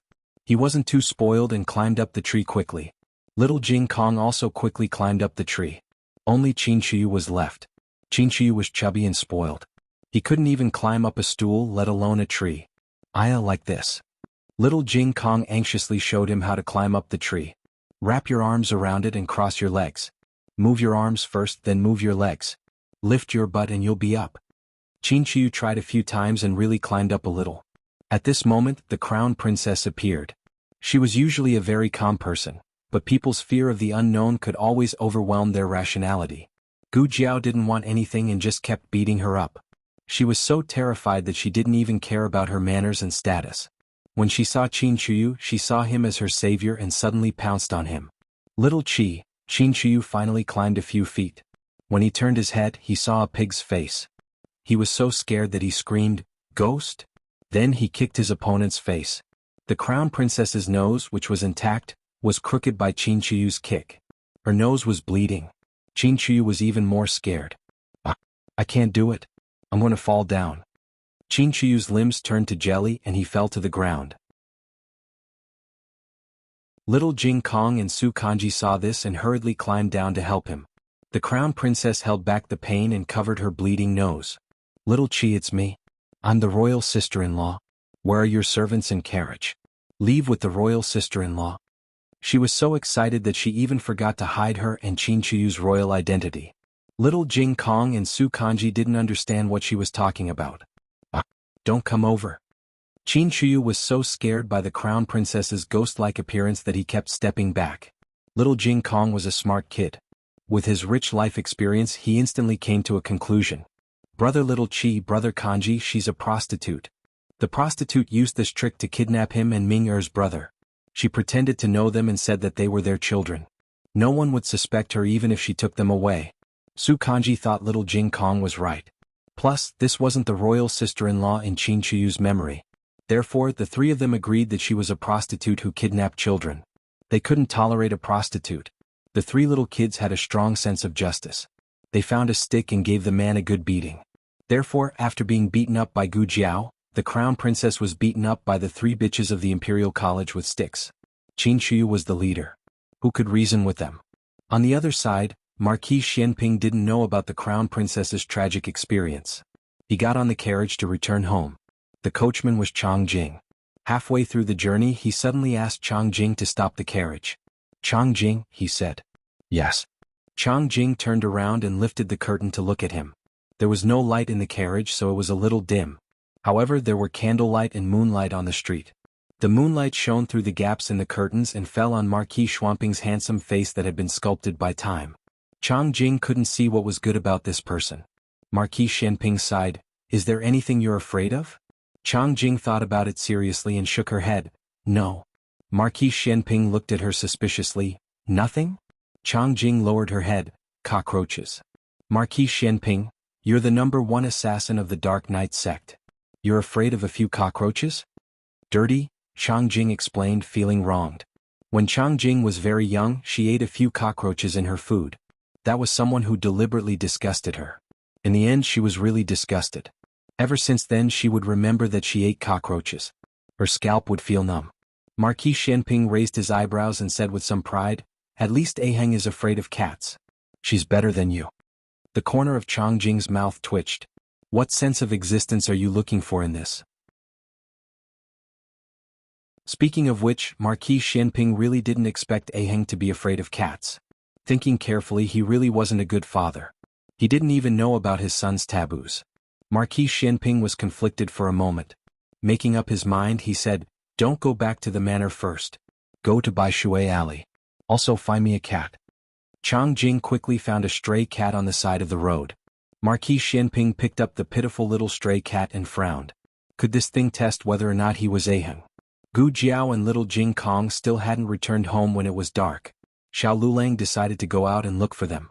Just as he crossed the threshold of the front yard, he saw a familiar carriage stopped at the door. Marquis Shenping sat outside the carriage, holding the stray cat in his hand with disdain. He had made up his mind to use this cat to test Xiao Lulang. However, just as Xiao Lulang walked out of the door, he instinctively stuffed the cat into Chang Jing's arms and used his broad body to block Chang Jing. His movements were too fast. Xiao Lulang didn't see the cat and only felt that his actions were strange. Xiao Lulang ignored him and walked out of the alley expressionlessly. Chang Jing looked at the stray cat that was suddenly stuffed into her arms and asked, "You're not going to test him?" Marquis Shenping sighed, "I'm not going to test him. At least he didn't need to test him like this." "Why?" Chang Jing didn't understand. Marquis Shenping sighed, "I'm afraid that he really is Aheng." Chang Jing looked at the stray cat in her arms and then looked at Marquis Shenping. "If it's Aheng, isn't it good?" Marquis Shenping bitterly said, "Not good. If it was him, he would be frightened by this cat." Understanding complex emotions was a killer's weakness. Just like how Gu Jiao couldn't understand Yao Shi's choices in love, Chang Jing also couldn't understand Marquis Shenping's caution in front of Xiao Lulang. Chang Jing asked, "Then do you still want this cat?" Marquis Shenping faintly said, "No. Also get rid of all the stray cats in the manor." The two female officials finally found the crown princess who had been mistaken for a prostitute in the orchard. The crown princess could no longer be described as unrecognizable. The female officials saw that Qin Chuyu was the one leading the beating and didn't know what to do. Giving the order to arrest was impossible. The crown princess was the emperor's daughter-in-law, but Qin Chuyu was the emperor and empress's son. Also, being beaten like a prostitute was too shameful. If this got out, would the crown princess still have any face? In the end, the two female officials took the crown princess away with the excuse of going to the authorities. Dragged her away. After Qin Chuyu returned to the palace, he bragged to his father emperor about how he had chased away a prostitute and received great praise from the emperor. The Zhuang Manor. The physician removed the stitches for Royal Prince In and changed the medicine for the last time. He reminded him to stay in bed and rest more before taking his medicine box and bidding farewell. The servants sent the physician out of the manor. Grand Tutor Zhuang gave Wu Yang a look. Wu Yang understood and walked out of the room, closing the two doors from the outside. Royal Prince An leaned against the head of the bed and pulled the blanket over his injured leg. He calmly said, "It's late. Grandfather, you should rest early." Grand Tutor Zhuang's eyes were slightly cold. "Marquis Shenping has gone too far. I will avenge you sooner or later." Royal Prince An looked down and sneered, "Easier said than done? He is the emperor's brother-in-law and also the emperor's elder brother-in-law. He also has military power and can command hundreds of people. Who can do anything to him?" Grand Tutor Zhuang's eyes became even colder. If the Empress Dowager was still in the imperial court, Marquis Shenping wouldn't have the chance to stir up trouble. Royal Prince An didn't refute the mention of Empress Dowager Zhuang. She was indeed a strategist and controlled the affairs of two dynasties. When Marquis Shenping was still playing in the mud, she was already the most favored empress. However, no matter how powerful a person was, there would be times when the horse stumbled. How did she get leprosy? Grand Tutor Zhuang coldly said, "You've misjudged Xiao Lulang. I'm afraid that he already recognized the Empress Dowager. From the beginning, his goal of getting close to the Empress Dowager wasn't simple. It's a pity that we were all kept in the dark. In order for him to bring the Empress Dowager to the capital, he persuaded the emperor to reopen the Imperial College.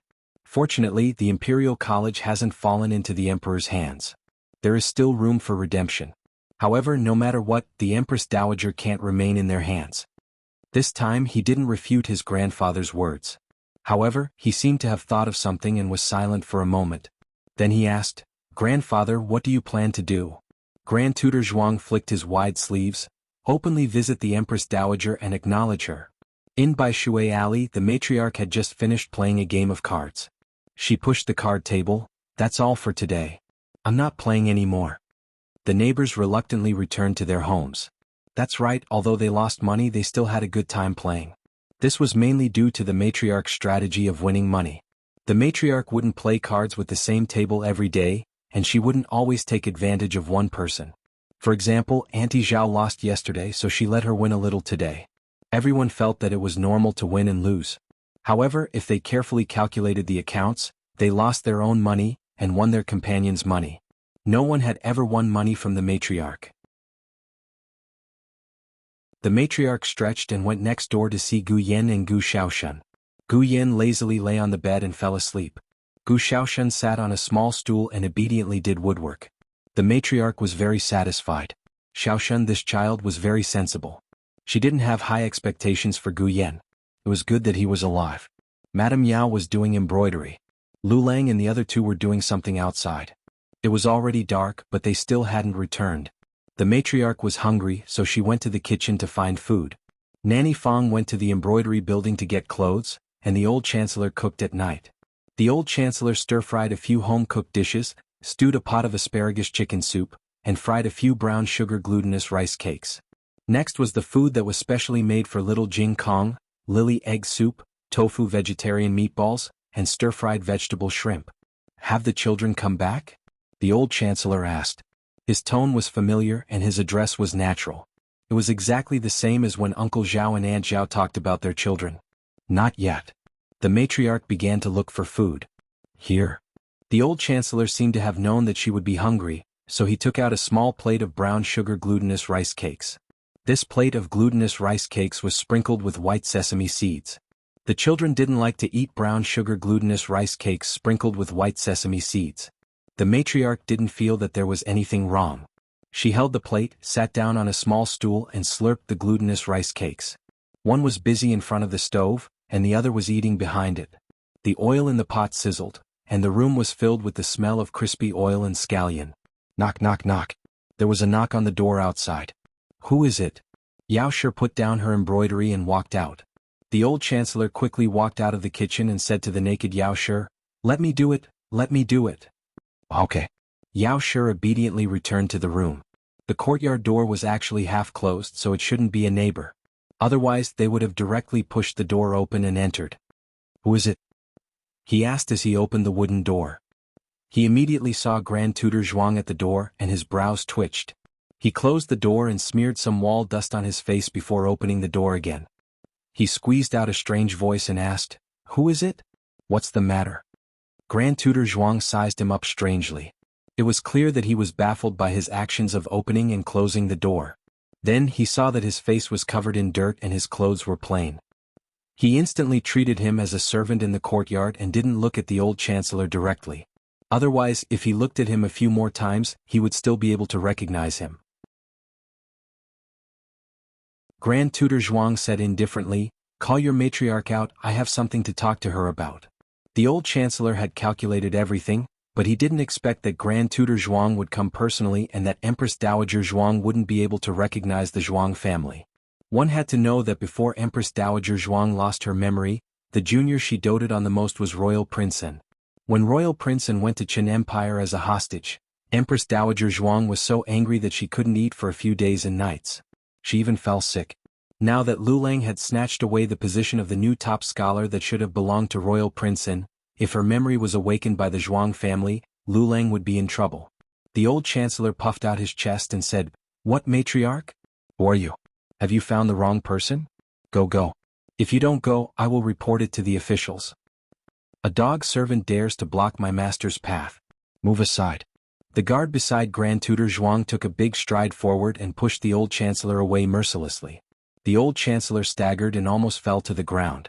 Fortunately, a hand reached over and supported him in time. He turned his head and saw that it was over. The demon empress who brought disaster to the country had come out. The matriarch didn't even look at the guard. Her cold gaze landed on Grand Tutor Zhuang's face. She was dressed in plain clothes and didn't have any extra pearl ornaments on her head. However, her noble aura seemed to burst out from her bones. Even the old chancellor who was supported by her couldn't help but shiver. This was the first time he was terrified after being with her for so long. It was even fiercer than when she came to rob his private stash with a knife.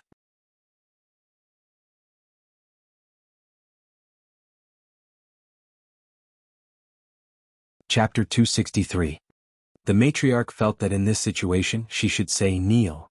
Although she didn't understand what was going on before she could speak, the guard had already knelt down.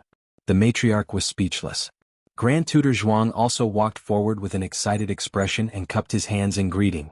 Who are you? The matriarch asked. This official. Grand Tutor Zhuang was about to say something when he remembered that she didn't remember the past and changed his words. I'm your older brother.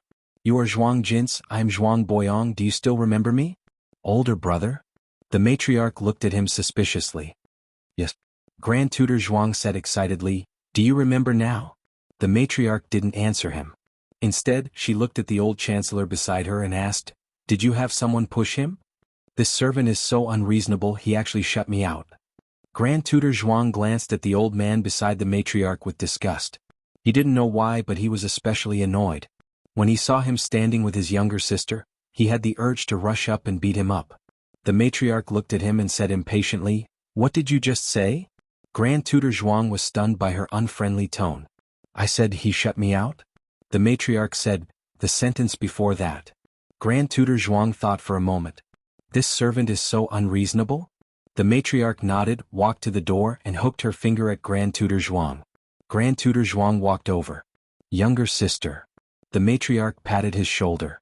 Turn around and face outside. Grand Tutor Zhuang didn't understand, but he still turned around. The next second he felt a pain in his butt. The matriarch had kicked him out. He was caught off guard and tripped over the threshold, falling to the ground. Without waiting for him to react, old mistress slammed the courtyard door shut with a bang. Servant? Servant your ass. Who are you to bully my man? Grand Tutor Zhuang was shut out. He knew that he wouldn't be able to see Empress Dowager Zhuang again today. He secretly gritted his teeth and left unwillingly. On the way back he was very puzzled. Why did Empress Dowager Zhuang treat him like this? Did he not know him and treated him as a bad guy, or was he trying to get revenge for that old man? Ridiculous, when did Empress Dowager Zhuang care so much for a servant? She regarded human lives as worthless. She could even send a princess of an empire to be married off casually. How could she stand up for a servant? Actually, not only was Grand Tutor Zhuang puzzled, the old chancellor was also confused. He would believe it if Zhuang Jins took a knife and cut him into pieces, but he didn't dare to believe that Zhuang Jins would stand up for him. But he didn't believe that it had happened. He wasn't a fool and he wouldn't deceive himself by thinking, oh, she's not doing this for me. She might be wary of strangers. You're already half a foot in the grave. Can you have some shame? The old chancellor touched the bridge of his nose and said embarrassedly, that? He wanted to say thank you but he couldn't. Both master and disciple had the same temperament. When they were fooling people they would talk loudly without being stuck, but when it came to the crucial moment to set off the atmosphere they would be tongue-tied. The old lady didn't have his kind of awkwardness at all. She only did something that couldn't be any more normal. She walked towards the kitchen carelessly. The glutinous rice cake wasn't finished yet, and it would get cold if she didn't eat it. The old chancellor looked at her anxious back view and guessed that she was going to find food.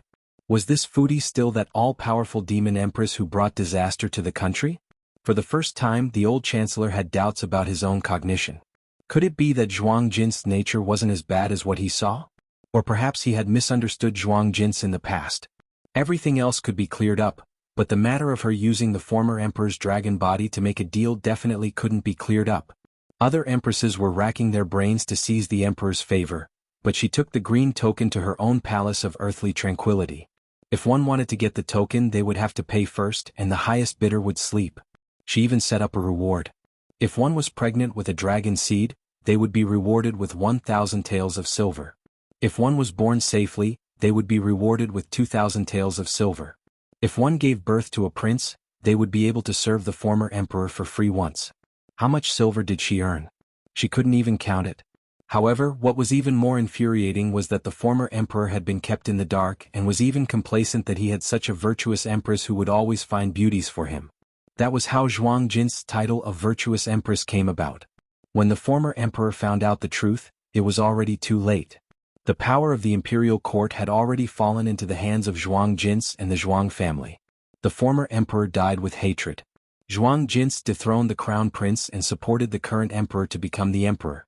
She then began her 20 years of ruling from behind the curtain. Zhuang Jins, oh Zhuang Jins, what kind of person are you? If one day you remember who you are, will you return to the original Zhuang Jins or continue to be the grandaunt of Lulang and Jiaojiao? Xiao Lulang went to the orchard to pick up Gu Jiao and little Jing Kong who were on their way back. Both the adult and the child were very refreshed as though they had done something amazing. Little Jing Kong was jumping up and down happily. He was happy to hit a beggar. He was happy to meet Jiaojiao. Today was another day for him to be arrogant and brave. The two adults and one child returned home. Gu Jiao went to fetch water for little Jing Kong to wash his hands. The old chancellor called for dinner and started to set the table. Gu Xiaoshen shook Gu Yan awake. Time to eat. Gu Yan rubbed his sleepy eyes and turned over lazily. I'm not eating, I want to sleep.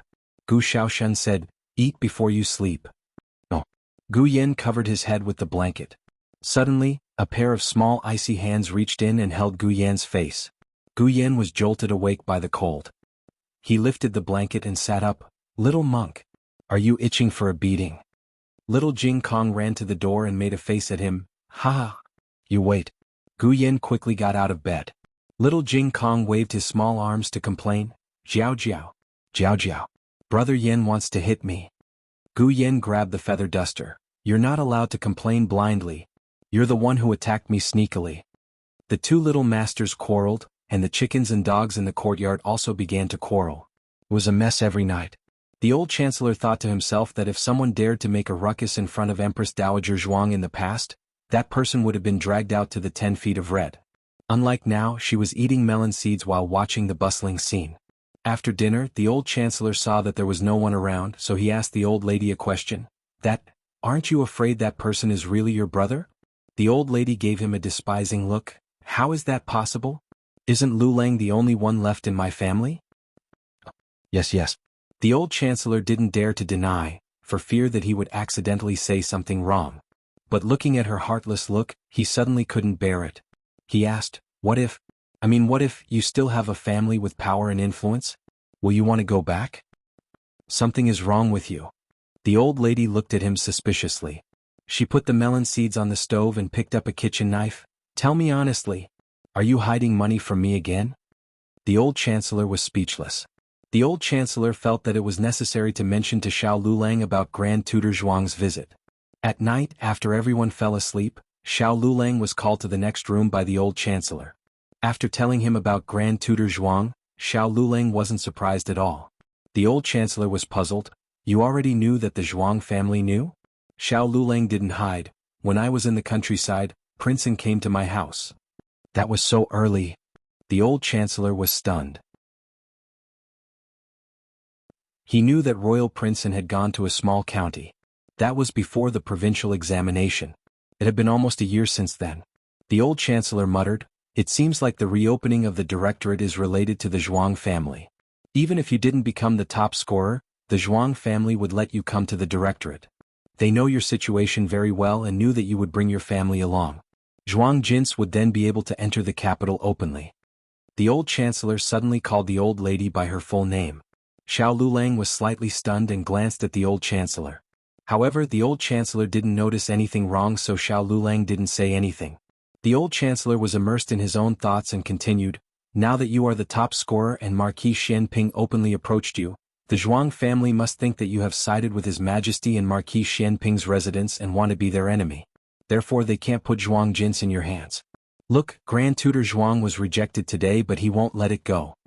The old chancellor was right. Grand Tutor Zhuang didn't give up on bringing Empress Dowager Zhuang back. Since the soft approach didn't work, then he would use the hard approach. It was naturally impossible to make a move on Empress Dowager Zhuang. Not to mention whether it was a capital offense or not, Empress Dowager Zhuang was a noble person. If something went wrong, they couldn't bear the responsibility. Thus, Grand Tutor Zhuang glanced at the person beside Empress Dowager Zhuang. Xiao Luleng was too cautious. It was said that the girl had some skills, but it wasn't easy to succeed. It was said that the girl's mother also lived there. Unfortunately, she didn't go out at all, so it wasn't easy to succeed. Then, there were only 3 children studying in the Directorate and Qinghe Academy left. The younger one always mingled with the son of the Minister of War and the 7th Prince. It was easy to alert the enemy. Finally, after careful consideration, Grand Tutor Zhuang locked onto one person, Gu Xiaoshan.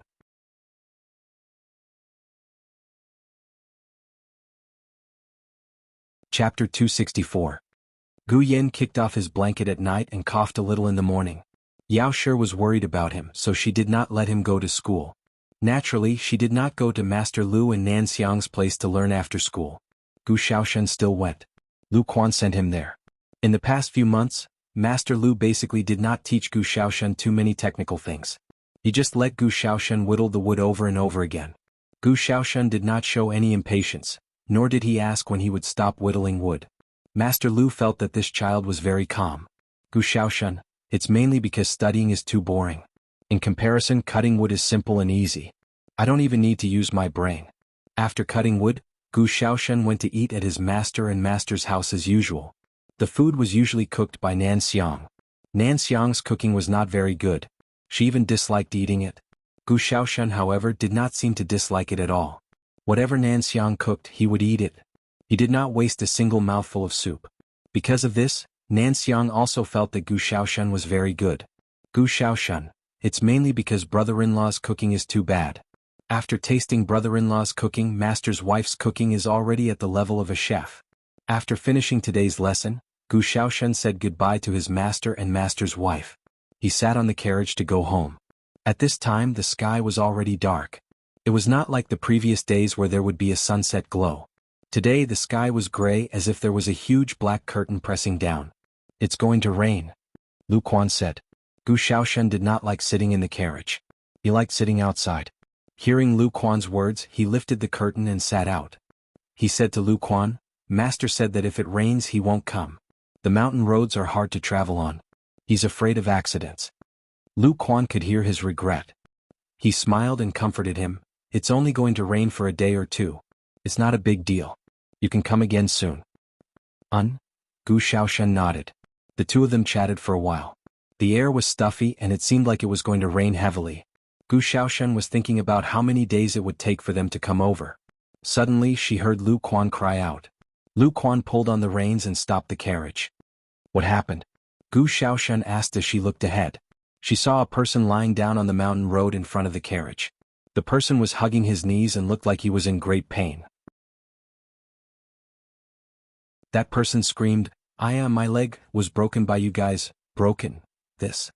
Lu Quan wanted to go down to take a look, but Gu Xiaoshan stopped him. This was a scammer. Back when he was a bully in the countryside, Gu Xiaoshan had seen a lot of such tricks. They could fool others but not him. Seeing that Gu Xiaoshan and Gu Yuxing did not respond, the man's eyes flashed and he continued to wail, my leg. Lu Quan whispered, it's not good for him to just lie there. Gu Xiaoshan shouted, run him over. That person looked at Gu Xiaoshan and saw Gu Xiaoshan take the whip from Lu Quan's hand and whip the horse. The horse was in pain and neighed twice as it galloped forward. That person saw that the situation was not good and did not care about the scam anymore. He quickly got up from the ground and ran away. Lu Quan was stunned. How could it be like this? The matter was far from over. That person saw that the scam was not working. His eyes turned cold and he actually used his qinggong to fly towards the carriage. He directly jumped over the roof of the carriage and pulled Gu Xiaoshan down from the carriage. Xiaoshan. Lu Quan was shocked and quickly reached out to pull on the reins. However, that person seemed to have expected Lu Quan to do so. Before he got down from the carriage, he slapped the horse with his hand. This slap was infused with internal energy and it hurt the horse badly. No matter how Lu Quan pulled on the reins, it could not stop. After Gu Xiaoshan was held hostage by that person, he was very unhappy and pulled away the other person's hand that was grabbing his collar. What are you doing? Two big men pulling and pulling each other. What a scandal. Don't you have any shame? The corner of that person's mouth twitched. You're a big man? Have you grown hair? Gu Xiaoshen said unhappily, do you want to see? That person said, if you listen to me, I'll let you suffer less. Gu Xiaoshen retorted, why don't you listen to me and let you suffer less? That person, did he mean it the way he understood it? How old was this kid? How could he speak like a hooligan? Also, how could he tell that he was the one below? Go, forget it. This was an important hostage. Before the Empress Dowager returned to the Zhuang family, the hostage had to be unharmed. That person decided to endure it. He grabbed Gu Xiaoshen's shoulder and was about to take Gu Xiaoshen away. Unexpectedly, Gu Xiaoshen wrapped one arm around him and broke free from his grasp. Gu Xiaoshen broke into a run. Wanna run? It's not that easy. That person snorted coldly and lightly jumped up to chase after him. However, just as he was about to use his qing gong and leap up, a silver needle suddenly flew from behind him and pierced through his thigh with a whoosh. He groaned and fell from the air. He looked at his thigh in disbelief and then looked at the silver needle stuck in the ground. His expression changed greatly. Tang Hua needle? Someone from the Tang sect? How could someone from the Tang sect appear in the Zhao country? And they were secretly protecting that kid? Wasn't he just a rash kid from the countryside? How could he be related to the Tang sect, which was not part of the 6 countries? That person didn't dare to chase after Gu Xiaoshen anymore. He gritted his teeth and left. After a while, Master Lu and Nan Xiang slowly walked out from behind the big tree. Master Lu walked over and wrapped his hand in a handkerchief. He pulled out the Tang Hua needle from the ground and said to Nan Xiang, "Wife, you like that kid that much? You even use Tang Hua needles. I haven't seen you use Tang Hua needles in 10 years. Nan Xiang reached out her hand wearing a silver glove and took the Tang Hua needle. It's all right. It's quite interesting. Gu Xiaoshen ran forward as if he was reincarnated and finally caught up with the carriage that was parked at the foot of the mountain. He looked back and saw that the other party couldn't catch up. He couldn't help but laugh with his hands on his hips. Ah, it's still this young master who runs faster. If you have the ability, then chase after me. Chase after me. His mouth was full of arrogance, but his body was trembling. He jumped onto the carriage. Uncle Lu, let's go quickly. Okay. Lu Quan increased the speed of the carriage to the maximum and quickly returned to Baishui Alley. The assassin who came to capture Gu Xiaoshen didn't make it back to report to Grand Tutor Zhuang. Although it was only a small silver needle, the Tang sect's hidden weapon could take a life. This was a mistaken strategy. He originally thought that he had picked the weakest persimmon, but he didn't expect that the persimmon had a durian that could kill people. Grand Tutor Zhuang waited for a long time but didn't hear a reply from his subordinates. He guessed that he had made a bad start. He deeply furrowed his brows. This won't do, that won't do. Do we really have to directly capture the Empress Dowager?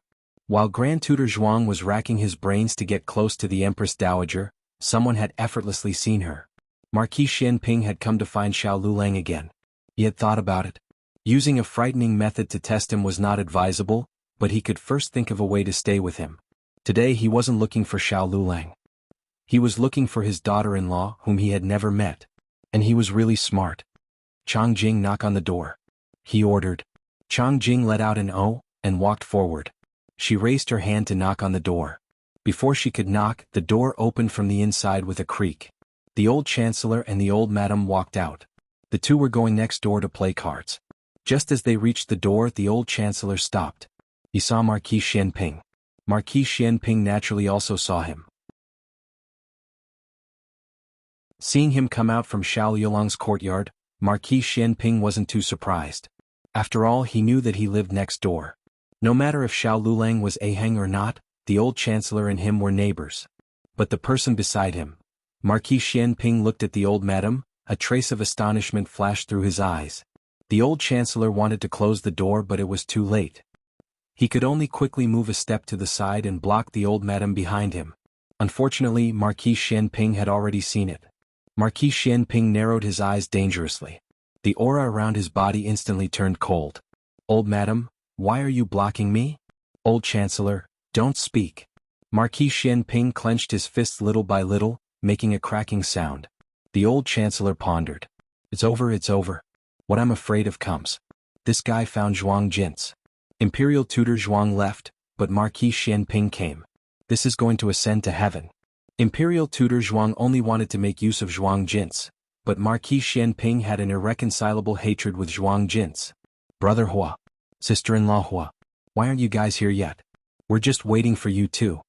Next door, Auntie Zhang's shout came from the room next door. Marquis Xianping's gaze swept across the old chancellor and the old madam's face with a faint smile. Brother Hua, sister-in-law Hua? It seems that I have recognized wrongly. Also, the Empress Dowager is in the temporary imperial residence. Why would she come here? The old chancellor secretly heaved a sigh of relief. After he heaved a sigh of relief, he felt that something was wrong. Marquis Xianping wasn't so stubborn? Marquis Xianping sneered. His voice was like a cold pool. Someone disguised herself as the Empress Dowager. Changjing, kill her.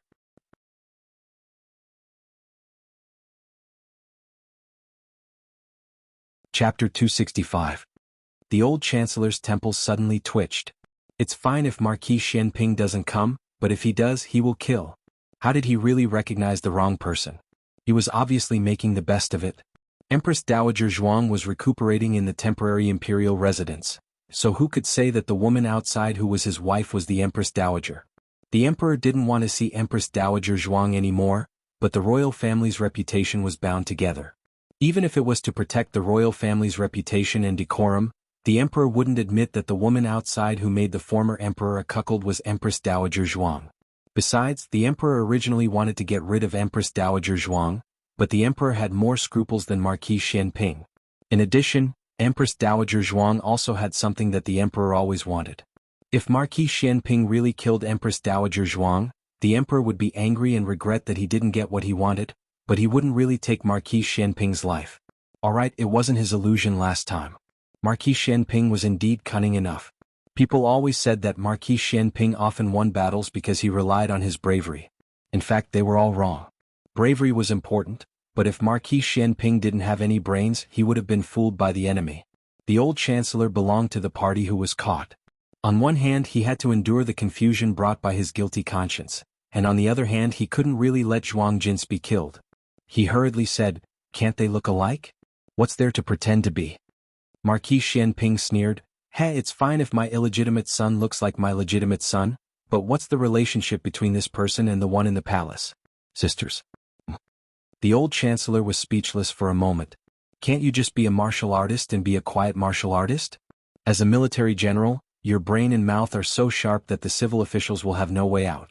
The old chancellor expressed that he could still stay low and was determined not to lose to a military general. He looked at Marquis Xianping and said sternly, "You can't kill her. She's Liulong's grandaunt." Pausing for a moment, he recalled that his grandaunt was his grandfather's sister. Naturally, Marquis Xianping didn't have such an aunt. The old chancellor's stroke of genius came to him, his elder brother's father's aunt.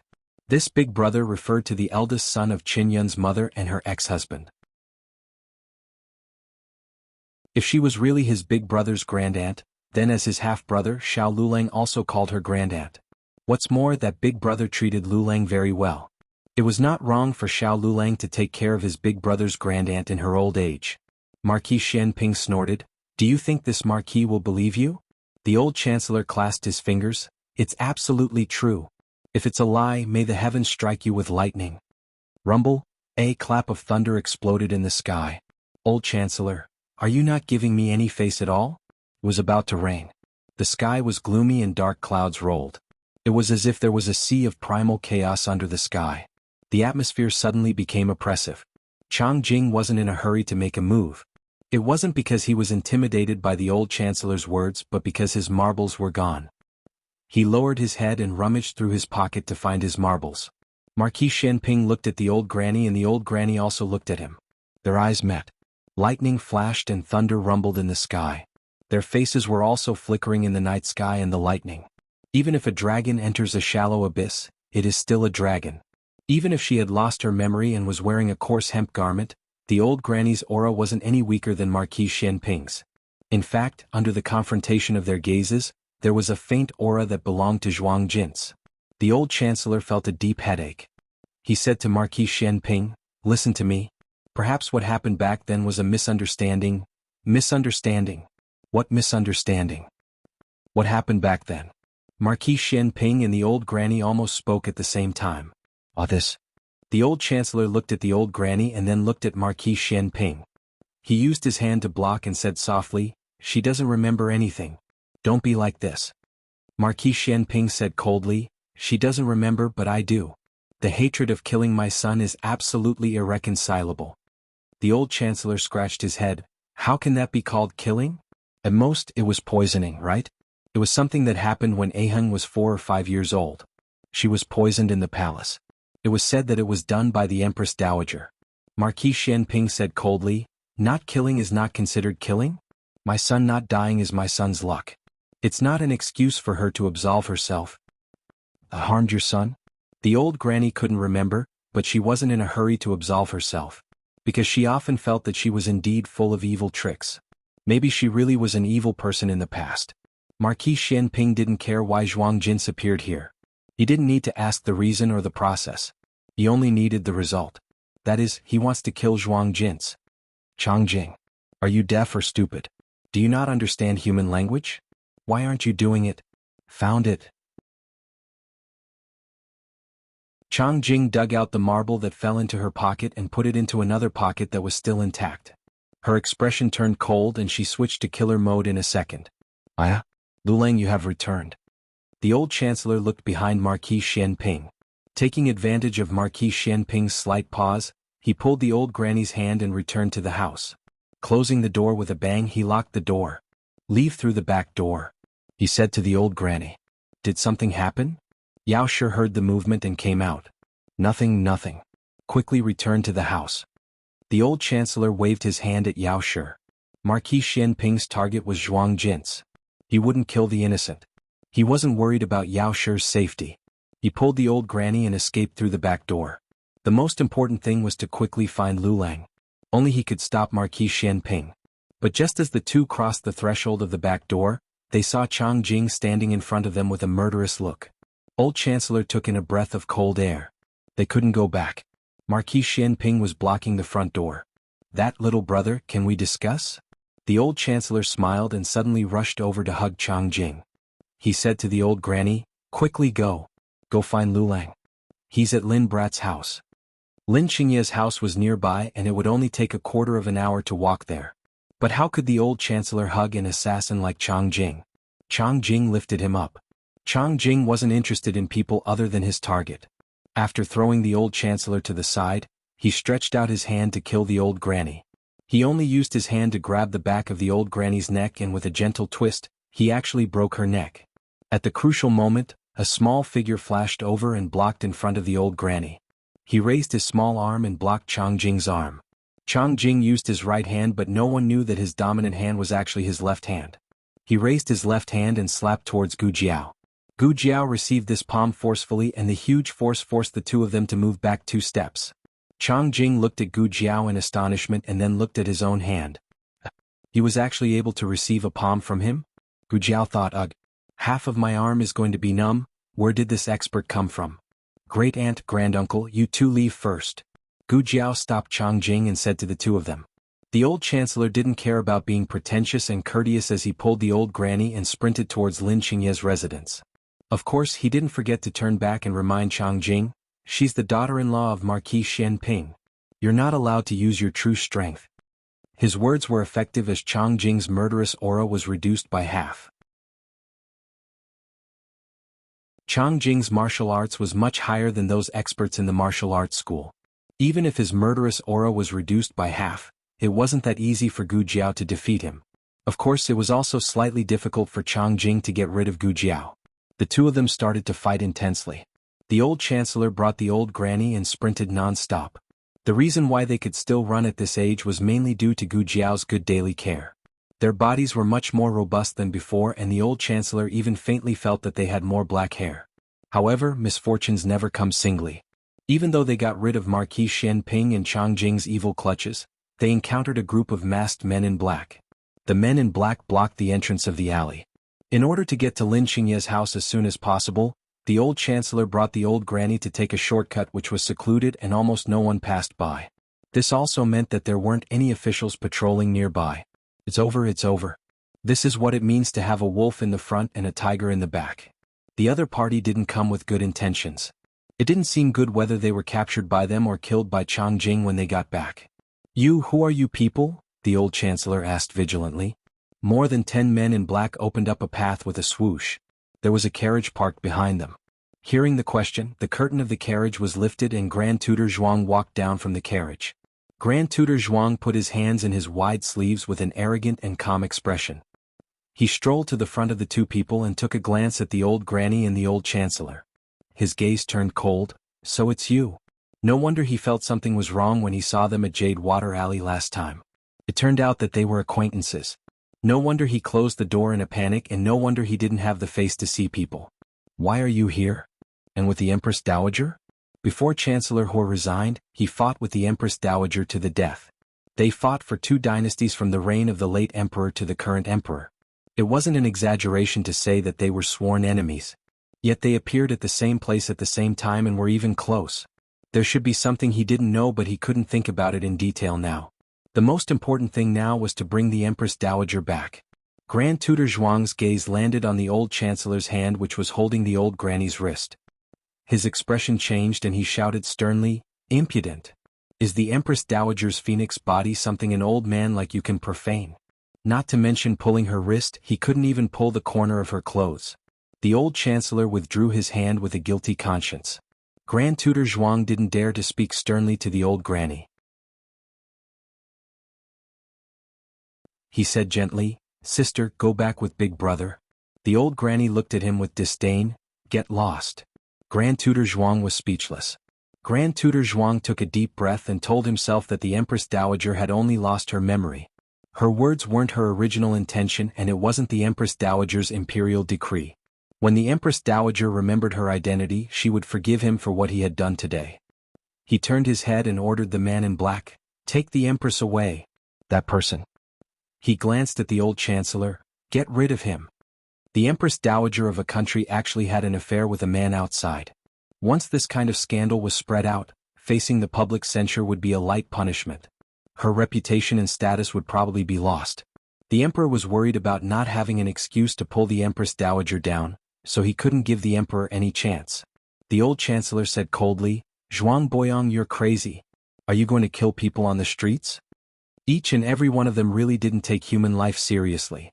Grand Tutor Zhuang said indifferently, "You tried to assassinate the Empress Dowager. I killed the assassin, so what crime am I guilty of?" After saying that, he made a killing gesture and ignored the old chancellor. On the other side, Gu Jiao and Chang Jing's 4 hands were tied together. This fellow's martial arts was too high. Gu Jiao's strength had only recovered to 30% of her previous life strength, so she really couldn't beat this fellow to death. Suddenly, Gu Jiao saw the pearls in his pocket. She remembered the first time she saw him, he seemed to be looking for pearls on the ground. Gu Jiao's eyes flashed and she used one knee to hit his lower abdomen. Chang Jing instinctively freed his hand to block her attack. Gu Jiao freed her hand and tore off his pocket. His marbles rolled all over the ground. Chang Jing thought, his marbles. Chang Jing ignored Gu Jiao and went to pick up the pearls. Gu Jiao hurriedly chased after the old chancellor and her grand-aunt. It was as if a hole was torn in the sky and it started to rain heavily. The old madam and the old chancellor were separated by the men in black. The men in black didn't dare to be rough with the old madam and only tried their best to pull her into the carriage. They weren't so polite to the old chancellor. The old chancellor was kicked to the ground and was in so much pain that he almost couldn't straighten his body. "Stop," the old madam said to Grand Tutor Zhuang. Grand Tutor Zhuang turned a deaf ear. "Empress, please get on the carriage." One of the men in black pulled out his sword and slashed towards the old chancellor's neck. Suddenly, a silver needle pierced through the thick curtain of rain and pierced the wrist of the assassin in black. The assassin in black felt a pain in his wrist and the long sword in his hand fell to the ground. The rest of the people saw the situation and looked towards Gu Jiao. The next moment, they waved the long sword in their hands and slashed towards Gu Jiao. It was raining heavily. Gu Jiao shuttled back and forth in the rain of swords as several people surrounded her. Gu Jiao leaped and pressed down on the head of one of the men in black. She rolled over his back and pulled out the sword at his waist and cut off a long sword that was swinging towards her. She held the sword and knelt on the ground with one knee. Her eyes were like torches and her whole body was emitting a terrifying murderous aura. These people weren't as skilled as Chang Jing. She quickly opened up a path and arrived behind the old madam. However, the moment she pulled the old madam, one of the men in black placed his long sword on the old chancellor's neck. "Don't move. Otherwise I'll kill him." Gu Jiao suddenly threw the dagger in her hand and smashed that man's long sword. Gu Jiao took a few steps forward and caught the dagger that fell from the air. She kicked the man to kneel on the ground and grabbed his hair. She could cut his throat with just one slash. Gu Jiao had been here for a long time and had been very restrained. She didn't use weapons and only used silver needles that didn't have blood because blood would make her excited. Her godfather said that she was the perfect tool to kill. Probably so. She did surgeries not to save people's lives but for her own cultivation. She had to control her ruthlessness. However, her blade had already cut the skin of the other party and fine blood slid down the blade along with the rain. The ruthlessness in Gu Jiao's body began to stir and her hand that was holding the dagger began to tremble. As long as she killed one she would kill the last one. Jiao Jiao. Suddenly the old madam grabbed her hand and wrapped the back of her young hand with her palm that had lost its luster due to old age and was covered with wrinkles. "Jiao Jiao, be a good girl and come to Grandaunt." The voice was clearly in her ears, but it seemed to come from above the water. "Jiao Jiao. Jiao Jiao." The old madam called her again and again. Gu Jiao finally suppressed the ruthlessness in her blood. The red blood in her eyes faded little by little. She turned her head and threw away the dagger in her hand. "Grandaunt, I'll take you home." The old madam nodded. "Okay." Grand Tutor Zhuang was directly shocked by Gu Jiao's murderous aura and forgot to stop her. The men in black also looked at Gu Jiao with fear. They pointed their swords at her while carefully avoiding her. Her strength wasn't only in her skills, it was also in her aura that wanted to kill everyone in the world. It was simply too terrifying. Therefore, even if Gu Jiao was following beside the old madam and was obediently letting the old madam hold her hand, no one dared to act rashly. The change happened the moment they turned to leave. The rain was too heavy and a building that was on the verge of collapse couldn't withstand the washing of the heavy rain. The beams snapped and the huge roof tilted down, smashing towards Gu Jiao and the old madam. Everything happened too quickly and old chancellor didn't even have time to pounce over and knock them away. Gu Jiao's ears twitched and she raised her head. The huge roof came pressing down like a glacier and even she couldn't push it away. She turned around and protected her grandaunt's waist with one hand and the back of her head with the other. She then used her elbow to fall to the ground. She protected her grandaunt under her body. The old madam looked at the roof pressing down on Gu Jiao and she couldn't push Gu Jiao away. She could only stretch out her hand to protect Gu Jiao's head. She protected Gu Jiao's head but she couldn't protect her own head. A wooden plank suddenly smashed onto her forehead. "Empress Dowager, Zhuang Jin's?" She felt a sharp pain in her head and a hole seemed to have opened up in the depths of her mind. Countless strange yet familiar images rushed out along with her memories. "Jin's, tell father, what do you want to be when you grow up?" "I want to be a bird." "Why?" "I can fly. That way I won't have to be trapped in the house all day." "Jin's, from today onwards, you are the Empress of Great Zhao Empire. Zhen and the Empress will be together for 100 years and be united forever. His Majesty is resting in Wanfu Palace. Her Majesty doesn't have to wait for His Majesty to admire the moon. His Majesty will come again at the beginning of next month." "Jits, in this lifetime, have you ever loved Jin? Long live Empress Dowager."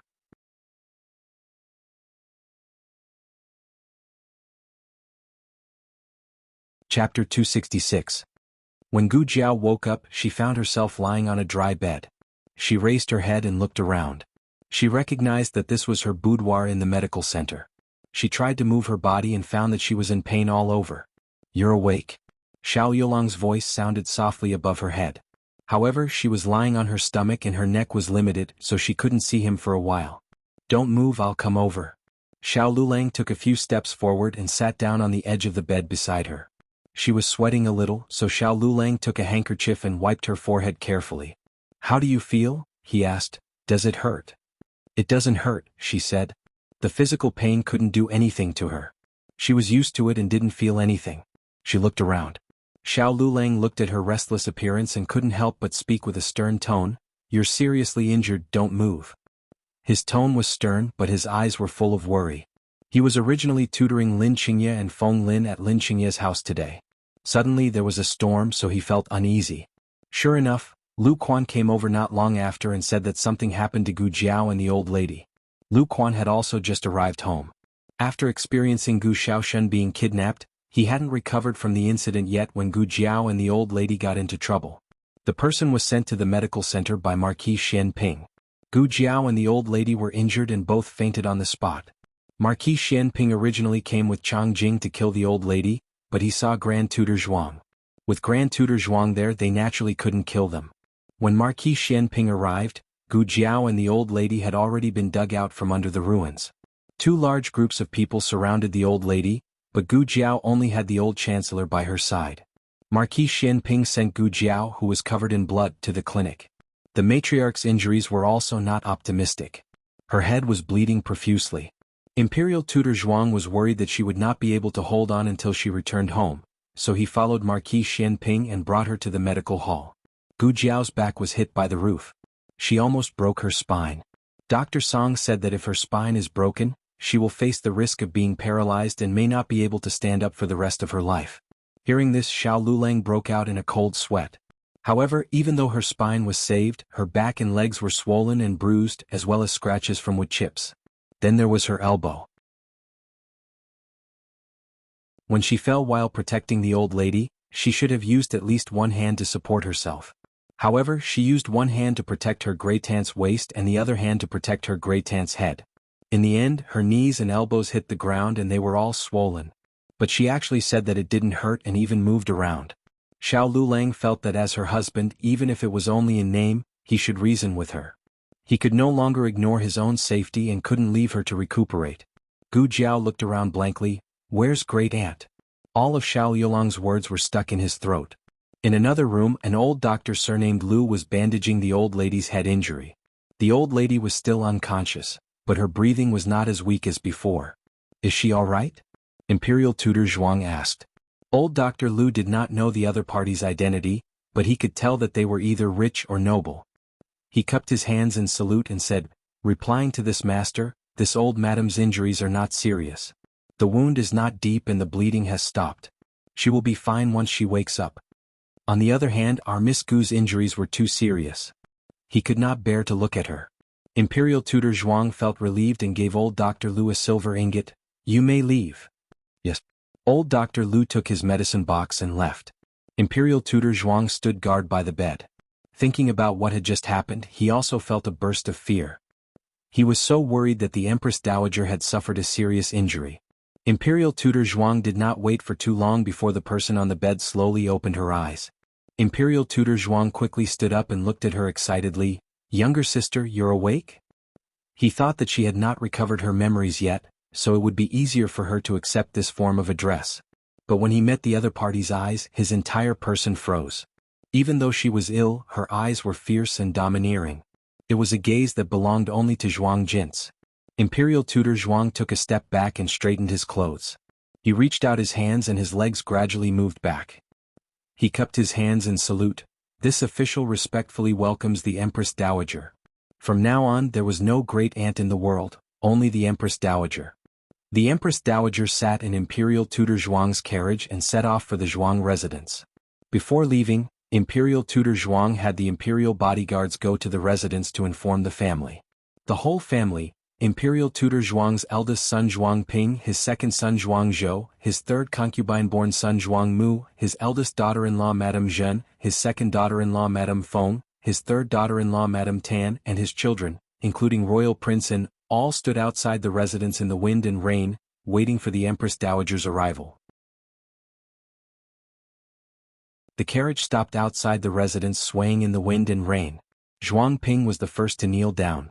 After he knelt down, everyone present knelt down.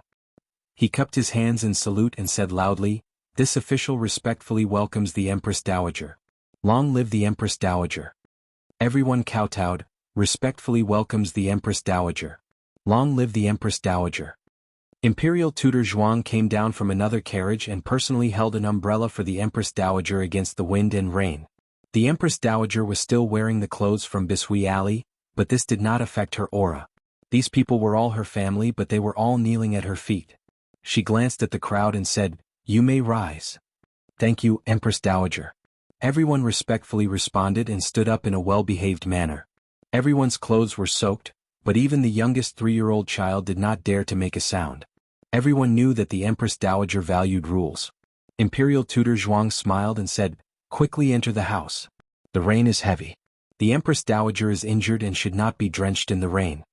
Imperial tutor Zhuang walked into the Zhuang residence and entered the courtyard that the Zhuang family had carefully prepared for her. This was Zhuang Jin's courtyard before she was married. Every blade of grass, every tree, every flower, and every tree inside was arranged according to the way she was before she was married. Decades had passed and it still maintained its original appearance.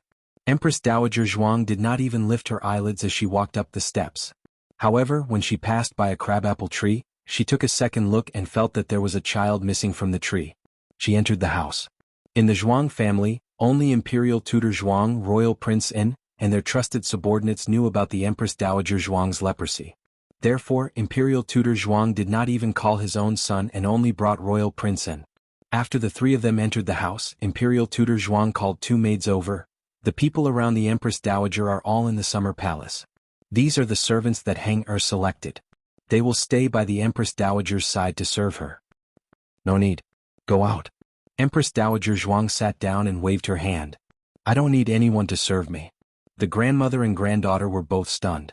Empress Dowager Zhuang was very formal and usually had at least 7 or 8 palace maids and eunuchs serving her. Empress Dowager Zhuang reached for the teapot on the table and poured tea. Imperial tutor Zhuang frowned and looked at the two maids. What are you doing? Serve tea to the Empress Dowager. The two maids hurried forward to pour tea. Empress Dowager Zhuang slammed the teapot on the table with a trace of impatience. The two maids were so scared that they fell to their knees. Empress Dowager Zhuang panicked for a moment. She seemed to understand that her reaction was not appropriate for her status. She said lightly, pour it. Yes. The two maids looked at each other and stood up. One poured tea and the other served snacks. Empress Dowager Zhuang had no appetite. She took a sip of tea and let them leave. What happened during this period of time? Empress Dowager Zhuang asked solemnly. Imperial tutor Zhuang and Commandery Prince In exchanged a look and saw the surprise in each other's eyes. It was Commandery Prince In who spoke. You don't remember what happened? Empress Dowager Zhuang pressed her aching temples. I only remember that I had leprosy and was forced to be sent to Leprosy Mountain. I escaped when no one was paying attention. After that, I seem to have gone to many places. In the end, I fainted from hunger. I don't remember what happened after that. Where did you find me? How many days was I unconscious? Unconscious? How many days? The two maids couldn't help but gasp. Empress Dowager Zhuang remembered the past, but she didn't remember what happened during this period of time. Her memory stopped at the day she fainted in the village. Thinking of something, Empress Dowager Zhuang said, By the way, how is my leprosy? Commandery Prince In said, Your leprosy? You didn't have leprosy. It was a misdiagnosis. Imperial tutor Zhuang interrupted Commandery Prince In misdiagnosis. Empress Dowager Zhuang frowned. Imperial tutor Zhuang said seriously, Yes, it was a misdiagnosis.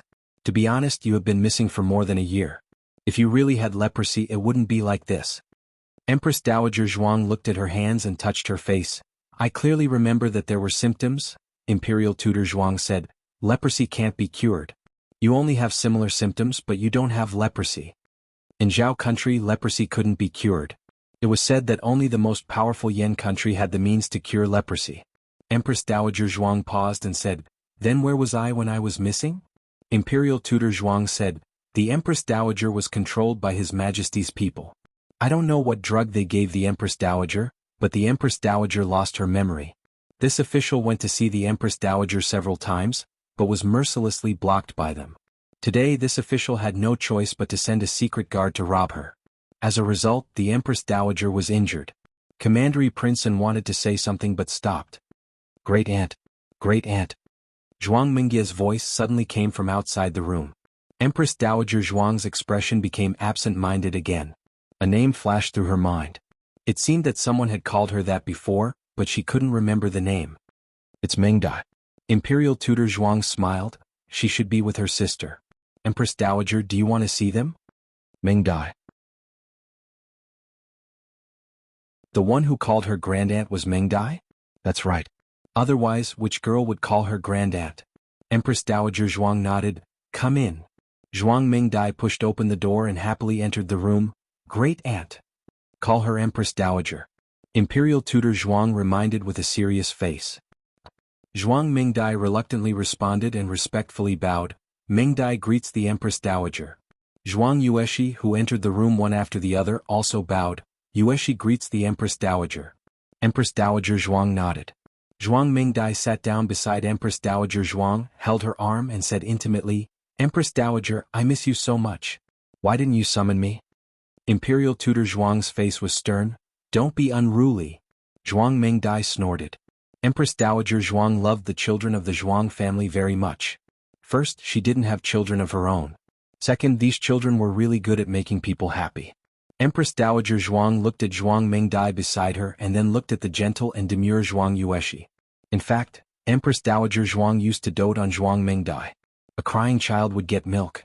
Zhuang Mingdai knew how to act spoiled, so she naturally got more love. But today, Empress Dowager Zhuang inexplicably wanted to get closer to the quiet Zhuang Yueshi. She looked at Zhuang Yueshi in a daze. Imperial tutor Zhuang gave Zhuang Yueshi a look. Zhuang Yueshi understood and walked over to sit on the other side of Empress Dowager Zhuang. Empress Dowager Zhuang raised her hand and touched Zhuang Yueshi's left cheek. No more? No more? Zhuang Mingdai asked strangely. Yes, no more? Empress Dowager Zhuang didn't know herself. Medical Center. Gu Jiao stood quietly at the entrance of the hall. She was still injured and the cold wind blew in, carrying with it the cold rain. Xiao Lulang held an umbrella above her head. Great Aunt left. Xiao Lulang said. Will she come back? Gu Jiao looked back and stared at him. At this moment, she finally had the naivety and hesitation of a 15-year-old girl. But Xiao Lulang couldn't feel comforted. Xiao Lulang sighed, looked down and said in a low voice, Jiao Jiao, she is no longer Great Aunt. She won't be Great Aunt in the future. Gu Jiao stared blankly at the pouring rain. Her small body was a little lonely. Xiao Lulang put down the umbrella, turned her body and gently pressed her into his arms. Her head rested on his firm chest. She shook her head, opened her eyes and said seriously, I don't feel bad.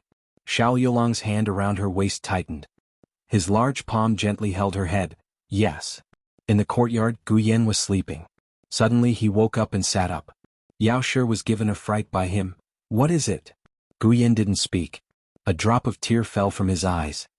He wiped the tear with his fingertips and looked at it. Yao Shi also saw it. She was surprised. Why are you crying? Gu Yen, I am not crying. These weren't his tears. They were Jiao Jiao's tears.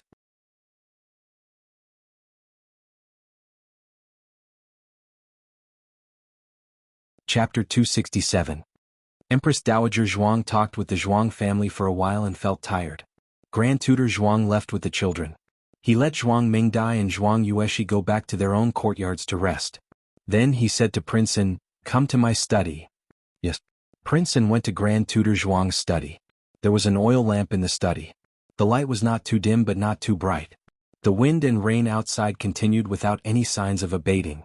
Grand Tutor Zhuang waved his hand and dismissed the servants. Only he and Prince An were left in the room. The Empress Dowager was found, but Grand Tutor Zhuang found that his grandson was not as excited as he imagined. In fact, he had been like this since the court examination. This made Grand Tutor Zhuang suspect that Prince An lost his confidence after one failure. Grand Tutor Zhuang said sincerely, one imperial examination is no big deal. In the future you will have a meteoric rise in the officialdom. You can still beat him. To be exact, you will definitely beat him.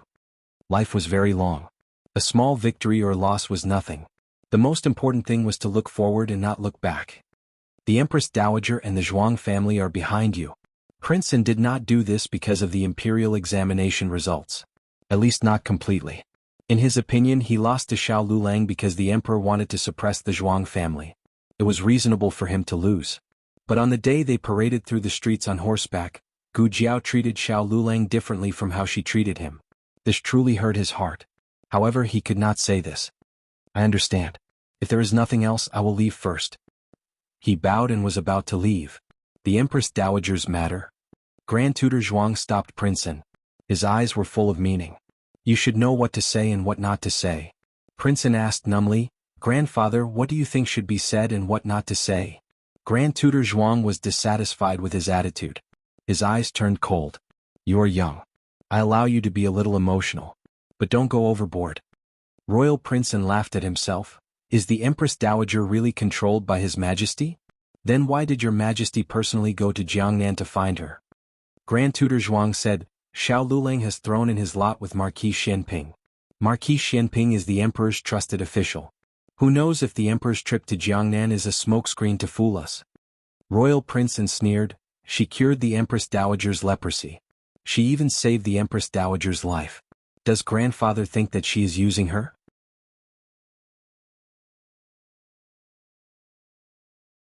Grand Tutor Zhuang said in a heavy voice, the Empress Dowager does not have leprosy. Leprosy cannot be cured. Also, there was no need to save her. They just needed the Empress Dowager and couldn't let anything happen to her. If it was any of the Zhuang Manor's guards, they would do the same. They are all willing to die for the Empress Dowager. Royal Prince did not argue with his grandfather anymore. He lowered his eyes. If grandfather says so, then so be it. With that, he bowed and turned to leave. Grand Tutor Zhuang looked at his back and said, remember your status. Don't let your emotions affect your decisions. Got it. A low reply came from him in the night. The rain was very heavy. Gu Jiao's injury was also very serious. She couldn't return to Bishui Alley. Tonight, she would rest in the small courtyard of the medical center. Dr. Song boiled a bowl of calming soup. Xiao Lulang fed it to her. The medicine took effect and she quickly fell asleep. Marquis Xianping was under the eaves. Beside him was the depressed old chancellor. Chang Jing was playing with marbles on the floor at the end of the corridor. Marquis Xuanping's hands were in his wide sleeves. He unconsciously frowned and looked at the heavy rain that was like the Milky Way. So the Empress Dowager fainted in front of Lu Lang in that girl's house? I heard so. The old chancellor said dejectedly. Marquis Xianping said, then do they know it's the Empress Dowager? The old chancellor looked at him coldly. You are setting a trap for me. Marquis Xuanping's expression didn't change. I didn't. This old guy looked like he had lost his soul after losing his wife. He thought it would be easy to get information out of him. Of course, that girl wouldn't know it's the Empress Dowager. The real Xiao Lulang also wouldn't know the Empress Dowager. Only Aheng would know. So if the old chancellor hesitated and said, how do I know? Then he would be exposed. Marquis Xianping had a toothache. Old man, he's not easy to fool. But then again, that ugly girl was actually Xiao Yulang's wife? The first time she saved him, he gave her the smallest silver nude. The second time she saved the emperor, he gave her the second smallest silver nude. Thinking of his stingy behavior in front of his daughter-in-law, Marquis Xuanping's toothache became even more painful. Fuck, I was too careless. Lu Quan went home to deliver a message, saying Gu Jiao's situation. Xiao Lulang was taking care of her in the medical center. He told the family not to worry and not to go see her in the rain. Taking care of her body was the most important. These were Xiao Yulang's original words. Yao Shi was pregnant, Gu Yan had a heart problem, and little Jing Kong was too small. It was best if they didn't go out. Only Gu Shaoshan was sturdy enough. But because of this, he should stay and take care of the family. How did she get hurt? Gu Yan asked. It's because the rain was too heavy and the roof slipped. Lu Quan said embarrassedly. There were some things that couldn't be said in front of the children, but he had explained the details to Yao Shi. Only now did Yao Shi know that she hadn't heard wrongly. That young guard called Wu Yang had indeed called Grandaunt the Empress Dowager. Her feelings were very complicated. On one hand, she was very shocked by her grandaunt's past. On the other hand, she felt a deep sense of reluctance towards her grandaunt's departure. She was a woman of the boudoir and was often away from the capital. She hadn't heard many rumors about Empress Dowager Zhuang. She understood that the person was the children's grandaunt. She seemed to be heartless, but she was very protective of everyone. Are they all right? Yao Shi asked. Lu Quan smiled and said, they're fine, they're fine. They're all external injuries. Gu Jiao's injuries were more serious, but her life wasn't in danger. She just needed to rest for a long time. Little Jing Kong looked around and stuck his head out. After looking around for a long time, he didn't see anything. He walked into the room, spread his hands and asked, where's Grandaunt? Lu Quan didn't know how to answer. Gu Yan seemed to have sensed something, but he didn't say anything. Yao Shi paused and gently pulled little Jing Kong, whose head was soaked by the rain, into her embrace. She used a handkerchief to wipe his little bald head and said, Grandaunt went home. Little Jing Kong tilted his head and had a puzzled expression. No, I didn't see her. Yao Shi held back the bitterness in her heart and stroked his little bald head. She went back to Grandaunt's home. Little Jing Kong spread his hands. Isn't this Grandaunt's home? The heavy rain continued for several days. The nearby rivers were flooded. It didn't clear up until the 6th day of the 5th month. The Ministry of Works was busy controlling the flooding in the streets of the capital and unblocking the underground pipes to restore the citizens' normal mobility. The Imperial College and the major academies also resumed school. In the 5th month, a major event occurred in the capital. The Empress Dowager, who was recuperating in the temporary imperial residence, suddenly announced that she had recovered. She also proudly returned to the palace with the Empress Dowager's ceremonial procession. The citizens all came out to watch. They wanted to see the Empress Dowager's elegance. This was not inferior to the parade of petitioners. After all, petitioners paraded through the streets once every 3 years, but the Empress Dowager only went out a few times in her lifetime. The Empress Dowager went to the temporary imperial residence to recuperate secretly. The citizens did not know. The last time they saw the Empress Dowager's ceremonial procession was when the late emperor passed away. She sent the late emperor off and carried his coffin out of the imperial palace. From then on, the virtuous Empress Dowager became the powerful Empress Dowager Zhuang. Lu Quan had just sent little Jing Kong to the Imperial College. The noise on the streets attracted the attention of the students. Little Jing Kong also ran out and squeezed into the crowd. He looked at the Empress Dowager's ceremonial procession, which was escorted by thousands of imperial guards. In front of the procession, there were officials holding a sign for silence. Behind them were dozens of dignified eunuchs and palace maids. Behind them was a luxurious carriage. Wow, what a big carriage! Little Jing Kong exclaimed. Empress Dowager, long live the Empress Dowager! The citizens along the way knelt down and kowtowed to the person in the carriage. Little Jing Kong did not kowtow, but he was small, so it was not out of place for him to stand. He stared at the gorgeous carriage. Suddenly, the curtain of the carriage was blown open by the wind, revealing the Empress Dowager wearing a heavy phoenix crown and a gorgeous phoenix robe. Although her clothes and aura were different, little Jing Kong recognized her at a glance. Great Aunt. The carriage went past the gate of the Imperial College at a moderate speed. Great Aunt. Great Aunt. Little Jing Kong chased the carriage along the street. However, the citizens' voices were so loud that his small voice was ruthlessly suppressed. He fell and rolled to the side of an Imperial Guard's feet. The Imperial Guard helped him up with a dignified look. Whose child is it? Take it back? Hers? Hers. Little Jing Kong pointed at Empress Dowager Zhuang's carriage. The Imperial Guard said sternly, How dare you? That's the Empress Dowager. Little Jing Kong stomped his feet. It's Great Aunt. It was Great Aunt. He could not be wrong. An uncle next to him laughed. Child, that's the Empress Dowager in the palace, not your Great Aunt. This child must be an idiot. He couldn't even tell his Great Aunt from the Empress Dowager. Little Jing Kong grunted seriously. So Great Aunt lived in the palace? Little Chi, Little Chi. Little Jing Kong ran into the classroom of the Imperial College and woke up Qin Chuyu, who was lying on the table and drooling. Take me to the palace. I want to find Great Aunt.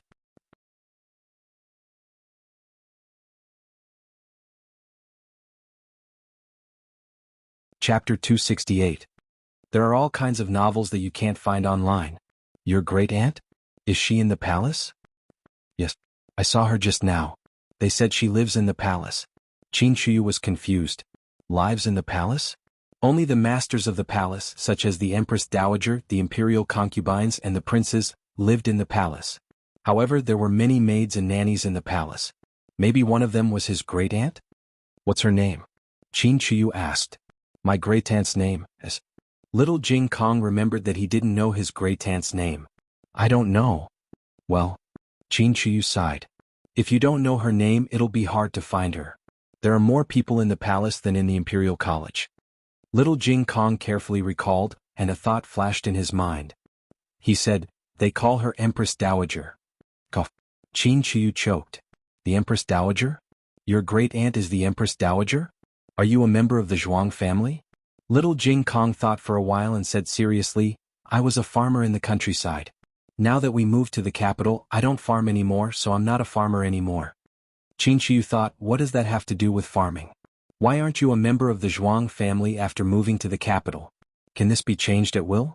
The two kids talked for a long time, but Qin Chuyu still didn't know if little Jing Kong was a member of the Zhuang family. He was only 8 years old. He didn't understand, but he also knew that his mother and noble consort Zhuang didn't get along. Qin Chuyu said seriously, if you're a member of the Zhuang family, I can't play with you anymore. Little Jing Kong widened his eyes and said, "But I'm not a farmer anymore. You can play with me." "Well, okay." He didn't want to leave his little friend. "But I can't take you to the palace today.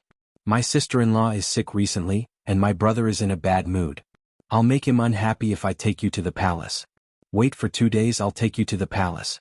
Little Jing Kong thought that's the only way. Empress Dowager Zhuang returned to Rinshou Palace after more than a year. Everything in the Rinshou Palace was the same as before. Even the palace servants were the same as before she left the palace. Empress Dowager, Empress Dowager, Empress Dowager. She didn't inform the emperor in advance. Empress Dowager Zhuang sat on the phoenix chair above the steps of the main hall. She wore a black robe embroidered with golden phoenixes and a golden phoenix crown on her head. She looked graceful and luxurious but also domineering. The emperor stood on the white marble floor in front of her, his face full of respect and filial piety. "Mother Empress Dowager's phoenix body is in good health. It is truly a great fortune for the country." Empress Dowager, Empress Dowager, Empress. Empress Dowager, Empress Dowager, Empress Dowager. The light in the emperor's eyes moved. He smiled at Empress Dowager Zhuang and said, "The road to the temporary residence is long. Imperial Mother must be tired." Aken brought Imperial Physician Liang to check Imperial Mother's pulse. Present. Imperial Physician Liang, who was over 50 years old, walked forward with a medicine box. He knelt down and kowtowed to Empress Dowager Zhuang. This official respectfully welcomes the Empress Dowager. Long live the Empress Dowager. Empress Dowager Zhuang sneered. She stretched out her hand and casually said, "The emperor is filial. I won't reject the emperor's good intentions." The emperor gave Imperial Physician Liang a meaningful glance, indicating that he should take Empress Dowager Zhuang's pulse. Imperial Physician Liang walked on his knees to the Empress Dowager's feet and placed the medicine chest on the ground. After opening it, he took out a clean silk cloth and placed it on the Empress Dowager's wrist. Then he took the Empress Dowager's pulse through the silk cloth. Empress Dowager Zhuang looked at him with a smile that was not a smile. "Imperial Physician Liang, how is Ijia's pulse?" Imperial Physician Liang withdrew his hand and put the silk cloth away. He cupped his hands and said, "The Empress Dowager's pulse is stable and seems to be more healthy than before." The emperor furrowed his brows. Empress Dowager Zhuang faintly raised the corner of her lips. "The emperor is very disappointed?" The emperor hurriedly said, "How could that be? This son has always hoped that mother will recover soon, live a long life and live a long life." Empress Dowager Zhuang sneered, "With the emperor's auspicious words, Ijia will live a long life. Ijia also wants to see Zhao country grow stronger day by day, the people have enough food and clothing, and return the world to a peaceful and prosperous era." The emperor's hands, which were hidden under his wide sleeves, clenched into fists. Empress Dowager Zhuang smiled and said, "Ijia knows of the emperor's filial piety. If there is nothing else, the emperor should be busy. Ijia is not here, presumably the emperor is very busy." These words were somewhat meaningful. What was the emperor busy with? It was unknown whether he was busy dealing with state affairs or busy cutting off the Empress Dowager's henchmen. The emperor said, "This son will leave first. Mother, take care of your phoenix body. This son will come to visit mother another day." "No need," Empress Dowager Zhuang said. The emperor was slightly stunned. The next second he heard Empress Dowager Zhuang say, "You will be able to see tomorrow morning. Why make another trip?" This meant that the emperor was going to hold court again. The emperor didn't know what kind of mood he had when he walked out of Rinshou Palace. He asked Eunuch Wei to dismiss the servants and asked Imperial Physician Liang, "Is the Empress Dowager's pulse really okay?" Imperial Physician Liang said, "Yes, Your Majesty. The Empress Dowager's pulse is indeed better than before she left the palace. Her body is much stronger." The emperor suspiciously said, "How can she still be strong after wandering among the people for so long? What about her leprosy?" Imperial Physician Liang shook his head, "There is no leprosy." The emperor frowned, "There is no leprosy. Does that mean she has recovered or did she not have it at all?" Imperial Physician Liang didn't know how to judge. He was the one who diagnosed Empress Dowager Zhuang with leprosy. He was sure that he did not make a mistake. Leprosy was an incurable disease, but the Empress Dowager was no different from a normal person. Could it be that there was a divine doctor who cured the Empress Dowager's leprosy? No, leprosy could only be cured in the Yen Kingdom. Forget it, it was useless to delve into this now. Empress Dowager Zhuang had returned safe and sound. The situation was worse than the emperor had expected. He thought that the emperor had secretly eliminated or subdued many of Empress Dowager Zhuang's henchmen during her absence for more than a year. But she had just returned to the palace this morning, and the situation in the imperial city was reshuffled in the afternoon. The emperor urgently summoned several senior officials, but half of them said that they were sick and couldn't come. Most of the few who came were just playing dumb with him. They had sworn to be loyal to him the day before. The emperor was furious, but he couldn't really kill them. If he did, Empress Dowager Zhuang would definitely come forward to save them, and they would be more loyal to Empress Dowager Zhuang. The emperor was so angry that his heart ached, so he summoned the old chancellor overnight. The old chancellor had left a servant in the rented room. The emperor sent someone to summon him, and his servant would come to Bai Shui Alley to inform him. In fact, the emperor had summoned him several times before. When the emperor was in power, he didn't come. When the emperor was in decline, he came. The emperor was naturally moved. He walked out from behind the desk and held the old chancellor's hand. "I knew it. You are the one I can truly trust." The old chancellor's mood was very complicated. He knew that the time he had been waiting for had finally arrived. If he returned to the imperial court now, he would definitely gain the emperor's absolute trust and respect, but he couldn't be happy. Not only for himself but also for Lu Lang. When Lu Lang entered the imperial court as an official, it meant that he would be the enemy of the entire Zhuang family. It was impossible for him to leave Lu Lang alone. But could he still treat Zhuang Jins as the former Empress Dowager Zhuang? The emperor said excitedly, "I hereby confer you as the chancellor of the Imperial College. The imperial edict will be announced to the world tomorrow." The old chancellor knelt down and bowed deeply. "I thank your majesty for your grace." Eunuch Wei sent the old chancellor out of the palace. When they passed by the imperial garden, they met Empress Dowager Zhuang's carriage. Empress Dowager Zhuang didn't have a good appetite, and her mood was somewhat irritable. It was the same palace, but somehow, Empress Dowager Zhuang felt lonely. Deep in the palace, it wasn't that she had never been lonely, but this time, there was some desolation.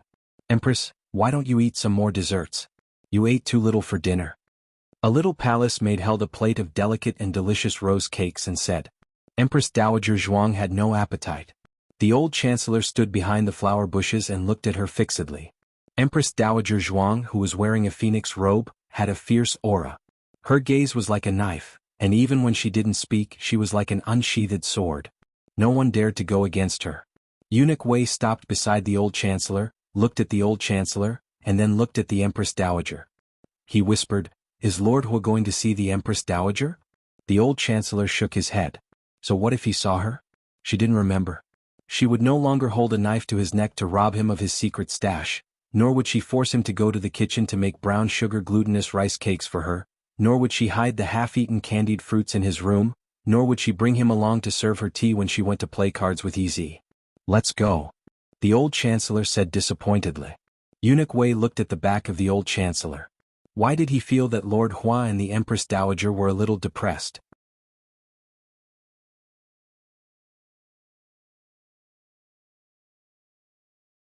Chapter 269. The news that Empress Dowager Zhuang could not eat quickly spread to the Zhuang family.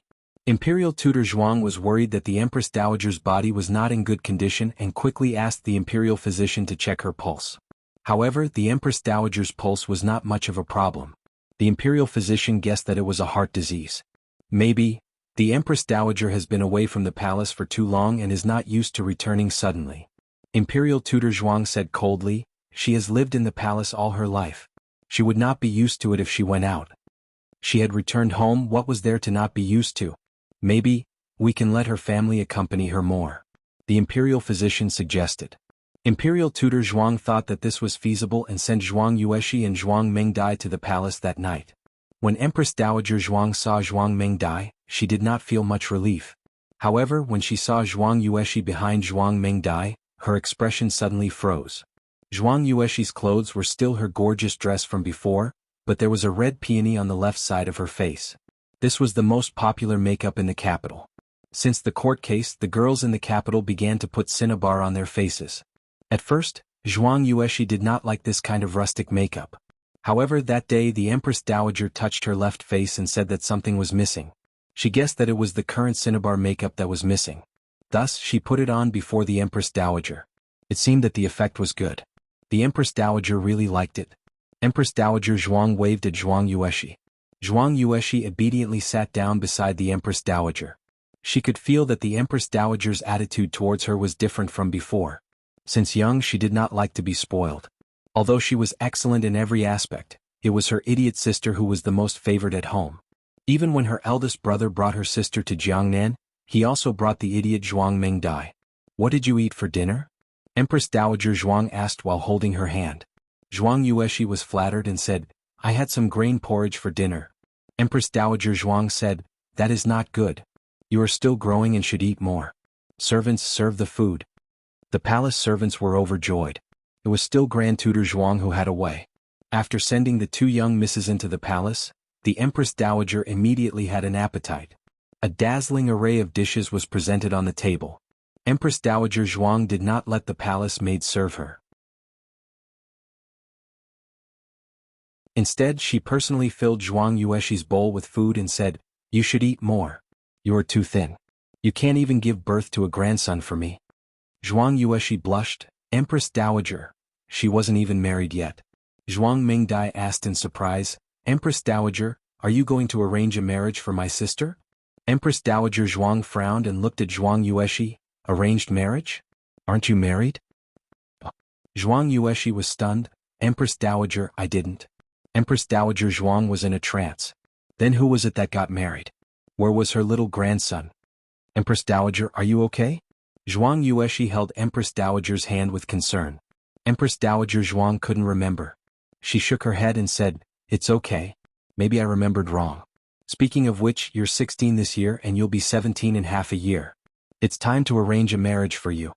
Zhuang Yueshi whispered, "Yueshi doesn't want to get married. Yueshi wants to stay at home and serve my parents. I also want to accompany you." Empress Dowager Zhuang said, "You can go back to your family after you get married. No one dares to wrong the daughter of the Zhuang family." Zhuang Yueshi picked up her chopsticks again and didn't say anything. Empress Dowager Zhuang still didn't eat much. The joy that Zhuang Yueshi brought to the Empress Dowager when she entered the palace seemed to fade when Zhuang Yueshi said that she wasn't married. Zhuang Yueshi didn't understand what was going on. Empress Dowager Zhuang didn't understand either. The next day, Empress Dowager Zhuang went to the imperial court and listened to the state affairs behind the curtain. The emperor announced the imperial edict to confer the old chancellor as the imperial college's chancellor. "Mother, do you have any objections?" The emperor turned sideways and looked at Empress Dowager Zhuang behind the bead curtain. Empress Dowager Zhuang's thin lips curled up slightly. "You're my old friend. I haven't seen you for a few years and I miss you very much. The imperial college will be handed over to Minister Hua." The old chancellor held the ceremonial tablet and knelt on the throne room. It was only a dozen steps, but it seemed to be a distance of thousands of rivers and mountains. "Long live the emperor! Long live the Empress Dowager!" Empress Dowager Zhuang smiled faintly. "I also have an imperial edict to announce.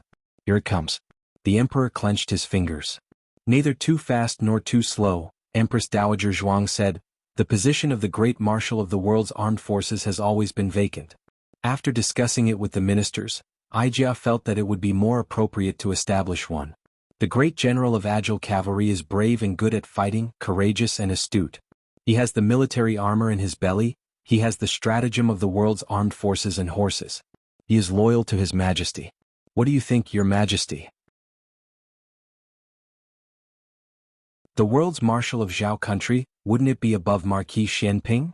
Empress Dowager Zhuang didn't object to him conferring the position of the Imperial College's chancellor, which gave him enough face. If he rejected the Empress Dowager's imperial edict, Empress Dowager Zhuang would have a way to stop the old chancellor from taking office. There was a delicate balance between them, but Empress Dowager Zhuang was too greedy this time. The world's marshal of Zhao country? Why didn't she just abolish him and become the emperor herself? Empress Dowager Zhuang said, "If your majesty has any objections, we can discuss it another day." The emperor's fingernails dug into his palms. "Zhen has no objections. The Empress Dowager's intentions are Zhen's intentions." After court, the emperor returned to the palace with an ashen face. Empress Dowager Zhuang also returned to Rinshou Palace. Everyone thought that Empress Dowager Zhuang had won, but only Empress Dowager Zhuang knew that she was not happy. The moment she entered the Rinshou Palace, the arrogance and willfulness on her face completely disappeared, and she once again fell into endless loneliness. Zhuang Mingdai used to be the closest to the Empress Dowager. In fact, she had noticed something strange about the Empress Dowager. In just 2 days the Empress Dowager had lost weight. She still remembered that stormy night when the Empress Dowager arrived at the Zhuang family with injuries. At that time, the Empress Dowager's face was rosy, but these days as long as there was no one around, her eyes would lose their luster. This kind of Empress Dowager made her heart ache. After the emperor angrily returned to Pure Flower's palace, he locked himself up in his bedroom and sulked. Anyone who heard about the court didn't dare to provoke the emperor, but there was one person who didn't hear about the court's bloody storm. Qin Chuyu. These days, Qin Chuyu had been thinking of ways to fulfill his promise to his little classmate, but his older brother the crown prince and sister-in-law the crown prince consort didn't have the time to take care of him. He had no choice but to beg his imperial father. Imperial father, little Qi misses you. One of little Jing Kong's great methods of acting cute. Don't say anything, just say a few sweet words first. As expected, the emperor's expression softened. He looked at his chubby youngest son and asked, "Why are you here? Don't you need to go to class today?" "The Imperial College is on holiday today." Qin Chuyu sat down next to his imperial father. He was still young, so the emperor didn't restrict him too much. However, he wasn't like this in the past. It was only when he saw how little Jing Kong interacted with his family that he imitated him. Other than the eldest prince, no other son was this close to the emperor. They were like a normal father and son.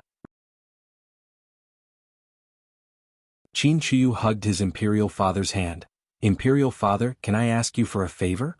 "Emperor, speak." "Qin Chuyu, can I bring my classmate to the palace to play?" Usually the emperor wouldn't refuse such a small thing. However, he had suffered too much in front of the Empress Dowager today, so he said, "Your grandmother went back to the palace. You know that she doesn't like noise and doesn't like people making noise in the palace. If you guys offend her, I can't take responsibility for you." Qin Chuyu said softly, "Oh, imperial father, you can even take responsibility for your country. Why can't you take responsibility for us if we get into trouble?" What a flatterer. The emperor was annoyed and amused at the same time. "You know that you guys get into trouble every time." Qin Chuyu hugged his imperial father's arm and said coquettishly, "Please imperial father, little Qi loves you." The emperor felt goosebumps all over his body. "You're already 8 years old. Do you really think you're 4 years old?" The emperor would never agree. At this point he couldn't let the Empress Dowager have any evidence against him. Qin Chuyu didn't understand these schemes. He only knew that he had promised his friend, so he had to do it. He clung to the emperor like a long tail. When the emperor went to the imperial study, he went to the imperial study. When the emperor went to the imperial garden, he also went to the imperial garden. In the end, the emperor went to the outhouse. Qin Chuyu quickly followed behind her. Once the emperor made up his mind, he couldn't change it. Qin Chuyu tried his best but still couldn't make his father change his mind. "Let's go back. We have to wake up early for school tomorrow." Qin Chuyu walked forward listlessly. At this moment he happened to be next to the imperial liquid pool. He didn't notice and slipped, falling into the pool. The emperor quickly tried to catch him. However, Qin Chuyu only fell on the edge of the pool. The emperor missed him and fell into the pool. "Qin Chuyu? He didn't do it on purpose." Eunuch Wei was shocked. "Your Majesty." Although the emperor was saved quickly, he choked on a lot of water and was shocked. He started to feel unwell at night. First he had a high fever, night sweats, coughs, and then he felt dizzy and nauseous. Eunuch Wei went to find Imperial Dr. Liang, but he was told that Imperial Dr. Liang was out of the city. "Zhang, Imperial Dr. Zhang," the emperor said with difficulty. Eunuch Wei sent someone to the Zhang family, but Imperial Dr. Zhang wasn't home either. All of this was too much of a coincidence. Eunuch Wei said, "Your Majesty, why don't we go find Imperial Dr. Li?" The emperor said with a pale face, "Imperial Dr. Li works for the Empress Dowager. Do you think I will trust him?" Eunuch Wei was worried. Then what should we do? How about Imperial Dr. Chen and don't find an Imperial Doctor?" The emperor's eyes turned cold. "Go to the Miracle Doctor Hall and ask him to come here. Remember, don't be too flamboyant. Go there yourself." Yes. It was already so late. He didn't know if the doctor was at the clinic. Eunuch Wei left the palace and went to the Miracle Doctor Hall. The Miracle Doctor Hall was already closed, but there was a doctor on duty in the Miracle Doctor Hall. If there was an emergency at night, he could ring the bell outside. Eunuch Wei rang the bell. The one who opened the door was Dr. Song. Dr. Song yawned and asked, Where are you feeling unwell? Eunuch Wei hurriedly said, It's not that I'm feeling unwell, it's my master. Is Miss Gu here? Dr. Song had seen Eunuch Wei before and knew that he was a servant of an official. Moreover, the master and servant seemed to know Gu Jiao. Dr. Song said, Miss Gu has rested. I'll go with you. No, it has to be Miss Gu. Eunuch Wei insisted. Dr. Song explained, Miss Gu is injured. It's so late she can't go on a house call. What happened? It was Xiao Yulang's voice. Dr. Song looked at Xiao Lulang and said, His master is sick and wants to ask Miss Gu to go on a house call. When Eunuch Wei saw Xiao Lulang, his expression froze. Xiao Zhuangyuan? Why are you here? Dr. Song was surprised that the other party actually knew Xiao Lulang and also knew Gu Jiao. However, he didn't know that they were husband and wife. He said, He is Miss Gu's husband. Eunuch Wei was stunned. Xiao Zhuangyuan is actually Miss Gu's husband? Miss Gu is married? Her partner is the new top scholar Xiao Lulang? When did this happen? Xiao Lulang looked at Eunuch Wei and said, I know. I'll go and tell her. Eunuch Wei's consciousness returned. He didn't have time to think about the relationship between the two. He bowed and thanked, Thank you. Thank you, Xiao Zhuangyuan. The movement outside had already woken up Gu Jiao. When Xiao Lulang entered the room, she had already opened her eyes. Are you going on a house call? She asked. Xiao Lulang paused and said, The emperor is sick. Everyone knew that the emperor should find an imperial physician when he was sick. Since he didn't find one, it meant that he had reached a point where he had to find Gu Jiao. Okay, I'll go. Gu Jiao nodded. If she went, she would be involved in a quarrel. If the emperor couldn't find an imperial physician that he trusted, then there was only one possibility. The Empress Dowager wanted to kill him while he was sick. Xiao Yulang's thoughts turned, but he didn't stop her. He only asked, Your injury? It's just a superficial wound. I'm fine now. It was really fine, at least in her opinion. Xiao Lulang took her outer shirt and said, I'll go with you. Gu Jiao thought for a moment and nodded, Okay.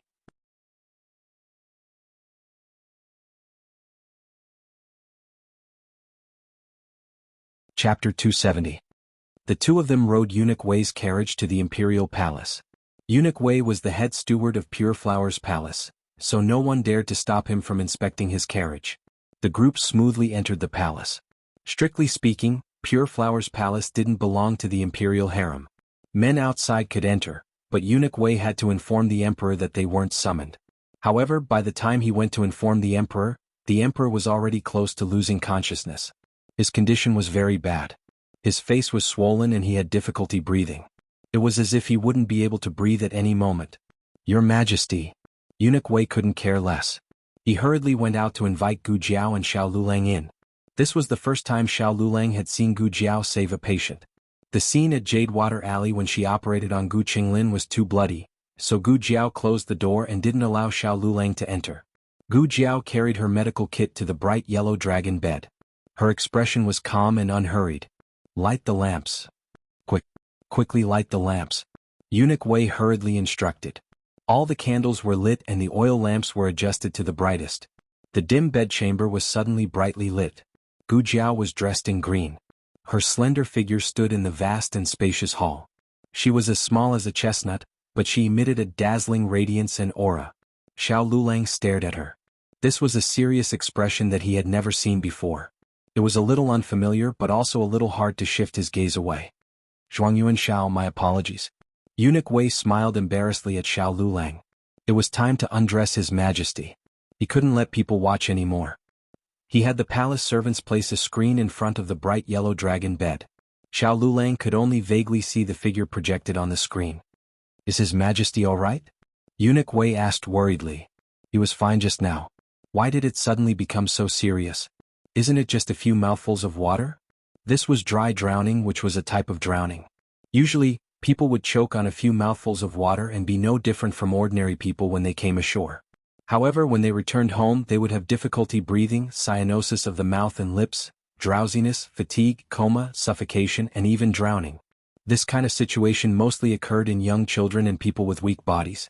It also happened occasionally in people with strong bodies. The main reason was that there wasn't much water in the lungs, so it didn't affect the air exchange between the alveoli. However, there would be convulsions in the throat, closure of the glottis, and hypoxia in the brain.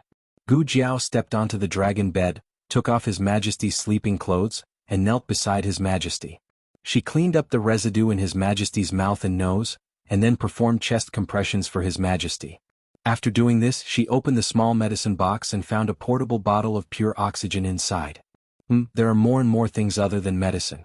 Gu Jiao put the oxygen mask on the Emperor. The Emperor slowly opened his eyes after a short while.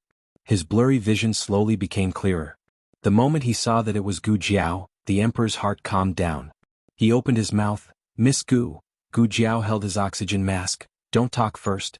Take some oxygen." His hypoxia was very serious. She didn't know if it had caused cerebral edema. Without the precision detection of instruments, she could only judge by observation. She had to observe him for a night and judge if he had passed the danger tomorrow morning. Hearing this, the Emperor could only nod slightly. Eunuch Wei walked forward and saw that the Emperor opened his eyes. He couldn't help but wipe away his bitter tears. "Your Majesty, you scared me to death."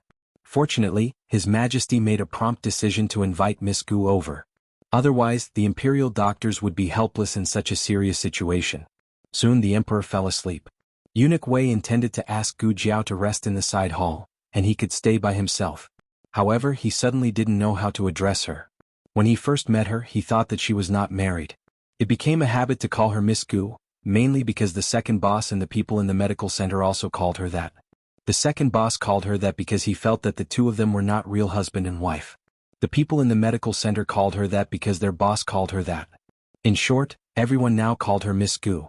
Even if they knew that she had a husband, it seemed that this name had become a part of her identity.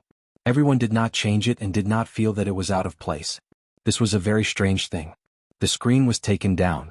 Gu Jiao returned to Xiao Liulang's side and sat down. Xiao Lulang looked at the thin layer of sweat on her forehead and took out a handkerchief to pass to her. He intended to give it to Gu Jiao to wipe herself. However, he didn't know if he handed it too high, but Gu Jiao misunderstood that he wanted to wipe it for her. Gu Jiao leaned forward across the small tea table in the middle. Xiao Lulang was stunned and pinched the handkerchief. In the end, he didn't withdraw his hand and gently wiped her forehead. Eunuch Wei prepared a side room for the two of them and invited them to rest in the side room. "I don't need it. You go and rest," Gu Jiao said to Xiao Lulang. Xiao Lulang paused. "I don't need it either."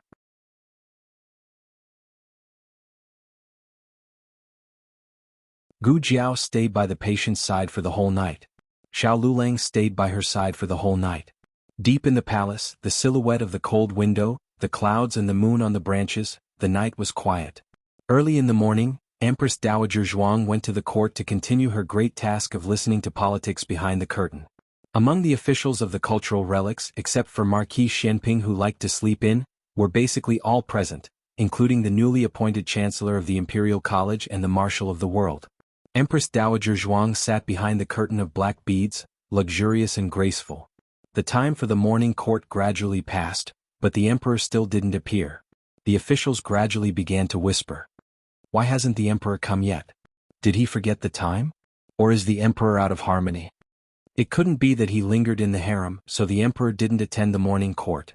After all, everyone knew that the emperor had recently been addicted to elixirs and wanted to clear his heart and restrain his desires for 2 years.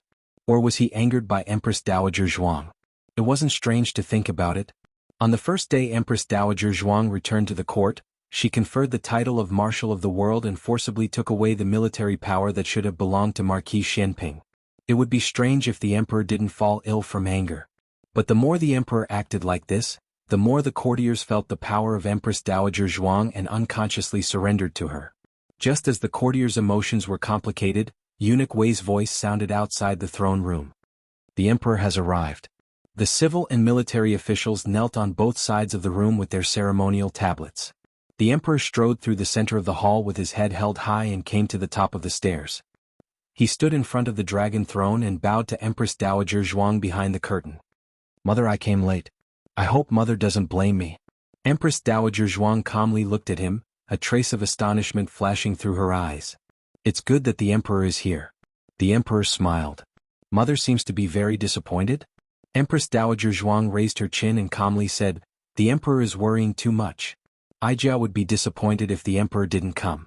Since the emperor's body is fine, let's begin the morning court." The emperor coldly laughed and turned around to sit on the dragon throne. The pressure of the Son of Heaven shook the surroundings. Morning court.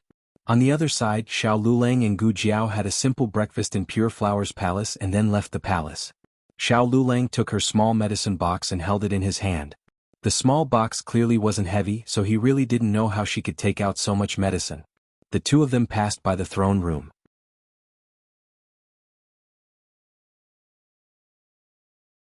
The carriage was parked near the throne room and Eunuch Wei personally sent them back. There wasn't anything important in the morning court, so it was quickly dismissed.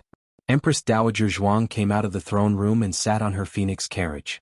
Her phoenix carriage was carried by 8 palace experts and was surrounded by muslin curtains. Outsiders could vaguely see a graceful figure, but it wasn't very clear. Gu Jiao and Xiao Liulang's carriage headed east while Empress Dowager Zhuang's carriage headed west. They were both on the same central axis. The moment the carriage turned around and headed towards the inner palace, Empress Dowager Zhuang suddenly raised her hand as if she had sensed something. The female official kneeling beside her hurriedly said, "Stop the carriage." The carriage stopped. The female official asked, "Empress Dowager, what's wrong?"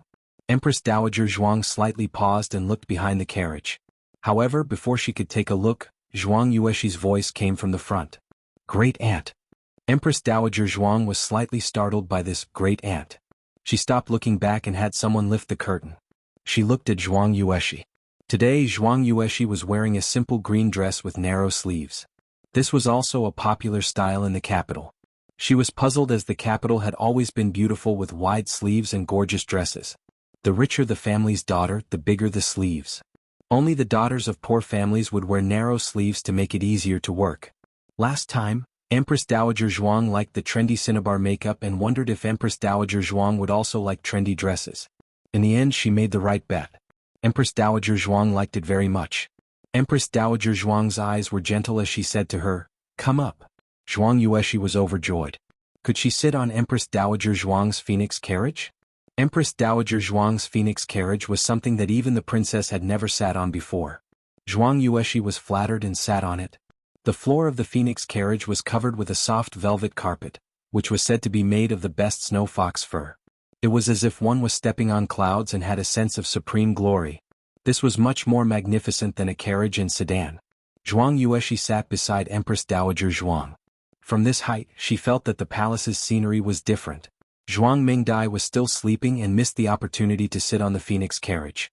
After arriving at Rinshou Palace, Empress Dowager Zhuang asked people to open the storeroom and take out all the good things. She calmly chose a few for Zhuang Yuexi. There was the Donghai Luminous Pearl, Shisha Purple Smoke Pot, Dongjin Dynasty's Black Iron Dagger, the previous dynasty's Tai Tsang Ancient Sword, the Old King of War's armor. The first two were still acceptable, but why did the latter feel a bit wrong? What dagger, ancient sword, armor were they for a girl? A talented girl like her actually liked famous calligraphy and paintings more.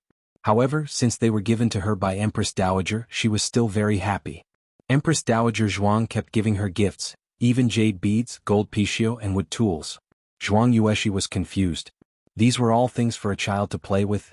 Is it too much? She calmed down and asked. Empress Dowager Zhuang said, "For Jiao Jiao it's not much." After saying this, Empress Dowager Zhuang was stunned. What did I just say? Zhuang Yuexi was stunned and said, "Nothing, you said it's for me, it's not much." The Empress Dowager was really too much. How could she even call her name wrong? She had a pet name Yu. Gu Jiao returned to the courtyard of the medical center and Xiao Lulang immediately changed her bandages. She lay on the soft bed and Xiao Lulang gently lifted her clothes. This time he did not have any other thoughts because she was seriously injured. When she tried to save the emperor, she tore her wound.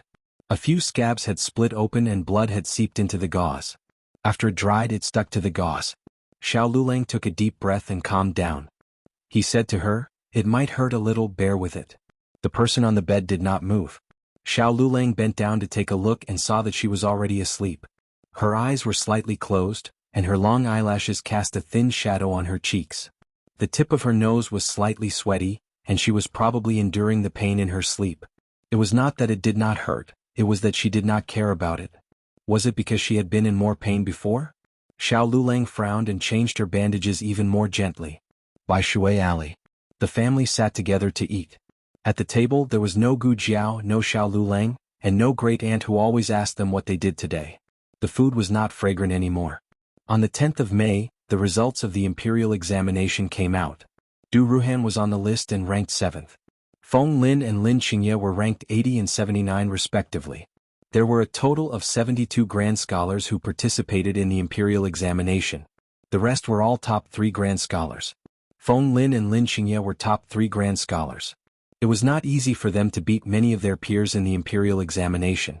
Therefore, even though they were at the bottom, Feng Lin was still so excited that he cried. He had seen too many people who fell behind in the examination. Everyone had set off from their hometown, but every time there was an examination, a few would fall behind. There was even no one who could walk to the end, or they could only walk to the end alone. It was rare for them to all stay in the capital. This was really a blessing from the heavens. From today onwards, they were all scholars of the imperial court. Scholars of the imperial court were not official officials in the formal sense. If one insisted on giving them a title, they would be preparatory officials of the imperial court. They would study in the imperial court of the Hanlin Academy for 3 years. After 3 years, the court would close and those with excellent results would become true scholars of the Hanlin Academy.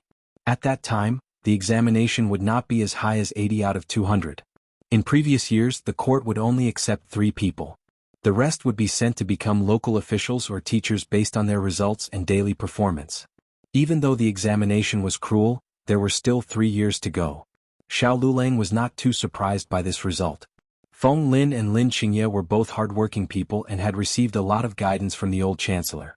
The top scholar of the imperial court had personally taught them. It would be unreasonable if they still did not pass the examination. On the 11th of May, Xiao Lulang reported to the Hanlin Academy. Along with him were the second-place Commandery Prince In and the third-place Ning Ziyuan. According to the laws and traditions of the Zhao country, the top scholar of the previous examinations would be given the position of a 6th-rank scholar in the Hanlin Academy. The main responsibility of a 6th-rank scholar in the Hanlin Academy was to record the emperor's words and deeds, lecture on history, and draft manuscripts related to ceremonies. The second place and the third place were given the position of a 7th-rank scholar in the Hanlin Academy. The editors of the Hanlin Academy were mainly responsible for drafting edicts, editing history books, and lecturing on the Confucian classics. They were new editors and editors. These important tasks were temporarily not for them to do. Their main responsibility was still to study. In addition to continuing to study the original classics, they also needed to familiarize themselves with the laws, court affairs, regulations, agriculture, mathematics, history, astronomy, and so on. It could be said that the things they needed to learn were more and more complicated than when they took the imperial examinations. Those who were not Jinshi could enter the Hanlin Academy, and those who were not Hanlin could not enter the cabinet. But was it that easy to enter the cabinet? Those who thought that they could sit back and relax after passing the 3 tripod tests were too naive. They had an exam every 3 months. At the end of the year, there was also the annual examination. If they failed the annual examination, they would be given a warning. If they failed the annual examination twice, they would be demoted. Commandery Prince An's injuries had healed. He had regained his handsome appearance. Although he was a 7th-rank scholar, the office he was given was bigger and more spacious than Xiao Yolang's. This was not strange.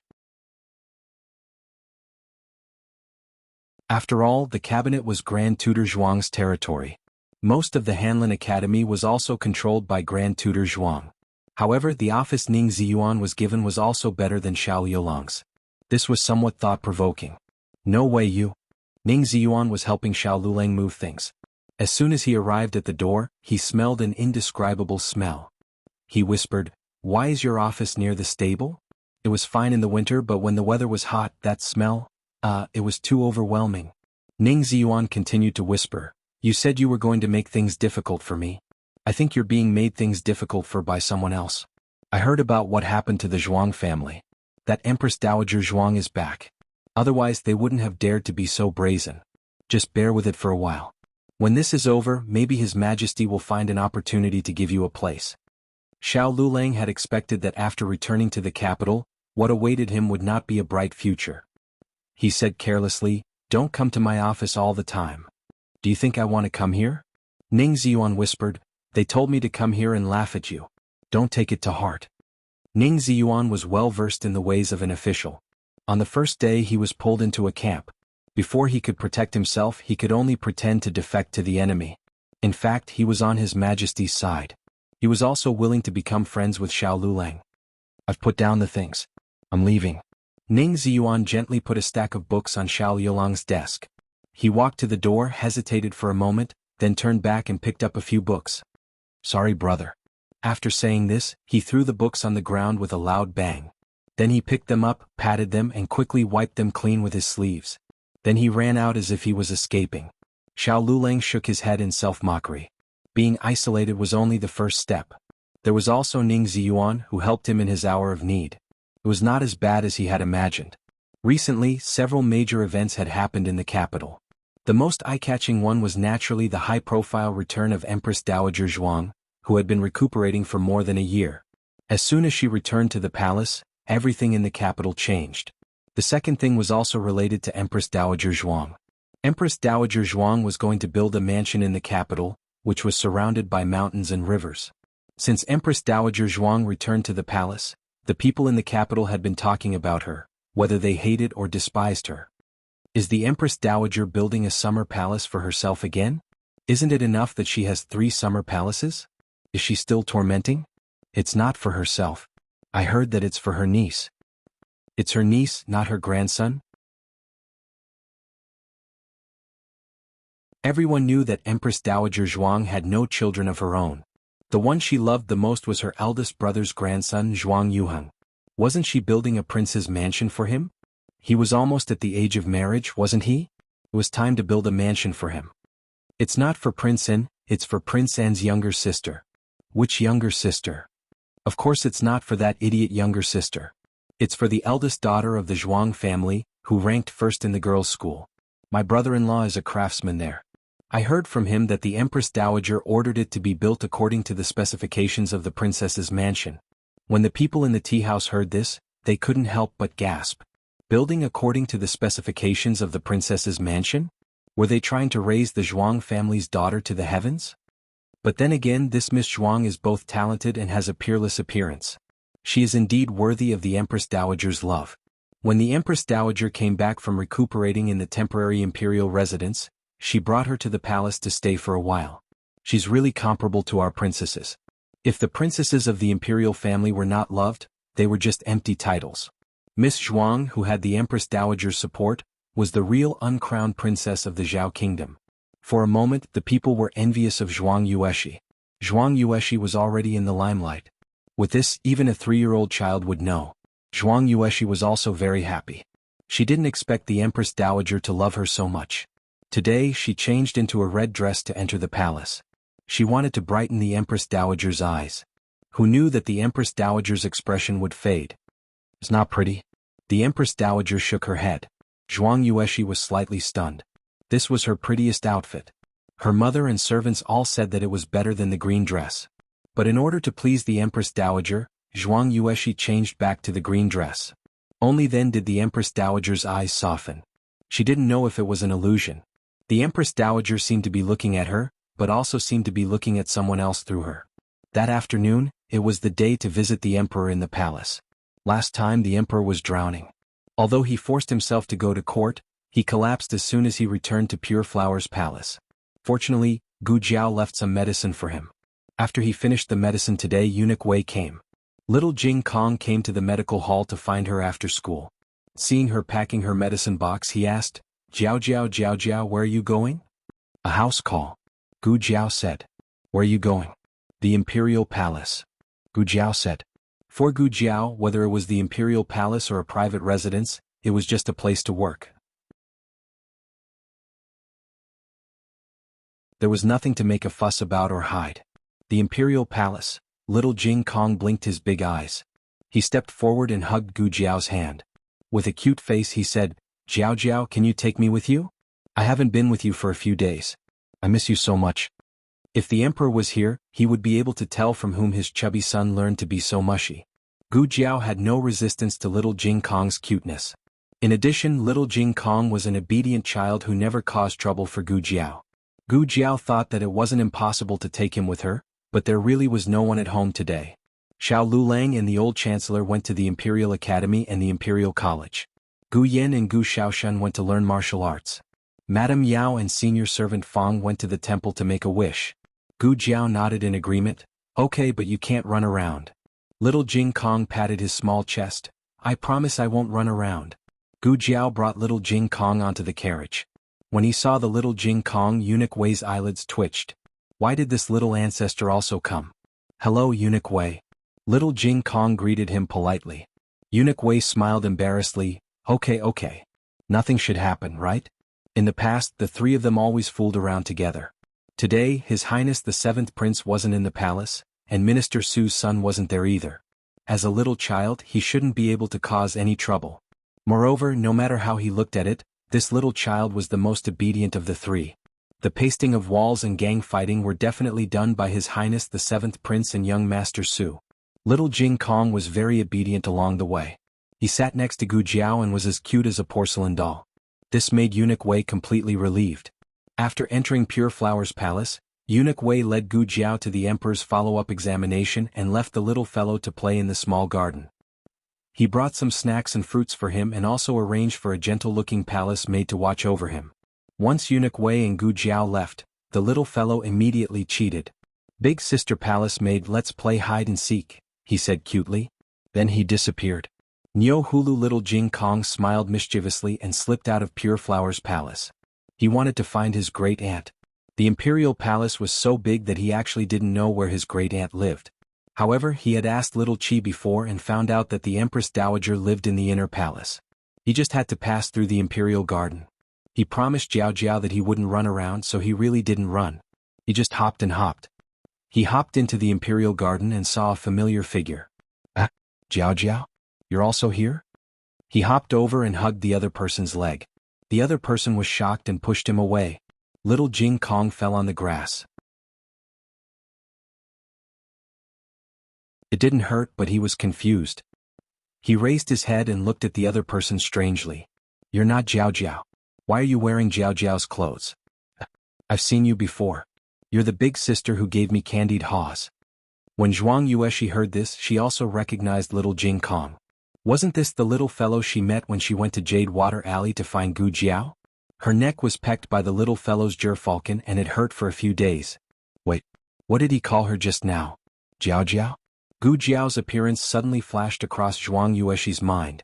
She was dressed in green and had a red birthmark on the left side of her face. Zhuang Yueshi's expression changed. Miss Zhuang. A palace maid came over with a basket. You need a basket and scissors. This palace maid was sent by the Empress Dowager to serve her. She went to get the tools for picking flowers for her. Otherwise she wouldn't be alone. Zhuang Yueshi faintly had an absurd guess in her mind. She thought it was impossible. However, she shuddered when she thought of all the strange things that happened after the Empress Dowager returned to the palace and the coarse clothes that the Empress Dowager wore that night. She didn't take the basket from the palace maid. Instead, she took a few steps back and looked at the little fellow in front of her in horror. Her lips trembled and she turned around and walked away. Little Jing Kong scratched his head. What's going on? Zhuang Yueshi stumbled back to Rinshou Palace in a daze. The palace maid chased after her with the basket. Miss Zhuang, are you okay? Are you not feeling well? Or are you frightened by something? Although the imperial garden was taken care of by craftsmen, it was not impossible for insects and rats to appear in May. It can't be. Zhuang Yueshi murmured in a daze. The Empress Dowager doted on her, not a lowly palace maid. She was the Empress Dowager's niece. What was that palace maid? She wasn't even fit to carry her shoes. Pure Flower's palace. Gu Jiao finished examining the emperor. She took off the stethoscope and said, Your Majesty is healthy. There's nothing wrong. That. The emperor's eyes flashed. He wanted to say something but stopped. Gu Jiao said, Your venereal disease has also been cured. You have to insist on a follow-up examination within 2 years. You can have intercourse. Great, his disguise was really gone. He had nothing to live for. The emperor cleared his throat. Cough, it's not like I have to. Great, he could pamper the harem. He was quite happy. Who wasn't a normal man? Gu Jiao packed up and prepared to leave. When she went outside, she found the palace maid looking around. Little Jing Kong was gone. What are you looking for? Gu Jiao asked. The palace maid said, This servant is playing hide and seek with Mrs. Younger brother. You've been played, little girl. Gu Jiao glanced around and knew that little Jing Kong wouldn't hide here. He would only hide in a stove or a rice jar. The little guy had slipped away. Gu Jiao didn't mention her great-aunt's identity to little Jing Kong. Therefore he didn't know that he was looking for her. However, the little guy skipped around and left a lot of tracks in the grass. Little Jing Kong was determined not to run away. He hopped around outside Pure Flower's palace like a little rabbit. He knew that the Empress Dowager lived here because he asked the palace maids on the way. But what made him angry was that the 2 guards outside didn't let him in. Little Jing Kong said angrily, "You can't stop me. I want to see my great-aunt." One of the eunuchs said, "Which palace are you from?" "This is the Empress Dowager's palace. Go back to where you came from." There were many concubines in the palace. Relatives would visit from time to time. Among them, there was no lack of children the size of little Jing Kong. However, this was the Empress Dowager's palace. Not to mention a relative of a concubine, even His Highness the 7th Prince couldn't trespass. Little Jing Kong couldn't enter in the end. However, if he couldn't enter through the main entrance, what about the dog hole? He heard from Little Chi that there were many dog holes in the palace. What a coincidence. His great-aunt also had one here. He knelt on the ground and crawled over. However, the eunuch who stopped him just now stood behind the dog hole with a small whip in his hand. Little Jing Kong crawled back silently. It was a sunny day today. Little Jing Kong wouldn't give up. "Fine, I can't go in. I'll wait for my great-aunt to come out." Perhaps he was lucky. Empress Dowager Zhuang came out after her afternoon nap. She sat on the Phoenix sedan and planned to go to the Imperial Garden to relax. Zhuang Yueshi accompanied her in the comfortable and luxurious sedan. Little Jing Kong climbed up the tree and stood on the high trunk. He looked at the Phoenix sedan passing by below. He squinted his eyes, stretched out his small arms and slammed himself down. "Great, and I'm coming? Catch me." Empress Dowager Zhuang was sitting on the Phoenix sedan with her eyes closed. Suddenly she heard a loud bang. Her body shook and she opened her eyes. She frowned and said, "What hit the ground?" Yes, little Jing Kong misjudged and missed the Phoenix sedan. He fell into the grass and couldn't dig himself out for a long time. It's a child. Maybe he's a relative of one of the concubines. A eunuch outside the Phoenix sedan said, "Send someone to send him back." Empress Dowager Zhuang was not interested in other people's children. "Yes," the eunuch replied. Gu Jiao followed little Jing Kong's footprints and found a place nearby. Then she heard the noise and hurried over. However, she bumped into Empress Dowager Zhuang's Phoenix sedan. You're tuning in to the Han Li's Wuxia Adventures YouTube channel. We're so grateful for your support, and don't forget to subscribe to join us on this incredible journey through captivating stories. Your generosity through donations truly makes a world of difference, as it's the primary source of revenue that allows me to expand and enhance this channel for you. Thank you from the bottom of my heart for being a part of this adventure.